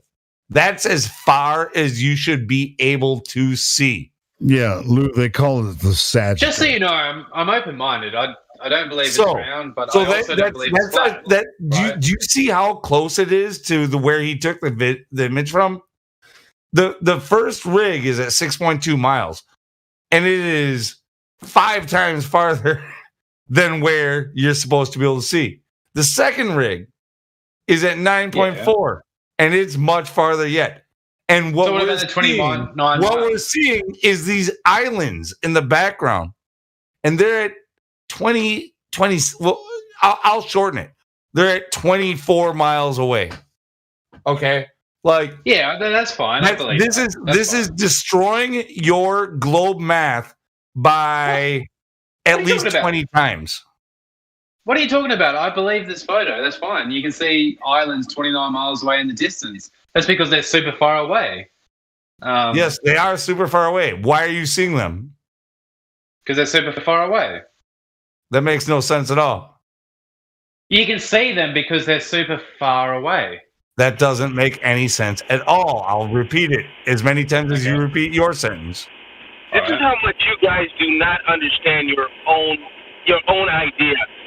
You have no idea what the hell the globe theory is talking about. You don't even know what the hell it is. You're saying you can see them because they're super far away? How can you see something on the ball that's super far away? Explain that. Because they're super far away. You can see 29 miles. It's a fucking ball. It's not flat. What? It's a ball. How are you going to see something super far away on the ball? But do you know how big the ball is, man? Wait. Wait. All right. He asked us, do you know how super big the ball is? Do you know how big the ball is? That's the question. Do you know how? How big is it? Oh, look, we know. I'll look it up. No, don't look it up. Don't look it up. If you're gonna sit here and argue with us for 30 minutes about how fucking big this ball is, then you don't already know. So why would you spend time showing us the globe when you don't even know what it is? That's so fucking retarded. So you're threatening me, and I haven't even shown you anything. I haven't shown you. I've even told you that I don't believe in the whole.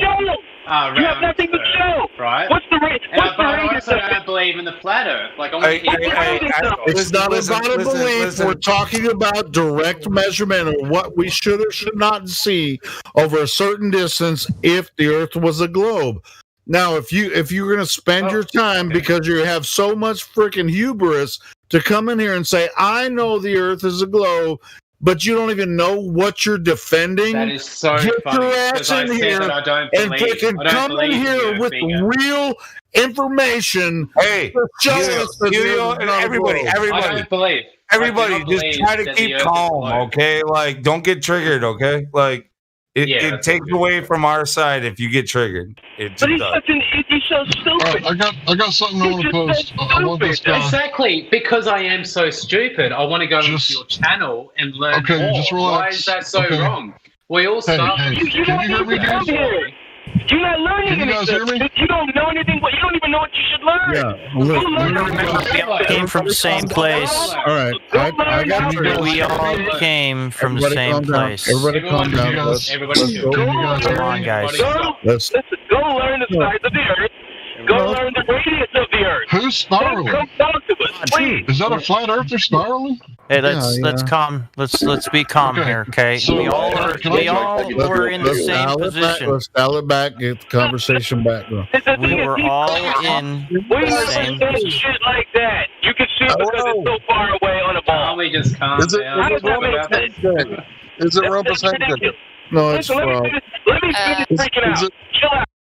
Hey, Who is this guy? Can you just talk like calm down? It was fraud. I think he can't hear us, so he's just rapping. But it's So, okay. You gotta understand, we were We'll get all him back here on. in the We'll get same him back position. on board later. Well, it's three people. What's the Australian guy's name?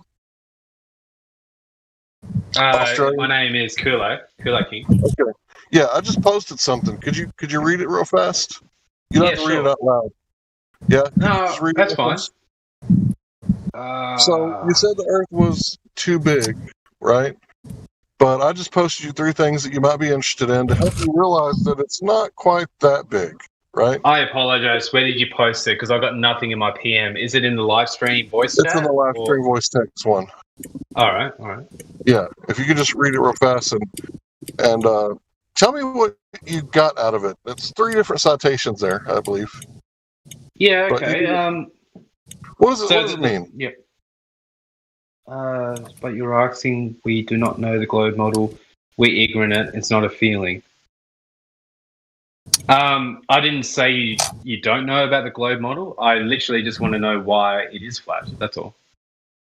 It's nothing about you guys being ignorant, because I'm probably as ignorant as you guys. I just want to know your side. I'm Hank Hill. Did you see where it says local horizon? Oh, right. Okay. Local horizon, also known as the geometric horizon, visible boundary between the Earth, which I assume the sea, and the sky. If H is in meters, then make the distance blah blah blah.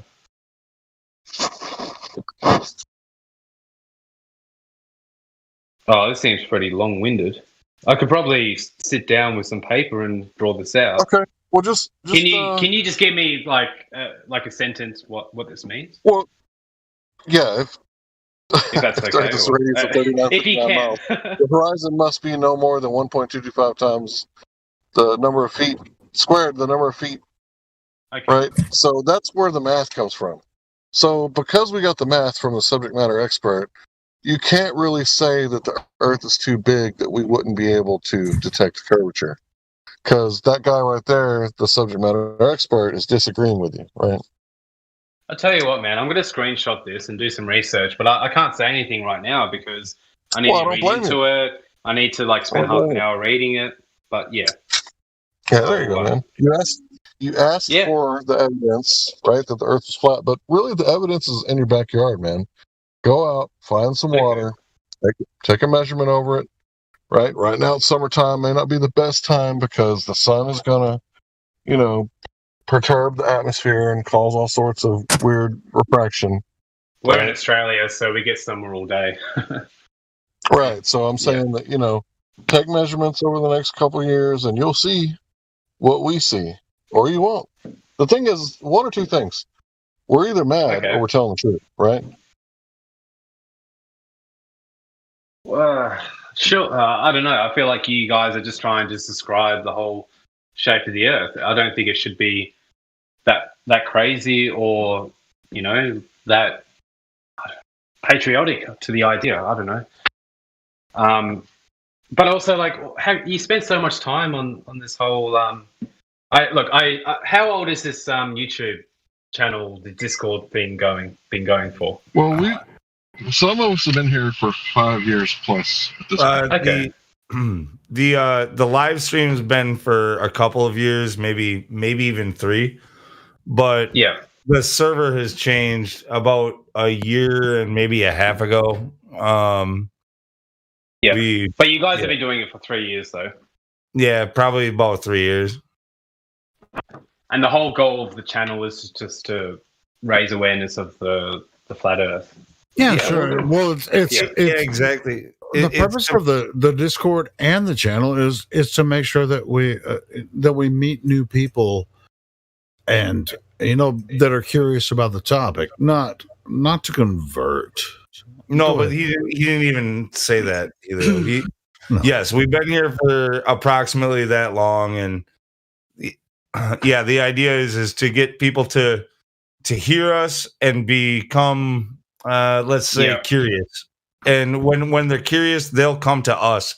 We're not out actively like trying to recruit people and change their mind. We just want to give them the tools to just find the truth. Like there's with all the censorship these days, it's really sad. Like that freedom of speech has been it's been censored so much, and I think it's in China and North Korea, right? Like even if we're wrong, there's no reason to censor us, right? Yeah. Well, hey, check this out. I agree. You should not be censored. You should spread the word. You should tell everyone your ideas. But the thing is, you should have your evidence behind it, and that's what I want to listen to. All right. Well, we have that. Hey, check this out. Okay. That's the thing is that I've got to do some research on. You go. We have a ton of evidence, and you can come in here 24 hours a day and hear tons of evidence. What we're asking for is the evidence for the globe, because we're here asking for it 24 hours a day, and there's people who come in to fight for the globe 24 hours a day, and they're still yet to actually give us like real solid proof. And Lou, all I wanted to say, I'm going to jump in really quick, is say the only reason people find us is because they're looking for us. Well, I was looking for it. They are looking for us. That's true. They come in here asking us, and that's why we're here. So it's not like we're out there, saying, "Hey, here's the flat Earth." We don't even need to with the platform we have here. They come in here by the hundreds every single day. So it's not. We don't have to ask for them to come in here. I respect that. What's up with this flat Earth? And so they want to ask us. We answer the questions. To the Australian mate. Hey, like I would consider us to be not so much flat earthers. Like flat earther is more of a catchphrase to get people's attention, brings them here.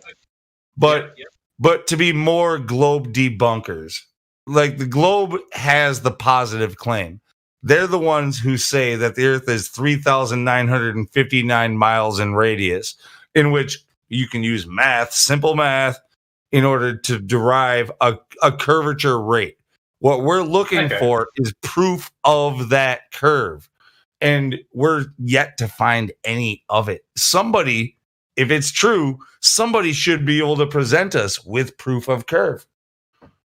Every test we've done has shown none. Can I ask, what's one of the tests that you've done? Like laser tests over water. We've done 25 miles, 25 miles with the laser being 2 meters off of the water and the target being like 2 meters off the water. I think it was actually at 1.5 if I remember correctly. So the target was lower than the laser, and on a lake, so still water. And if the Earth were a globe, the target should have been 90 meters or like 400, and I think it's over 400 feet, like 460 or something like that.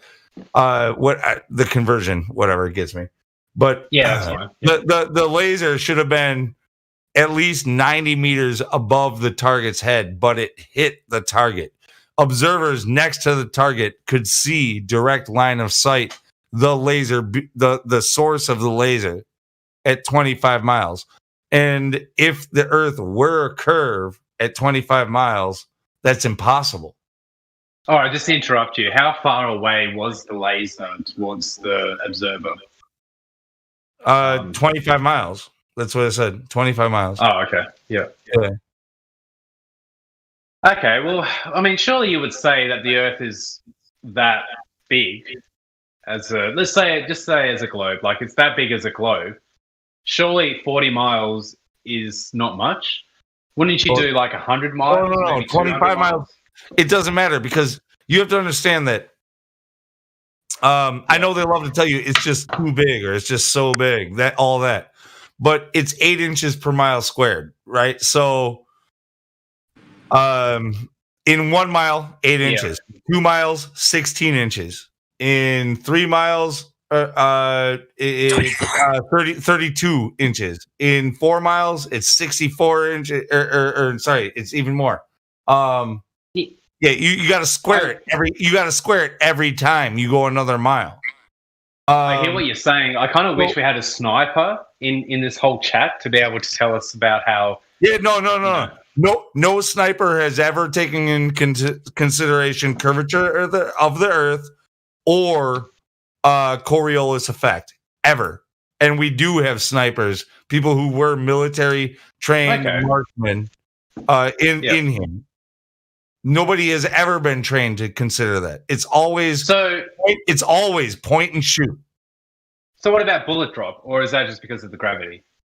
Yeah, bullet drop has nothing to do with gravity. It's just I mean, what you might consider gravity, but it's about just the velocity of the bullet and how much it weighs and its density through the medium.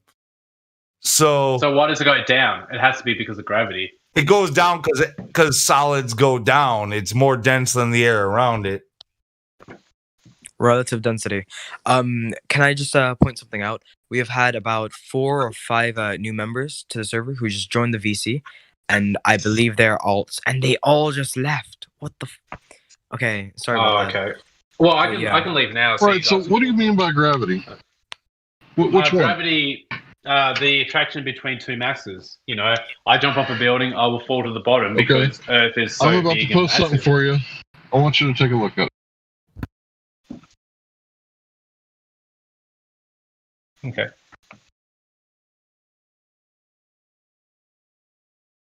I'm just gonna leave in about a minute. Sorry, I just have to pick up someone, but I'll be here for another minute and then I'll head off. Sorry. No worries. About to post it. Yeah, I'll see you. Just before you get into that, basically with snipers though, they take a few things into account, and I'm not like a trained marksman. I don't have a marksman award or medal or anything like that. Enough. But there are people in here who do have it. But the bullet velocity, how fast it travels, is the major thing. You know, that's where you're going to get your bullet drop over distance. So faster something goes, the more it goes. It doesn't have anything to do with gravity. The more energy you put into projecting it, going somewhere. You put more TNT into it or more bullet, it's going to go farther and longer. But how come the bullet is attracted to the Earth? It's not like- attracted to the Earth. That's the It's thing. not okay. All All right. right, so I just posted how something come for it you to is look at. what you see? The whole. Like when you do shoot a sniper and you see it going towards the Earth. Okay, did you expect the buoyancy of the atmosphere to hold up the lead? I don't think so, right? So if No, you were to shoot out a hot air balloon, right, what would happen? It would go up. It would come down. If you were to shoot it. No, a hot air balloon, hot air goes up, right? Yeah. What about a helium balloon or a hydrogen blimp? Right? It goes up. If you shoot it, it will go down, right? Well, no, what I'm saying is if you release it, right? Release it into the atmosphere. Right? Yeah, These it'll things go go up. up, Yep. right? So I just posted some things about gravity, right? It's some links that you can, either copy and paste and look at or just, whistle past the graveyard and ignore. It's up to you, right? But no, I'll look the into whole it. mass attracting mass, it was debunked 105 years ago by Einstein and his theory of relativity, right? And the thing about relativity is that it's a load of bullshit because they show the kids, right, the trampoline with the bowling ball and the tennis ball and the baseball, right? Well, that's showing them the fabric of space-time, right? But space is actually a vacuum according to their model, right? So where's the fabric in a vacuum? Like there's no material in a vacuum. And it's not a perfect vacuum, but it's a near perfect vacuum, right? So they're lying to the kids. It's like showing them tetherball and saying, this is how it works, kids. Look at the tether between the pole and the ball. There is no tether. There's no fabric, right? I'll tell you what, guys. I do have to go right now. I'm really sorry. I actually encourage what you guys are saying. I actually believe that the Earth is a globe, and I'm sorry, but you should still talk to people, get other people's opinions, and I'm going to look at these two theories that you guys have sent me, and then when I join back next week, we'll talk about it. All right, before you go, I want you to recognize what you just said. Like you literally, I believe the Earth is a globe. Yeah, you don't. I want to focus on the word belief. Belief. The fact that it's only a belief. If you do come back and you still want to fight for the globe, we're going to ask for more than belief. We're going to ask for proof. That's fine, and I'll make sure I'll do some research before I come back here next week. All right. Good luck to you, man. Thanks, guys. It's been enlightening. See ya. All right, peace out. He comes back a flat earther and realizes there is no evidence for his belief. That guy earlier who said that he believed 98% that, the Earth's a globe, I'm sitting there thinking, man, I believe 100% that I got 10 toes, but I got a whole lot of evidence sitting right here in front of me. And 98%, man, that's not too far from 100. He ain't got no evidence. What's he going to come back with? A guy playing with his balls in a shed, right? He's going to come back with a guy who's fascinated with shafts and whales, or he's going to come back with a guy who hypnotizes people with clocks, right? Pendulums, right? Well, most of us have been here long enough to know that even the best of their kind never comes back with any proof. So when I said good luck to him, I meant it. It's just not going to happen. If he comes back, it's going to be incognis, or it's going to be, I don't mean the penalty room. I mean, he's going to be in severe cognitive dissonance, or he will be a flat earther because we gave him some shit and he went to check it out and he was like, those guys were right. Well, hey, man, I mean, good luck finding the fabric of space-time. Good freaking luck. Outside of mathematics, good luck finding the fabric of space-time. Good luck. All right. If anyone comes in here with the evidence of that, come on, man. Come on, man. Yeah, I was going to say, whoever was spiraling earlier, I'm sorry for cutting you off, but if you're a flat earther, you have no reason to spiral. Yeah, you know. I mean, if anybody has a reason to spiral, it's that. Oh. Like, you're on a good, solid foundation. All the evidence is on your side. Actually, it was fraud. I'm going to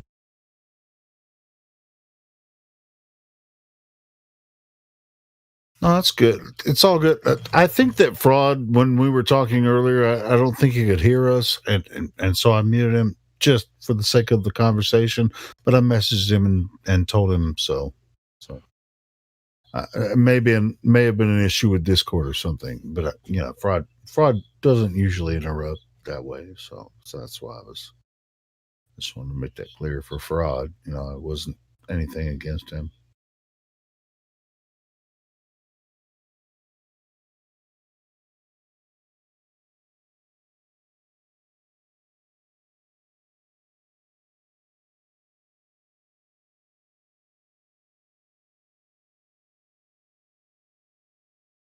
I'll make that clear because I dig fraud, man. He's got a lot to offer here. So oftentimes, these guys come in saying things that are dishonest and so on. And I think that's what got fraud, is that the guy was being dishonest. But if we're yelling at them, they're going to shut down completely and we'll never get through to them whatsoever. You have to keep your cool or it's going to go nowhere. Well, who the fuck is this guy tagging everyone in the live stream? Kane? What the hell is wrong with you? You don't. Why the hell are you tagging all the mods? What the hell is wrong with you? Don't get triggered. Well, that's going to trigger me, man.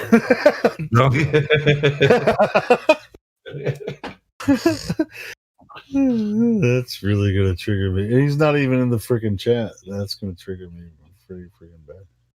Who is this dude? He's not even in the freaking chat. So he's King, get your ass in here or stop tagging people, bro. Or you're just going to be server banned for doing that shit. That is not cool.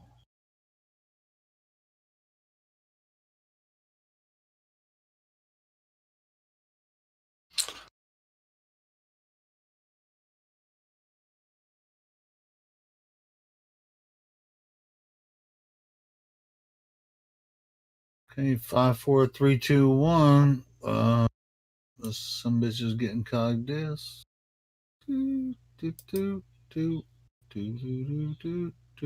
Somebody already give him cog this. I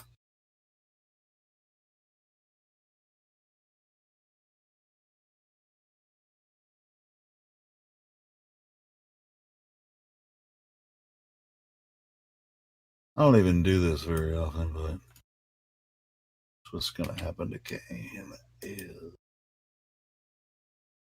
see if this works.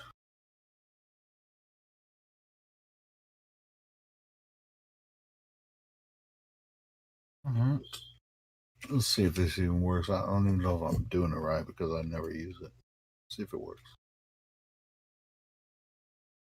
Boom! It worked. Yeah, Kane, you're gone. Tag every mod. That's freaking stupid. Just to be clear, I wasn't saying like it's not your place, right? Like you're stepping out of line. I'm saying it's not your place here on the flat Earth. It's their place on the spinning space monkey ballpark religion. It's their place to be spiraling. Hey, that's what I mean. By the way, anyone that's typing in the shit, I'm looking in the wrong freaking VC checking it anyway, but I was looking at the VC checking voice text, but he was spamming anyway. Fuck. I guess I fucked that up. I might have to unban him so I can get him in the VC check-in.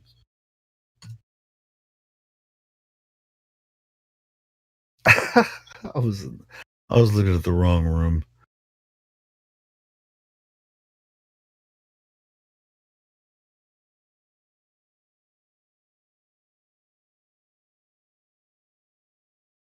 Oh, why Cyclone is apologizing to me. Shouldn't have banned Homeboy. Well, I mean, actually, I should have banned him, even if he was in the VC check and just adding everyone. Let me see if I can.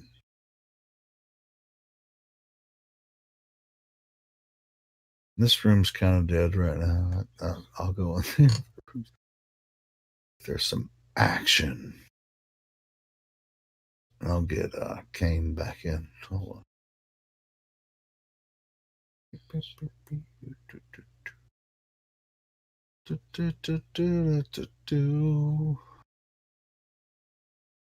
See you guys.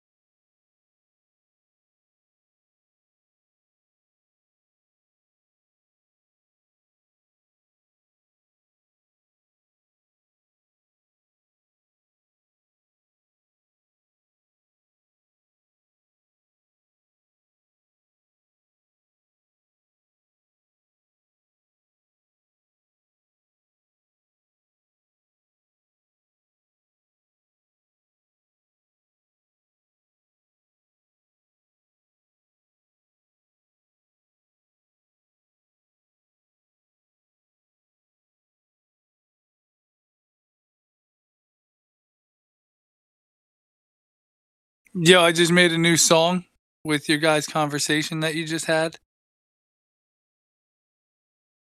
I'm gonna drop it. It's 40 seconds. 40-second pretty much clip.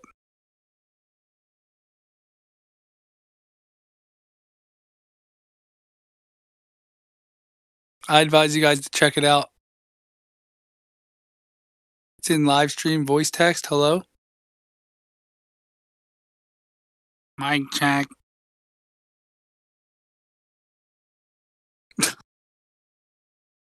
I see you, dude. I know I'm coming through. Just everybody should check that song real quick. Share it if you like it.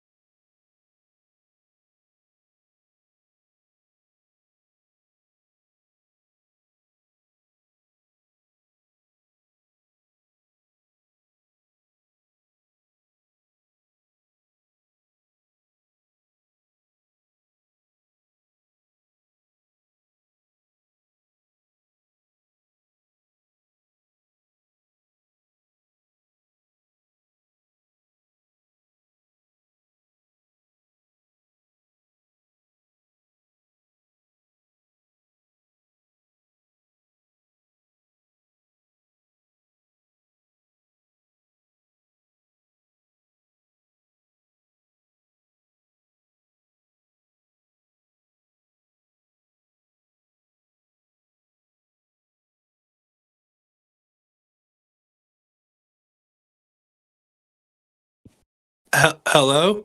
Is there anybody here, guys? I can show you my research.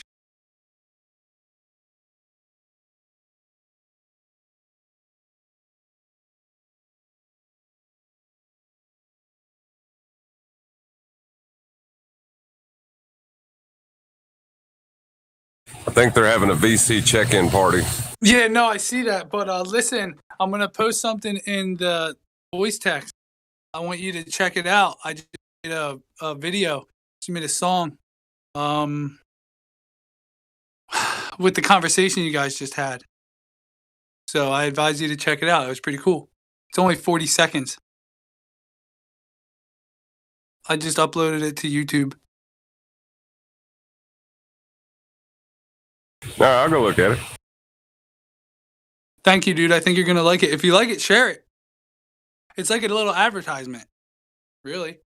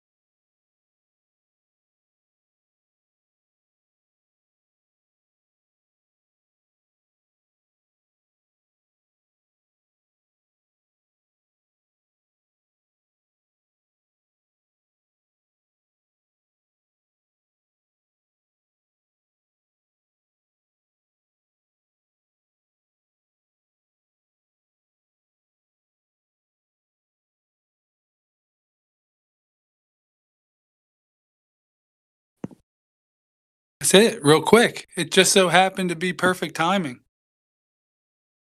Like I was ready to record, I jumped in, and you guys were having that insane conversation. Boom, he was like teaching the dude what the server was about. I was like, perfect. Went to the live stream, winded it back, got it done in a few takes.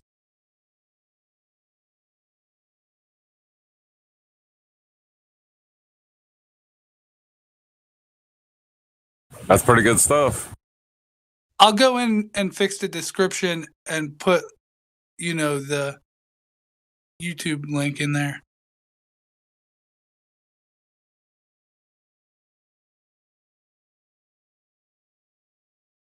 But I just wanted to get 247 Flat Earth into as many ears as possible. That's why it's so plain. The name of it is just 247 Flat Earth. That's the name of the video. That's it. No fancy rap name, Flat Earth music, nothing. I just want people to get 247 Flat Earth in their head. That's it. Yeah, I don't really like saying flat Earth. I like saying reality. Well, when I tell people to research Flat Earth, I tell them research 24/7 Flat Earth. And it sends them down a way better path. Well, I was a heliocentrist for a long time. I even argued the other side of this. And it wasn't until, I think it was January, that R become lost to me. Because, it's a valid argument as long as you have R, Yeah, but they can't get past R. So there's this huge equation for all different things, but you can't even get past R. So all the other argument is void. Right. Yeah, without R, everything else. Everything's I'll tell R. you. I'll tell you what. Miggy's 3 points changed the game, dude. He revolutionized this server. Big fucking time. He revolutionized Flat Earth with those 3 points.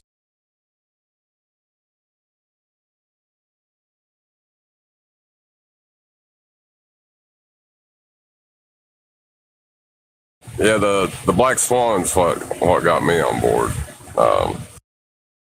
Because I thought I understood how everything worked. But if the horizon isn't a tangent point, then you can't derive a radius value from it. You know, it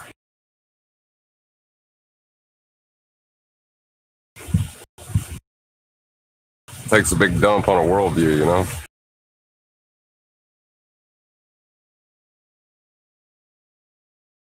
I think we're being raided. There's some people joining in. We got like 21 people in here all of a sudden.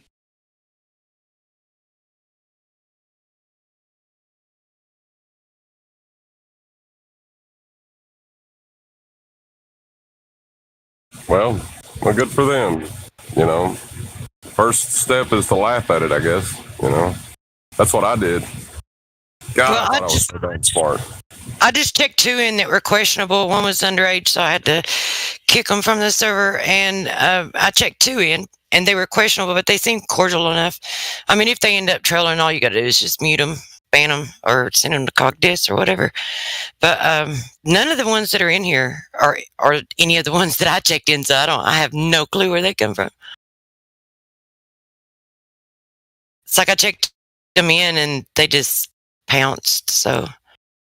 Well, you know, when you first come to this subject, you come to it laughing. You do. You think, who in the hell in the 21st century would be dumb enough to think the earth is flat? Because, I mean, you got your pride's just full on. You think you're educated. You think you know. Like, you really think you know. And it's a kick in the teeth when somebody points out that the horizon has nothing to do with the shape of Earth. That it's not geometric. You don't live on a ball. Okay, I'll be right back. I might have one that may have questions. Just a second.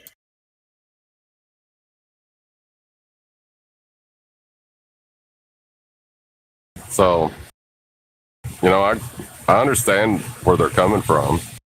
I kind of feel bad for them because the longer they stay around, the more it's going to wear on them, and the harder it's going to be to deal with.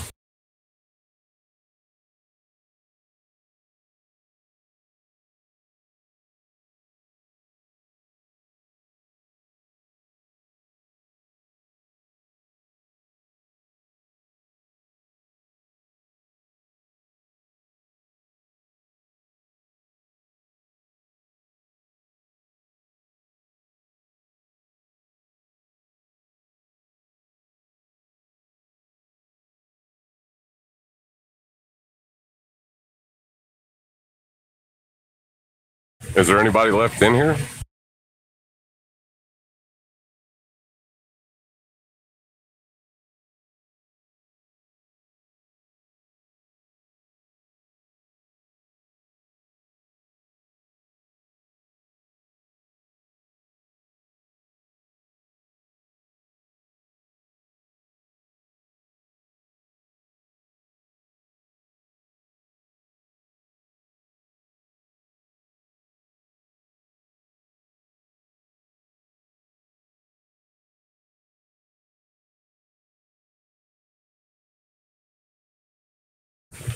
Well, my lunch break's over, guys. I got to go put a damn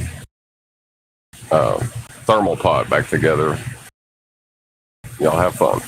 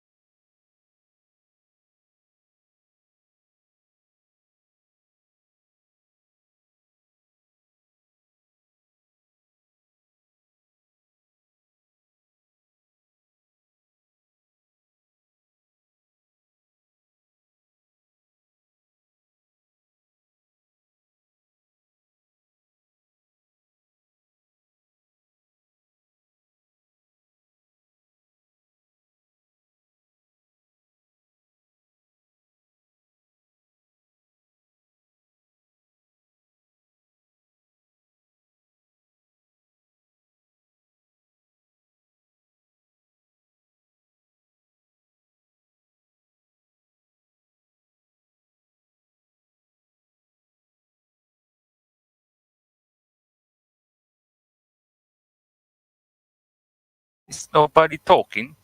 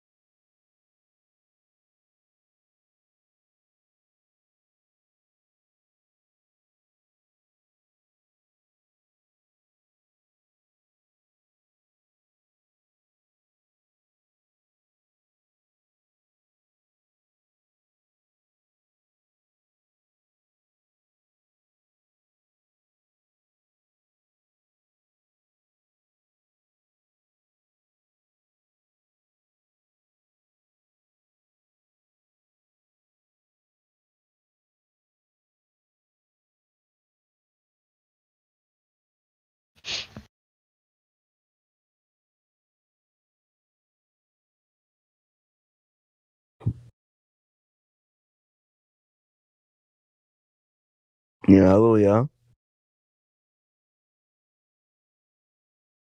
Hello.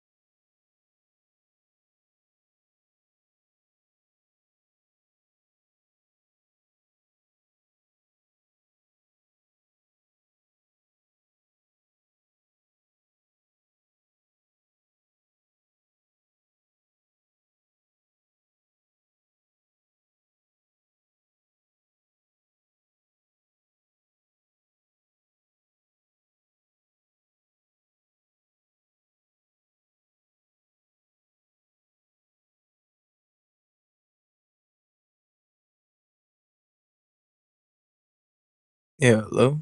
Hello? Anybody there?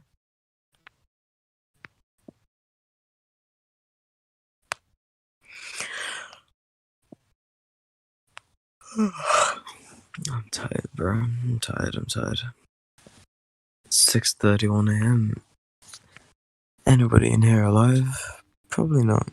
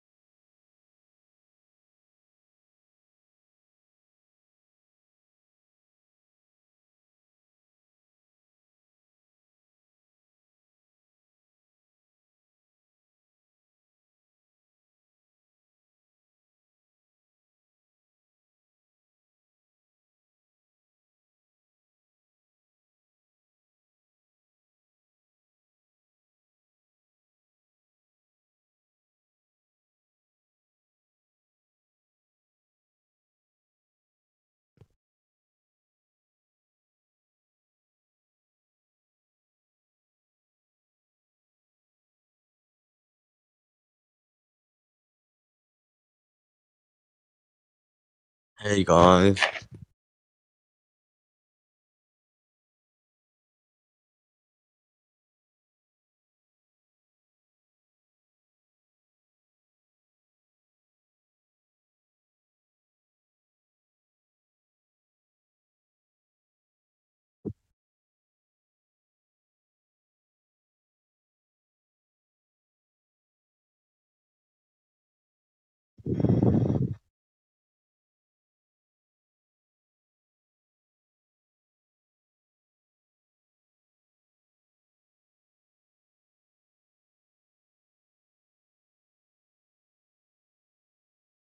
Wemby, do you believe the Earth is flat? You. Nah. Yeah. I'm not on that road man thing, you know. Where do you come from? I come from these ends, you know. I grew up in Luton. I don't know this kind of thing. I was out there in the jungle, yeah. There's no jungle in Luton, bro. It's all knives and shanks. I come from Antarctica, yeah. Come from the border, bro. Been on the You seen the flat earth thing? I've been on the moon, bro. We're like Gaddy on me, yeah. My goodness me, you've been on the moon, have you, mate? I've met some strange people out there, bro. Yeah, I doubt any of them have been to the moon, though, mate.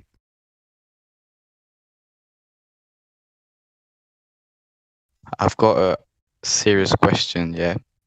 I want to know if you flat earthers think someone ever went to the moon. No, absolutely not. No. Categorically. And is the moon a real thing? Is the moon a real thing? Don't know, never been there. It's hard to say. But if what I mean is, even though no one ever has been there, is it still possible it is a thing? Yeah, of course. A thing? Yeah, moon's a thing, yeah. Yeah. But where is it? Is it not in space? What space? Serious question, bruv. What is it? What is space? Yeah. Oh, sounds stupid, right? But it's space. What is space? What is space for vacuum. me? Space. Space isn't much for me because, of course, I'm not like I wouldn't be able to. I wouldn't be qualified to answer your question. You know. Yeah, you But would. like, You would be able to because they tell you what it is. It's a vacuum, right?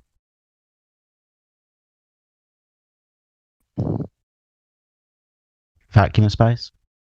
Lots of space between shit, so quite empty, yeah? Quite empty, yeah. Yeah. So that's where they say that is then, in space, the vacuum of, right? yeah. Cool. That's a bit of a problem, being as we're breathing.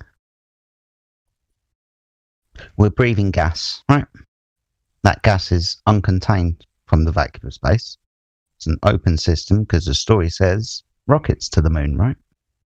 If you have an open system uncontained and you've got gas, if that gas is uncontained, it's going to disperse into the next available space, isn't it? Of course. Yeah. So, moon in space, no one's ever been there because the moon's not in the vacuum of space. You couldn't get there because that place violates natural law. You can't have space adjacent to gas pressure. The problem is we're breathing gas pressure. The definition of that is the force that gas exerts on the walls of its container. If there is no container, the gas will fuck off. All right? Very good. Very good argument. It's really simple. What about nah. I was going to talk about gravity, but I've already talked about that with I another. always get these kind of questions. And the thing I like to say about gravity is, for me, gravity is real. It's just the way it's defined, because gravity on its own is just a word. It's just a word. It doesn't need to be. It doesn't need it to be anything specific. It's just a word.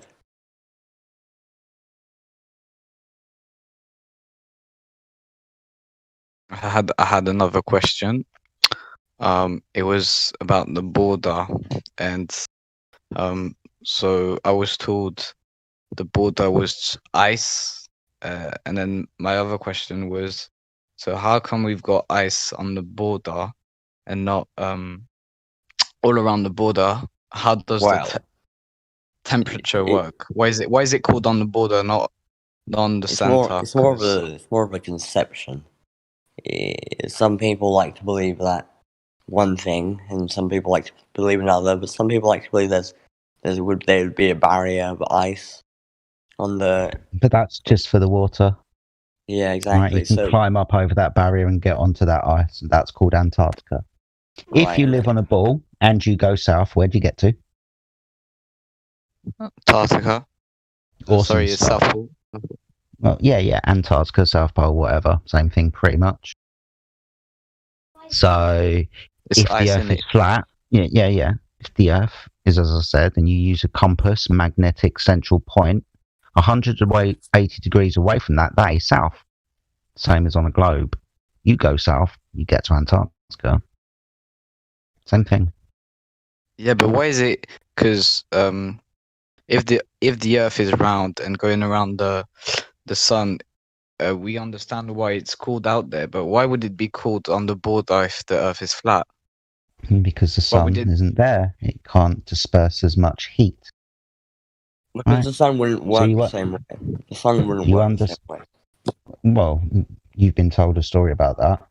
But Yeah. what we observe is the sun only goes as far north or inwards as the Tropic of Cancer. Only Exactly. goes as far south and outwards as the Tropic of Capricorn. So that's where the sun is, in between these two. In between those two is also the equator, the middle bit, right? So the sun crosses over that, goes inwards north, Tropic of Capricorn, summer in the north, winter in the south. But it can't go so far north as disperse all of its light to the Arctic. That's why it's cold there. Same thing, sun only ever goes as far south as the Tropic of Capricorn. Doesn't get to Antarctica. It's cold there. It's only warmer where the sun's over and close to. Arctic, Antarctic, further away from the sun. Cold.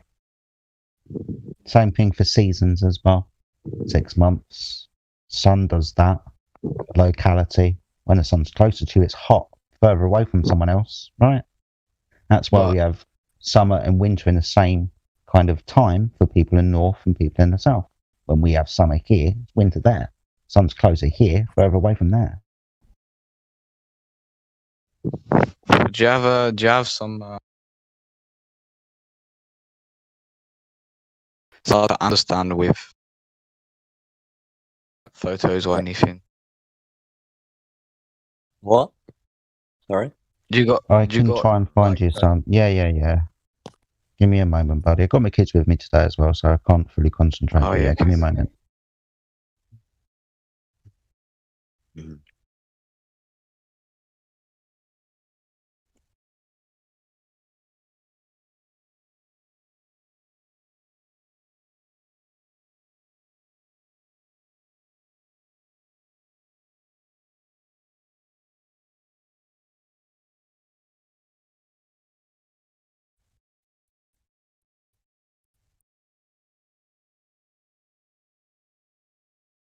All right, that meme's not working, buddy. Give me another couple of moments. I'll see if I can find you something else. What's up, Jedi?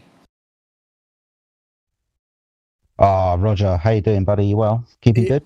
Yeah, it's raining cats and dogs, man. You wouldn't happen to have a downwards conceptualization of the Earth, would you? In Azamatl. Yeah. Yeah, probably I have. Second. Good, buddy. If you could drop that into live stream, that'd be awesome. Let me look for it.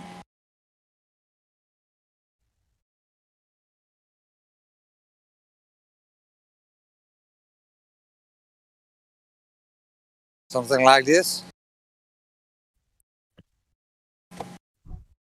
Absolutely 110% spot on. You two gentlemen can see the live stream. You see the image that's being dropped. Martha also dropped it. Oh, cheers, Muff-Off.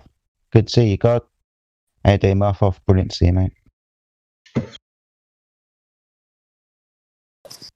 Good to still be here. Yeah. No doubt, buddy. No doubt. I've heard all about you, man. Really, really glad you're good. Really glad you're good, mate. Yeah, same. Good, man. So, yeah, gentlemen, you see the two images in the live stream voice text. That's what I'm talking about.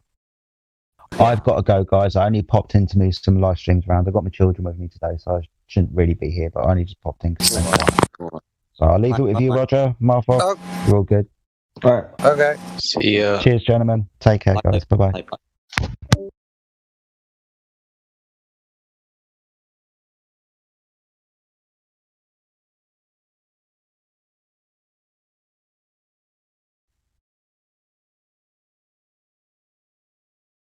Do you get the general idea? Yes, we were just explaining to Baltazar here that we were just trying to give him a brief idea of what the Earth could look like. He's gone. Oh, did he just leave? Oh, that's a shame. So you're VC verified, Win B? Mm-hmm. What's your take on the topic? I mean, I believe for, I'd say, a good year and a half that the Earth is flat, I'd say now. Cool. You have three points, right?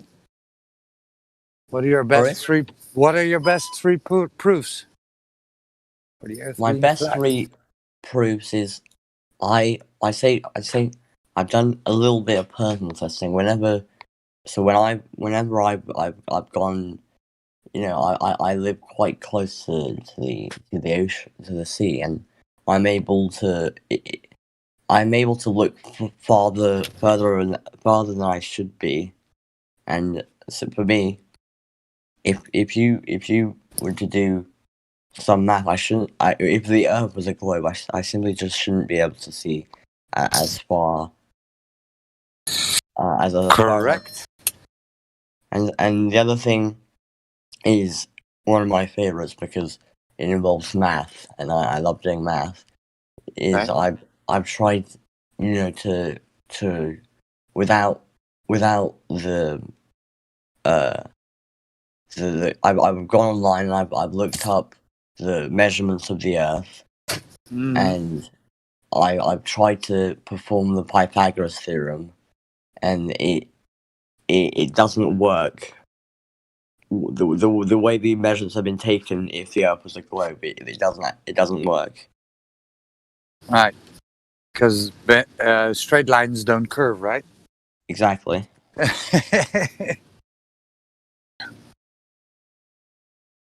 Yeah, man.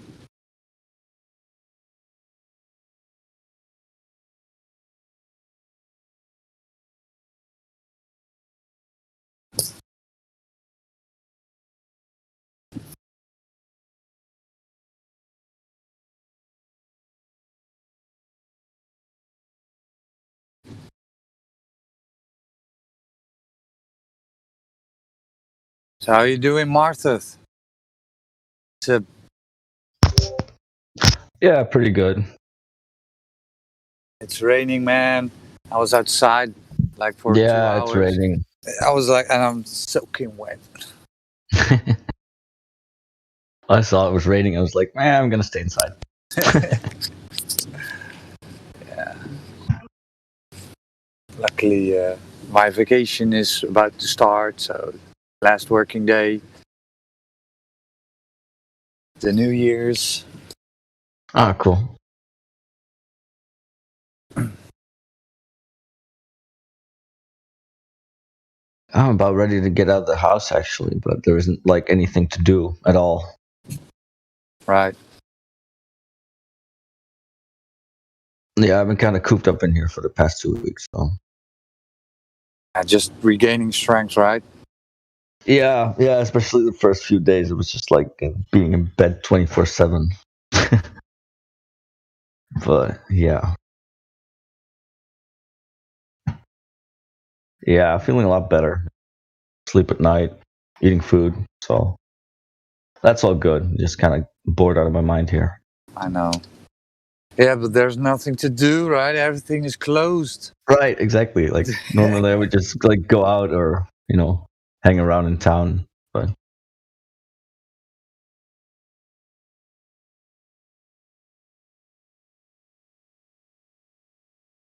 yeah, there's literally nothing to do.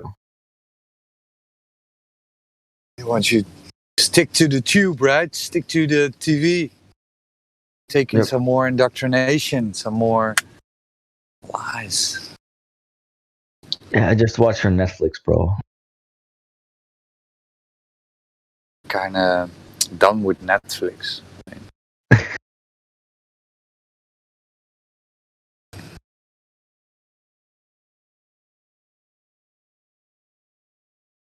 I don't really like all these viewing services much anyway. Like if I want to watch something, I'm just gonna make sure I download it. I can watch it on my own time in turn. So.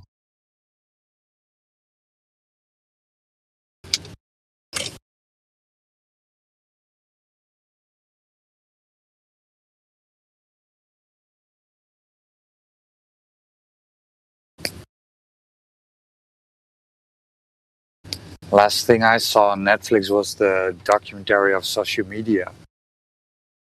I turned it off. Was it that bad? Yeah, it was about. Sure, everybody knows it, right? They're just scraping your info, and then. But it's. I thought it was more. They wrapped it in a package like, well, it's about commercial, right? They want to sell you stuff, but that's not really. Yeah, they want to sell you stuff. Sure, it's just like no, man. It's just like a database. And then they went into the Russians. What was it? The Russians influenced the elections, right? And yeah. That's like, oh damn, here we go again. Yeah. How would you know? And B, they're all two sides of the same coin, right? It's just ridiculous. Yeah. And them creating a database isn't about them knowing what you want to sell to you. It's just to know what you're doing and how to influence you. What are you doing? What are you thinking about? I mean, if you were to like get everyone onto this platform and you had like access to all the data, you would be able to tell everything, right? I mean, how many people are critical about some official story of events? Oh, we got about 5% of them. No, that's fine then. Nothing to worry about. Mm. Oh shit, we got 50. We got to up the disinformation campaign. I just heard that Nathan Thompson's YouTube channel was can't find it, but I saw it in the chat, but I can't find it. YouTube is pretty bad too. Like, I mean, sometimes I will like search for a video by title, and you can literally not find it in the search. Right. It won't show up at all in the results. You need a direct link, or otherwise they're just gonna hide it from you. And YouTube is what I've heard. I'm not a content creator, so but what I've heard is that it's not allowed anymore to post links in the chat, even for mods and channel owners now. Oh, really? Because they are seeing that people are getting off YouTube and going to DLive or I don't know, BitChute, so they don't allow those links anymore. Ah, sneaky bastards. Yeah, which is also a bit. So if you want to link to another YouTube channel, that's not allowed either anymore. So.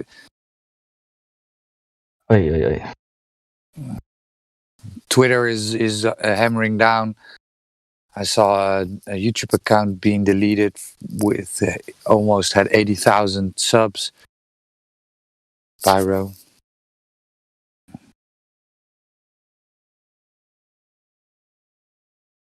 Have you ever seen? ever since like March, they've stepped up the disinformation fighting game. Mm. Have you seen Hugo de Jonge with his eyes wide open? Yeah, and I noticed that like months ago. It's like I was watching an interview of the guy, and I was like, Jesus, his fucking pupils are as big as his eyes. What the fuck is he smoking? What the hell is he smoking, dude? Well, I think he's not smoking anything. He's snorting. Yeah, smoking, snorting. I don't know what the hell he's doing. I don't know. Your pupils don't get that dilated if you're not doing anything. So. In the same day, it was like 3 days ago, he was standing with his eyes like really wide open. And then a few moments later, he was singing a Christmas song. Yeah, I saw that. And he actually interrupted like some other interview, I think. It's like, dude, what the fuck? What the hell are you doing? Starting to sing here. I'm trying to give an interview here, dude. The whole world is on fire, and he's singing a Christmas song in front of national television. I mean, yeah, it's ridiculous. Especially when he's the guy like ruining Christmas for well. Yeah. It's like hypocrisy. Come on, man.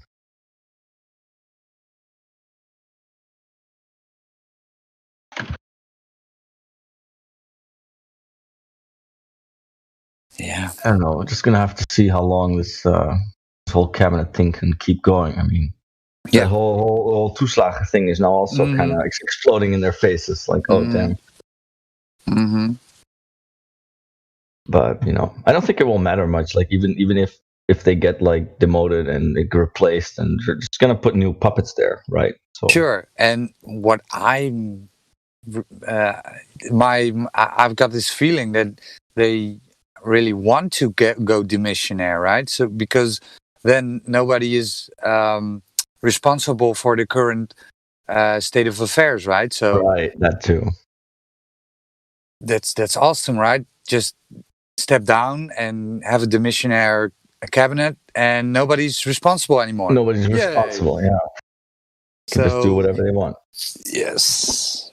And in March we have the election, and I'm kind of predicting, because the whole affair now with the subsidizing, right? That's going to blow up. Okay.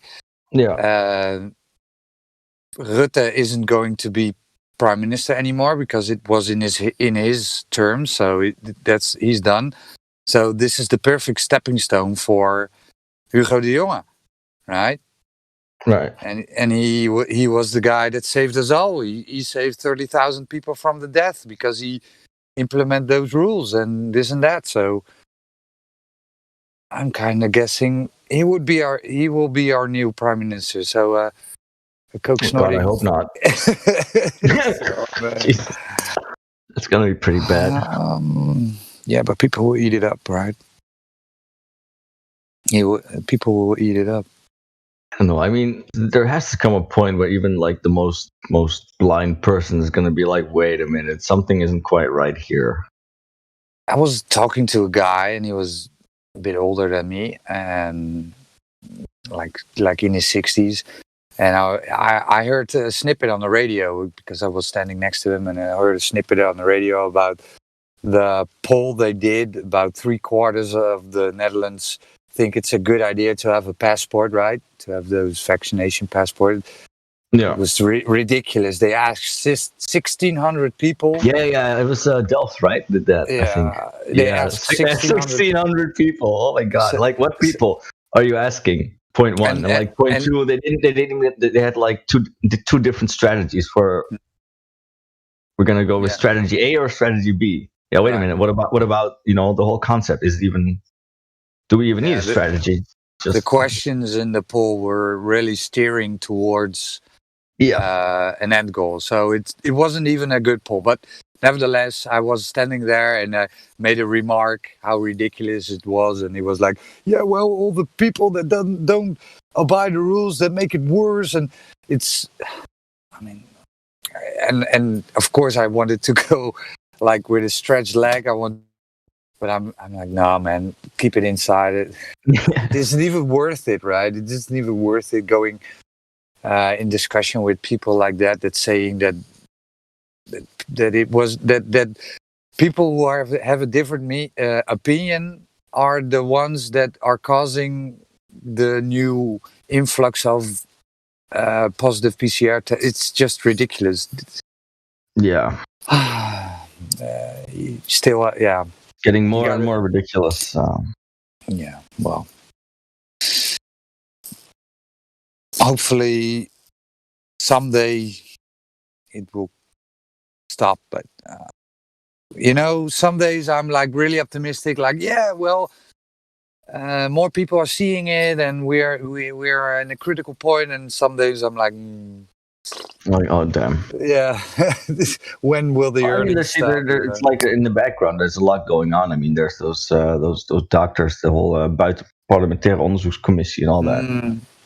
Yeah, but they're taking them to court and all that. You don't hear anything about that. But no. At the same time, you have like these people who just don't know anything, watching the news, and they're like, "Oh my God, you're so bad because you're not wearing a mask." Mm-hmm. I saw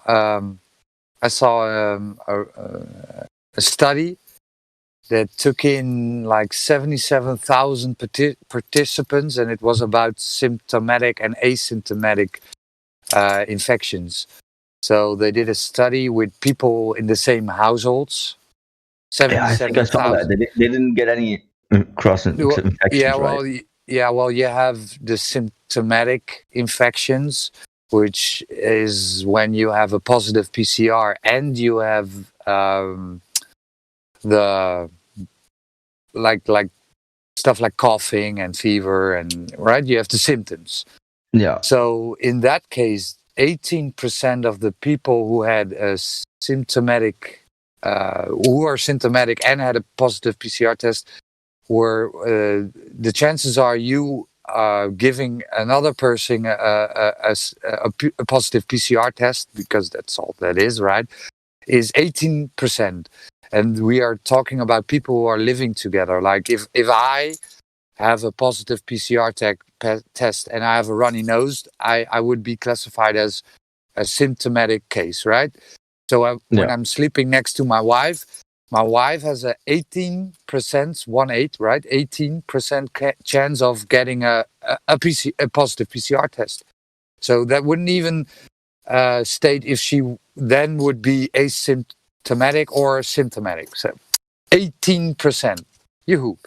Right. So that's people that it's just living insane, with each other, right? It's like 24/7 with each other. 18%. And then here comes the whole crux of the story. When you're asymptomatic, so the PCR test just gave you a positive, and you don't have anything like fever or runny nose or throat or whatever, right? It's just a PCR test. It happens a lot. Positive test and no Yeah. symptoms. Like, okay, but you're counting me as a sick person. So yeah, what?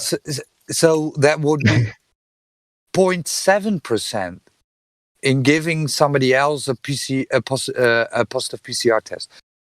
So, right. So we have people. So there are two cases to be made, right? So the chances are really low, and people who have a positive PCR test and don't have any symptoms are not infectious, right? They can't infect any other people. That's what I took out of it. But again, this is all based on opinions and not medical advice. So if you have, it's not a topic we can't discuss here. But. Well, we're not qualified to talk about this. We're not medical professionals, right? Right. So it's merely based on the study I saw in this case, but it's pretty obvious that people who are not sick and just have a positive PCR test, they're not sick, right? Right. They're no symptoms means you're not sick usually. Yeah.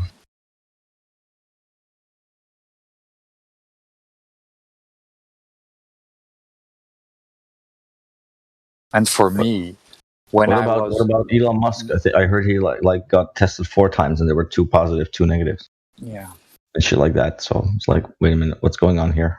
right, and people who got reinfected, right? So they at the first time had a positive PCR test, so they went indoors and quarantine. Well, that's all fine, and then they got another one. They got another positive, right? So what was it the first time or the second time? I mean, what? Yeah, yeah, it just makes less and less sense. I call it the white lab coat religion. To everyone I talk, I mean, it's just based on religion at this point. It's based in faith and having no empirical evidence whatsoever, right? And I talked to a guy and he had a positive test and he was sick and he told me, well, yeah, it was quite different because I was ill and like the flu, but more. And he told me he had a few times he had a lung infections, right, a lung ontsteking. So so was it the same? No, it was different because it was. And in my mind, I was like, okay, the fact that you know you had a positive PCR test, maybe it makes you think it's worse, right? Maybe it just was a lung infection, but it made you think it Yeah. was worse. Because That's another thing that's just like completely ignored, the whole placebo nocebo effect. Right. But it's just in my mind. I didn't told him that, but it was like, okay, right. The fact that the test told you had something and then you got sick doesn't really mean it is the cause, right? It's just the test that says you just a test that went off and then he was sick. Could be a lung infection, right? I mean, I'm not a doctor, but could be just a lung infection. And he told I'm just me wondering how many people are sick because of these kind of mental could be things that we're told. I mean, I had a nocebo experience one time that was enough to wake me up to it. I was like, I was working at this like wood zeg je dat, houtbewerkingsbedrijf, weet je wel. Yeah, it just processes wood. Yeah, pretty much. So it was boring, but it paid the bills, and I could listen to audiobooks while I was working, so it was fine. And I've been working there for like six months or so. I'm never really sick much, so I didn't, I just been working there for over like half a year. And then one Sunday evening, I just got home late, and I was like, I don't feel like going to work tomorrow. I'm gonna take a day off. So what I did was, well, I'm gonna call in sick, right? Should be fine because hardly ever call in sick. So in the morning, I called those people up. I was like, yeah, I'm not feeling well. I have a fever. My throat hurts, blah, blah, blah. And I hung up and I was like, awesome, I'm going to have a free day. Dude, within an hour, I got like fever, cough, and everything. Everything that I said, literally. And I started thinking about it. It's like, wait, what the hell just happened? I was like, oh, yeah, I literally said, I am sick. I have this, I have that. And that's what happened. So I was like, wait a minute.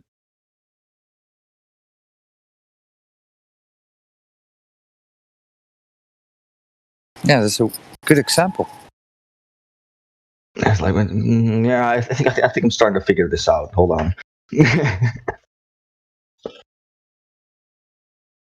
Yeah, it's funny because even in the whole medicinal trial thing, they acknowledge the whole placebo effect, but they don't really do anything with it other than test medication. But first trying to find out like, hey, how can we make people better with this? That's just kind of nope. Globus, you want to chime in? Globus? Hello?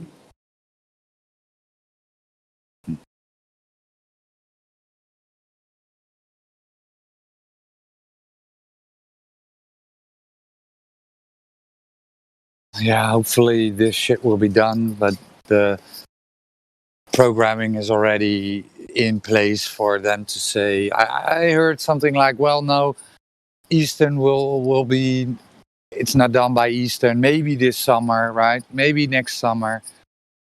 Already chiming this into your head.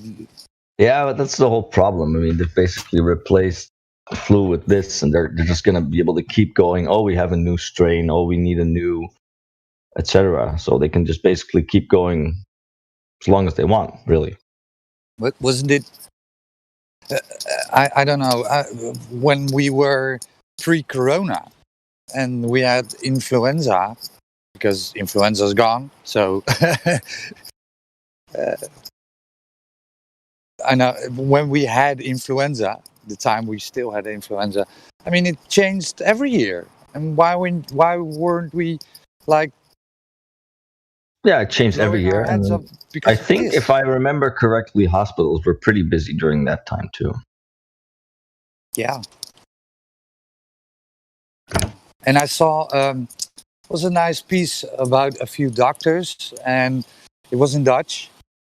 I don't know if you saw it. It's like 5 minutes long, and they're just telling, right, out of experience. I'm a doctor, I have 30 years, and this and that, and I'm a psychiatrist, 30 years, la la. So they were telling, well, these things are what we are doing now are really breaking people psychologically. Depressing, right? Just people are getting depressed and getting ill from depression. Right. Whether or not it's real or not, but fact is, people are getting depressed and getting ill. Well, it doesn't even matter if it's real or not. Just the fact that people are like contained and limited and all that. They can't see their family. They can't do this. They can't do that. It's just obviously there are going to be mental health issues.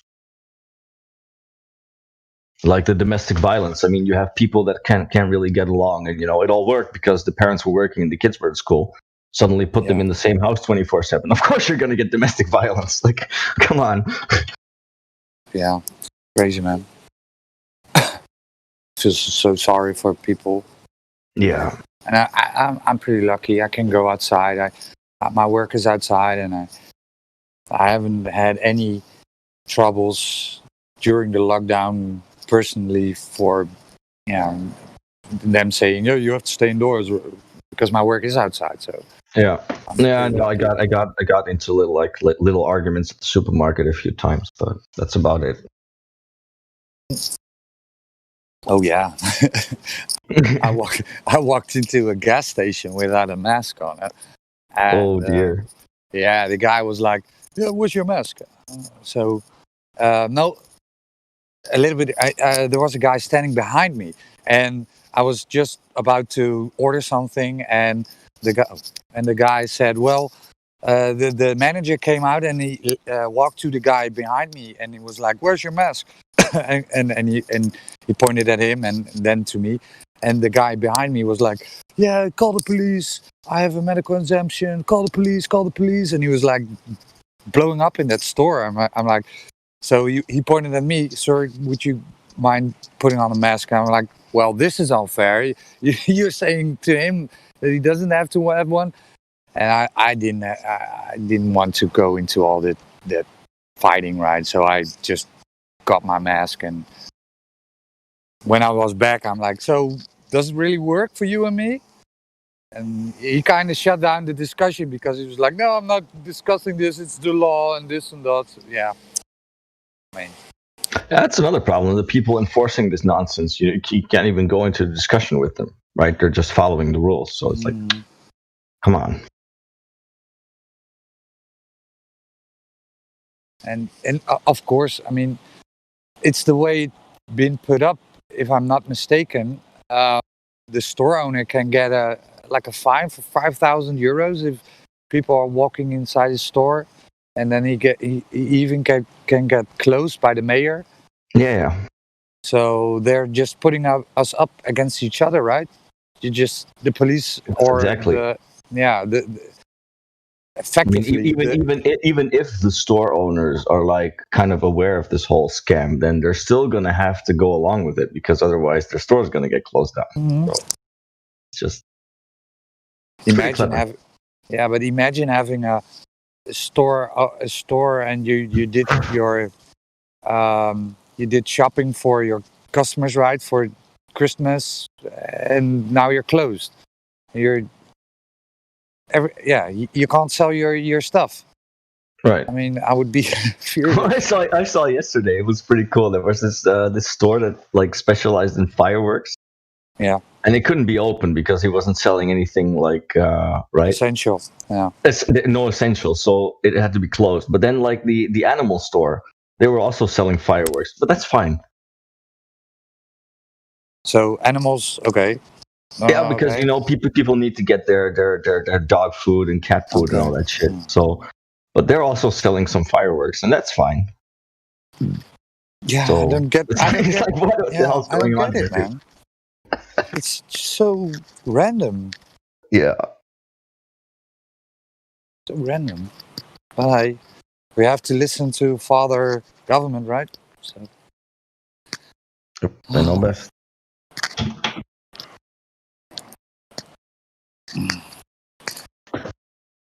I mean, just from a humanity point of view, it's just inhumane to tell a store owner, yeah, you have to close down, and the neighbor can stay open because he's selling, I don't know, dog food. It's just. Yeah. And then you have people who are being creative, right? So they're okay. Well, I can't have people in my store. Then I'll open my front door and have a small window where people can get their stuff. I will get them at the store, just like the hardware stores are doing now, right? Yeah. You can order your stuff at the hardware store, and then you have to drive there and you can pick it up. No, it's not allowed. Hey, so, I mean, not to change the topic or whatever, but about government and stuff. So it turns out there's a blue pill scandal going on with the federal marshals right now. What's a blue pill scandal? Apparently, they've been, the federal marshals who are on airplanes since 9/11. They take like a first class seat and all that stuff. It's like some random dude that just looks like a regular passenger, but he's got a gun. Yeah. There's a couple of those on every flight, right? Yeah, apparently Okay, yeah. they've been smuggling drugs. Oh, yeah. That's not the first time. I think I remember the Dutch Navy also did that. Some people in the Dutch Navy, they were going to Aruba and Curacao and just picked up the packages, right? Yeah. And then went to home and then sold it. So, I mean, nobody's gonna investigate a soldier, right, or a special marshal agent.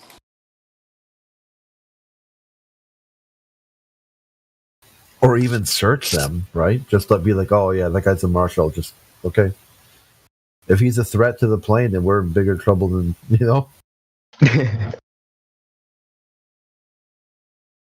Maybe this will people will actually start looking at this stuff now. Like these federal marshals and air marshals, whatever they call them. Get a real job, for this bull crap. It's also too like, would they just want to board like normal, like the rest of the passengers? Because otherwise, everyone knows who the dude is. It's not like he's sitting there comfortably when before everyone even boards. Yeah, you're like, well, I wonder who that is. But won't they just wrap it into a story that it's a rogue agent, right? Just one guy who does it. I don't know the backstory of it, of the marshals. Is everybody doing it, or one guy, or? Yeah, it looks like 20 agents out of the Dallas field office. 20, okay. Yeah, in the closing of a 2-year investigation. So they've known about this for 2 years. I have to go on mute for a sec because I'm going into an office.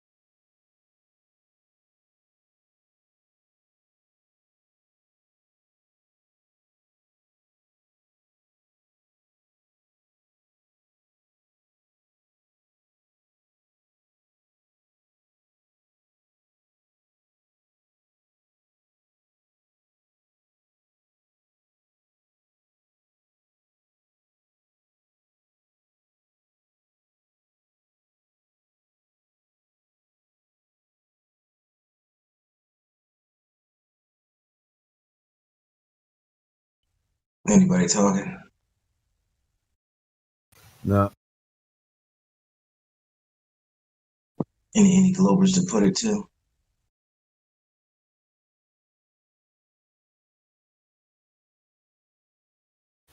No. Well, that's no fun. Is that you, Crit? What the hell are you still doing? Actually, I just got up not too long ago. No, you're just like me then. I just woke up like 30 minutes ago. Yeah, about 10 minutes or so. So I open the news, before I get ready and stuff. If I start walking around, I'm gonna wake everyone up. Got kind of an old house, so it starts creaking and stuff. Oh yeah, my girlfriend hates me. When I do that shit.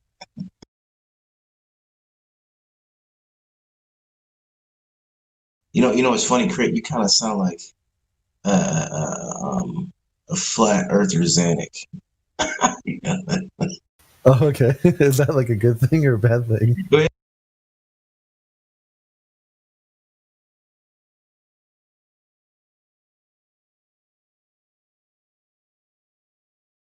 Well, not really, because Bizarro doesn't sound like Superman, right?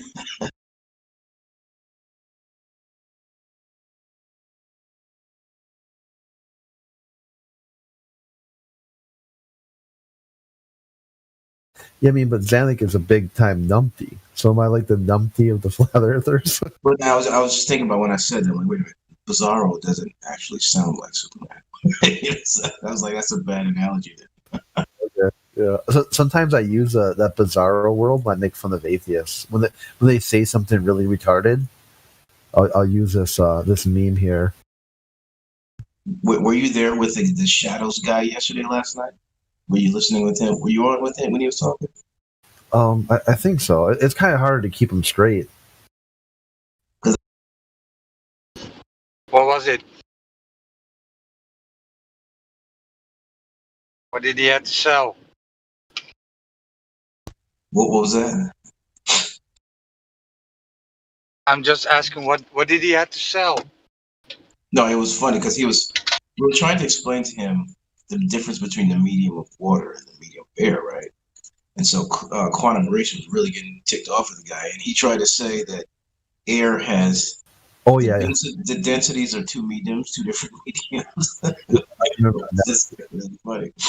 Yeah, because he went through like Huey posted a citation for I think it was Snell's law or something like that, and he tried to wordsmith it. Yeah, then he tried to wordsmith his way out of it.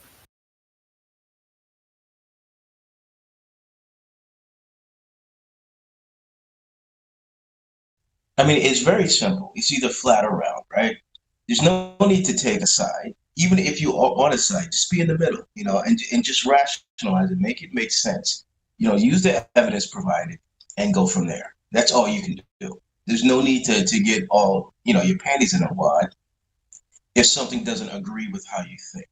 People are so opposed to their minds being changed. It's so crazy. Yeah, they're so enormously plugged into the system that they'll actually defend things they have no idea what they're talking about just because. It's not even like, because I use the Matrix as an analogy for these people, Cypher. But if you think about it, Cypher knew the truth. He just wanted to go back in, These guys just won't just won't acknowledge it at all,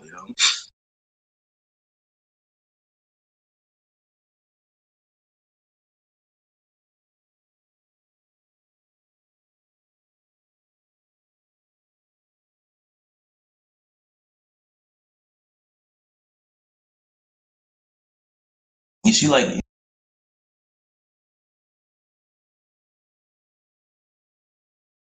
I think you cut out there. oh yeah, my bad. What did I leave off at? I think it said you see that, and then it ended right there. Didn't Morpheus say that there's a meme somewhere, I don't have it, but that they will fight to stay in the Matrix, right?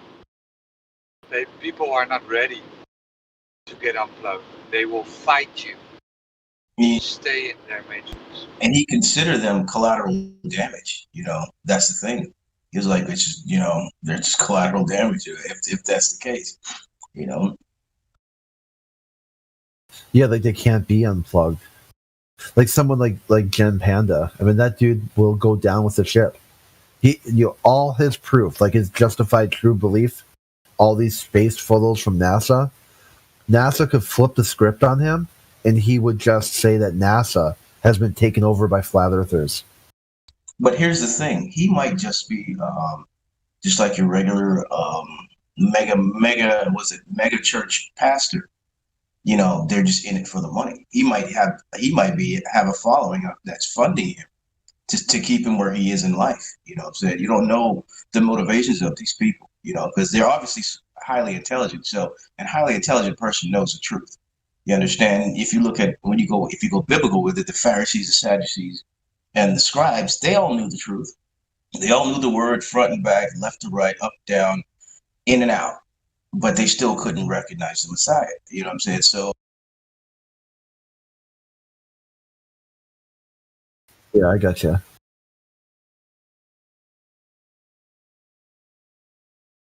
So it's like Xanax.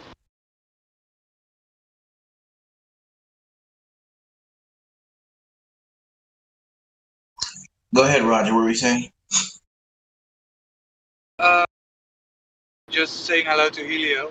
Just seen him jump in. Fuck that punk ass Helio. He fucking muted me yesterday, motherfucker. How is it in the US at this moment? Well, but Take your ass back to sleep, Helio.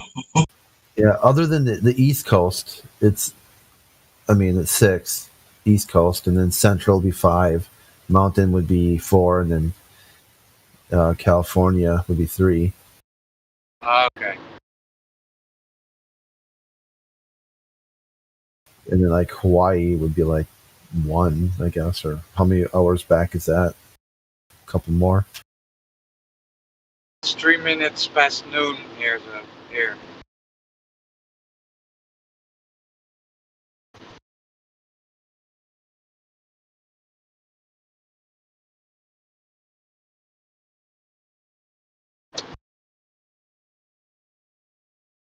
Yeah, and then that Shadows guy, who was trying to explain the sun. No, it wasn't Shadows. There's some other idiot that's trying to say that the sun, changes in diameter and goes over the horizon differently in different places.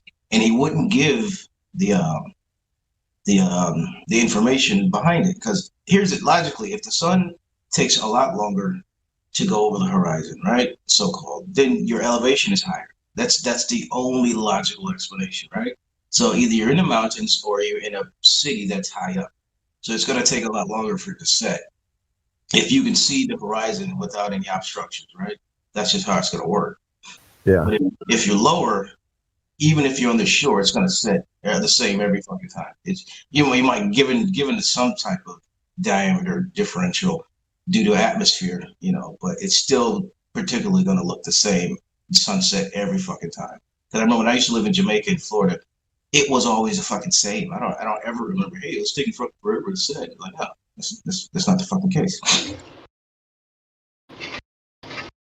Shout out to Miggy. Just joined. Hey, what's going on, guys? Good morning, Miggy. Just restarting the stream. Oh, I think so. That's what he just jumped in, didn't say anything. Miggy, you need to change your name to Peepo. Peepo Popo? Yeah, exactly.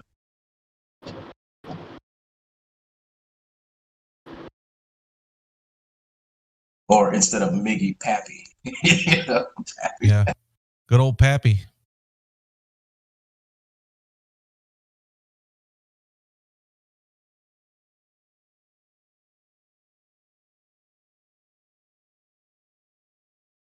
Yeah, I'm just reading what Mr. Phil said in the arena text. Oh, he's still around. I thought he was. Yeah, that guy wants to put his own conditions as to how he's going to present himself here, like a little special boy. I will only debate you if and his conditions are met. That's what he DMs the moderators and tells us that. Is he an atheist? Do you know? He is. I'm not sure. Is he? Yeah, I've talked to him. I mean, well, I thought at first when he left, because he left the server for a little while, I was hoping it was because the exchange we had in the Coliseum seating, but I guess it turned out that he just got over, you know. Well, anyway, one time we talked about beliefs, and that they said that God picked America to win the space race, and you know, and that triggered him. Like somehow science picked America, not God. She's now talking about the horizon, it being actual, not apparent. Right? His conditions are hilarious. Do you guys want to see them? Yeah, put them up there for them.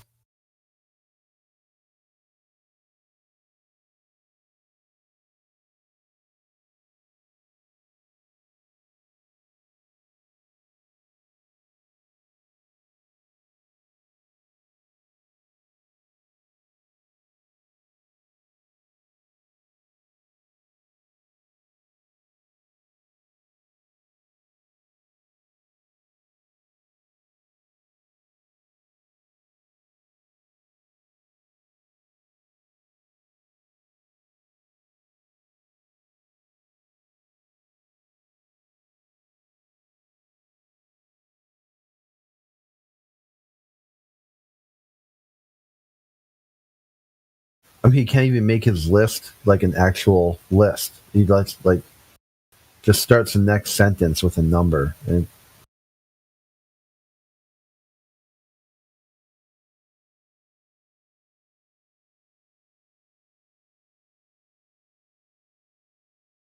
so this guy thinks we're going to cater to him because of who he thinks he is. Many people have come in here with their lofty titles, and I don't care. I don't care what you are. Doesn't matter to me. The only thing that matters in this context is what you can prove. here, next one here, I got him to write a hypothesis. I said, just give me the hypothesis, nothing else. And he does this whole write-up. Yeah, because he can't. What I'm finding out just recently is that people are not answering the question. I'm going to highlight that as much as I can possible. Every time we have a conversation with anyone and you ask them my direct question, notice how they deviate from the question. They'll obfuscate, they'll ramble on, they'll say whatever else. They won't answer the direct question. And every time they do that, I'm going to highlight that. Did they want to talk about anything other than the globe as their only proof of the globe? Well, just you could ask them any question. Doesn't even have to, just something that you want them to understand, like you want them to rebuttal. They're not going to do it. They'll just look for any other reason not to answer you.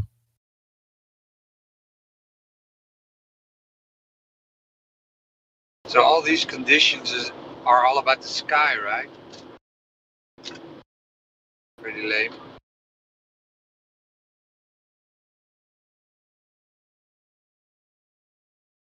Yeah, it has nothing to do with the Earth whatsoever.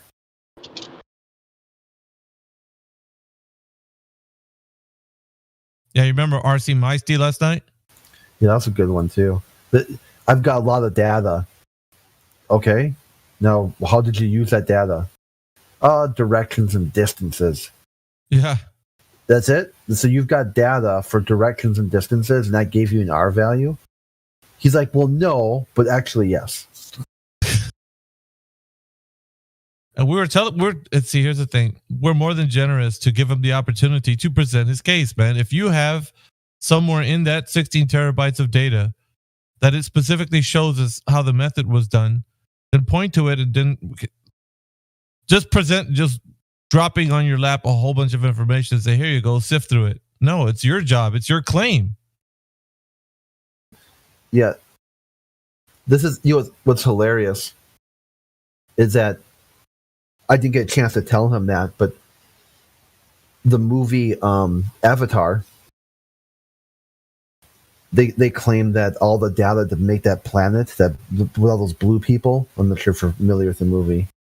I've seen it. Yep. Yeah, it was 17.8 terabytes. That means like Pangea, whatever the planet was called, is round.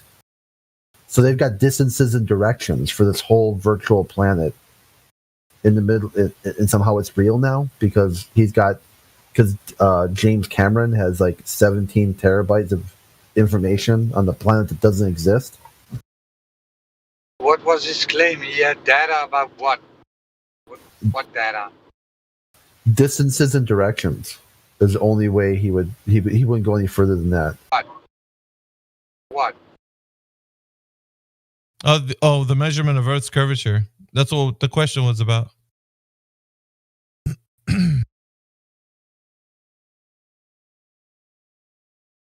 And how did he obtain this data? He just looked it up.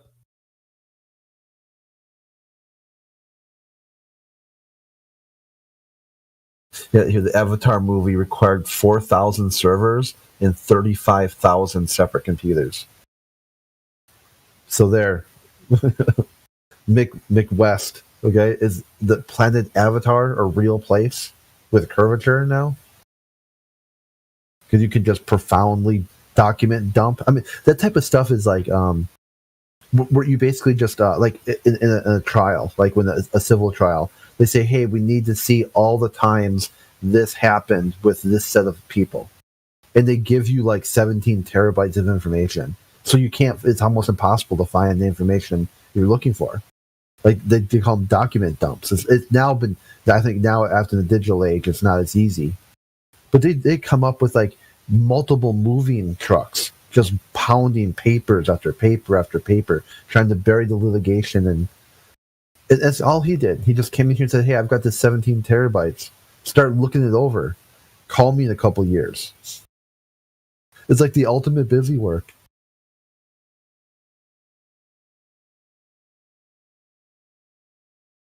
So Yeah, but he didn't. Yeah. Sorry, did he No, get go ahead, Roger. past?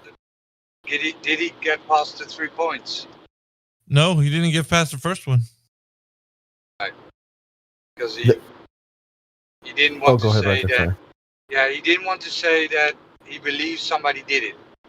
That's probably the case, right? No, he didn't want to present the exact information that was required of him to support his case. So he said, yeah, it's been done. GPS has done it. And here's the information. He didn't want to be specific on the explanation of the method in which was used to get the measurement of the Earth's curvature. So here's the thing. You got to press them on these things, right? Give me what I'm asking for, not what you want to present. I'm specifically asking for something. I want what I'm asking for. If you don't give me what I'm asking for, then you're not supporting your case. Which is what I asked him last night. The measurement of Earth curvature, hand it over. And tell me the method so that we can all do the same method. Because obviously if one person can do it, another one can too. And he's just like, well, I've done it in my plane. And he said the very same thing with the idea that you could map out with GPS. And I was like, dude, what method was done to get the 8-inch per mile square curvature drop rate, man? The measurement. How was it done? How did you do that? Well, I've done it on my plane. He just repeated the same thing. If you're going to do that in this conversation and you don't want to be specific and present your case, then why are you here? But he done what on this plane? I done it. I mean, you can play cards on your plane. How did he did it? Right? Yeah, that's the thing. He didn't want to actually get into specifics. Would expose him. Yeah. Well, not only that, but he doesn't know, man. And that's the thing. He wants to sound like those who know what they're talking about. But when pressed for the answer, he doesn't give you an answer. He just like skirts around it and says, well, I have done it. So there it is. Like what did you present? You didn't present shit. Present the damn thing and then let's talk about it. You didn't do it. So he was lying. Maybe. Yes. Yeah. So these are the people I call hamsters. If you don't want to have a conversation in here with us, don't come in here, act like you know something, and then just vaguely talk about it. And people are going to get frustrated. Yeah, this server is built on people having good conversation, honest conversation. And if you don't want to have that, then kick rocks, man. Server don't need you. These staunch Globers, guys, they're becoming obsolete, man. We don't need those guys in here.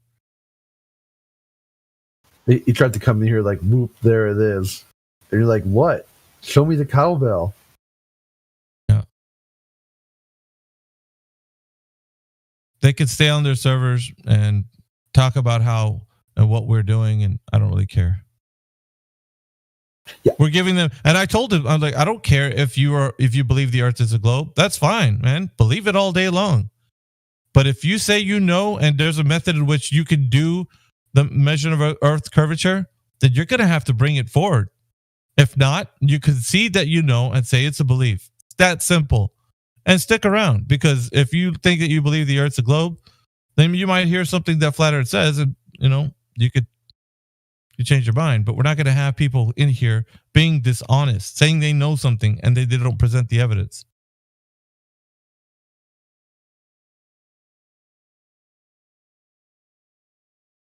Guess that would be the difference. Yeah, globe earthers can exist in this server. So we're not opposed to that. It's the idea that when you say that there's true knowledge and you withhold it from people that want to know, then we got big problems.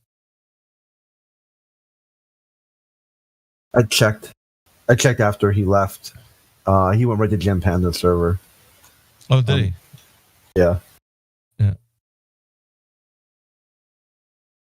Like, check it out, guys. Distance and directions. GPS stumped them and they kicked me. Yeah, just go listen to the live stream. You can find out the truth there, but yeah, I know he said that. But that's what they all do, right? Those numpties. Go ahead, Roger.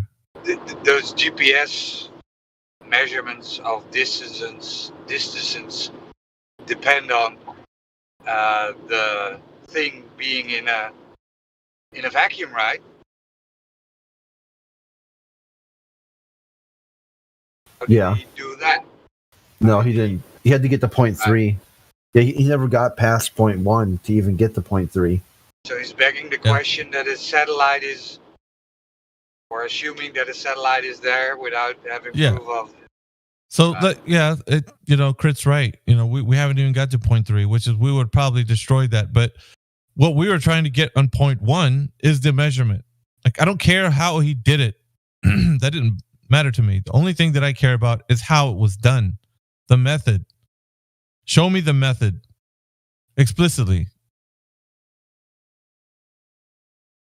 And so we were struggling there. So there was going to be problems. Imagine if we did get to 0.3, which I know with him, it wouldn't have happened. But if we did get to 0.3, then his satellites would have went bye-bye. Yeah, he should have just, if he wanted to stay the same thing, he could have talked about all the other ground positioning systems that existed before this, like so-called satellite one. And the triliteration, your handheld device doesn't pick up anything from space. He doesn't even know that. It picks up ground towers that supposedly get information from space.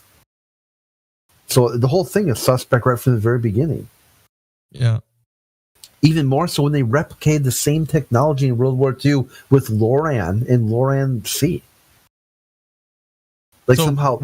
Oh, go ahead. I was just gonna say, when you take them to the 3 points, like, and you get them on the question, hold them to that question. Don't let it go, because these sophists, they are really good at diverting, taking you on tangents, telling you to think about something else, dropping 16 terabytes of data. Like, they know how to obfuscate. So the thing that you got to remember that's going to rescue the conversation is bringing them back to the point. I am asking for the direct measurement of the Earth's curvature, the 8 inch per mile square drop rate. That is what I want. Show me how it's done. Give it to me. You know, like that's what you make sure that you do that, so that whenever they try to go somewhere else, you stop them, you bring them right back to the point. Because I'm getting tired of these guys coming in here and doing that to everybody that's in here. They'll take you on tangents, they'll talk about anything else, waste a bunch of time, and not give you the thing that you're asking for.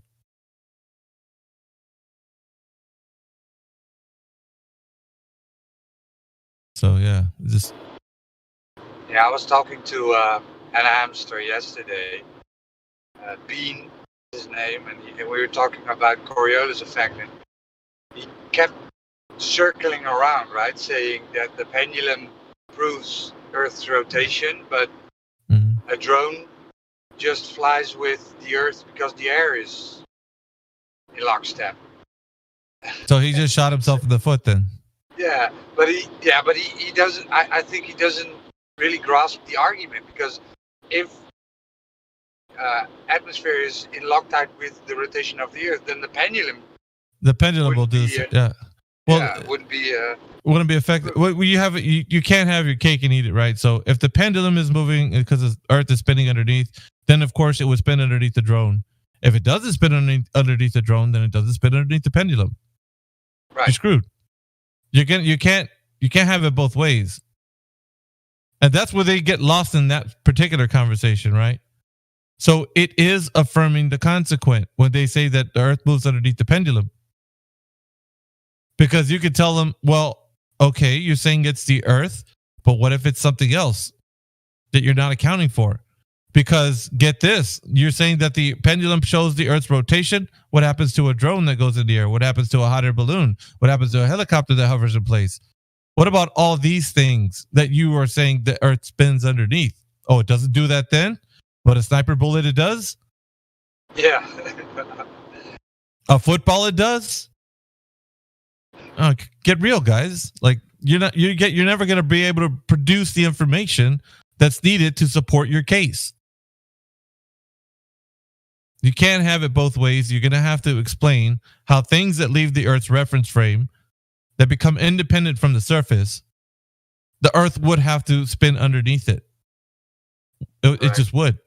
There's no way you can get around that. No way. Nigga, yeah. Yeah. Good morning, What's up, guys. man? How are you? Pretty good. Fine. So, I've been honestly just concerning the flat Earth. I've been on the fence for almost like 6 months right now, but I'm completely convinced about the 3 points you frequently raise about, first one regarding the curvature of the Earth, second, the actual rotation spin of the Earth, and the last one, which is the vacuum of space. And to me, there's no counter argument to that. Right. To me, that's completely sufficient.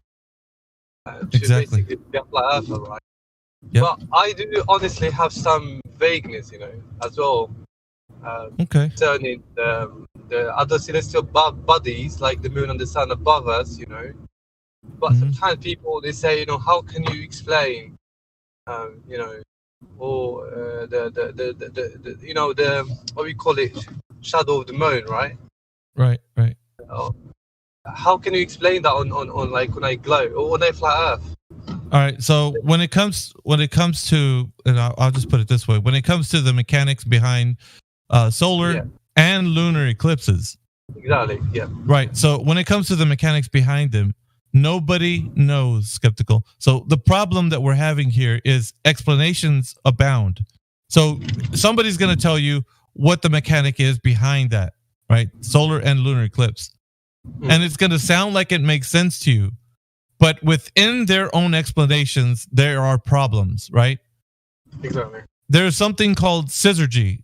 If you are having a lunar eclipse with the Earth getting in the way of the moon when the sun's supposed to be hitting it, and then causing a shadow onto that body, you're going to have a problem when you come to the Selenelian eclipse, which is called the impossible eclipse for a reason.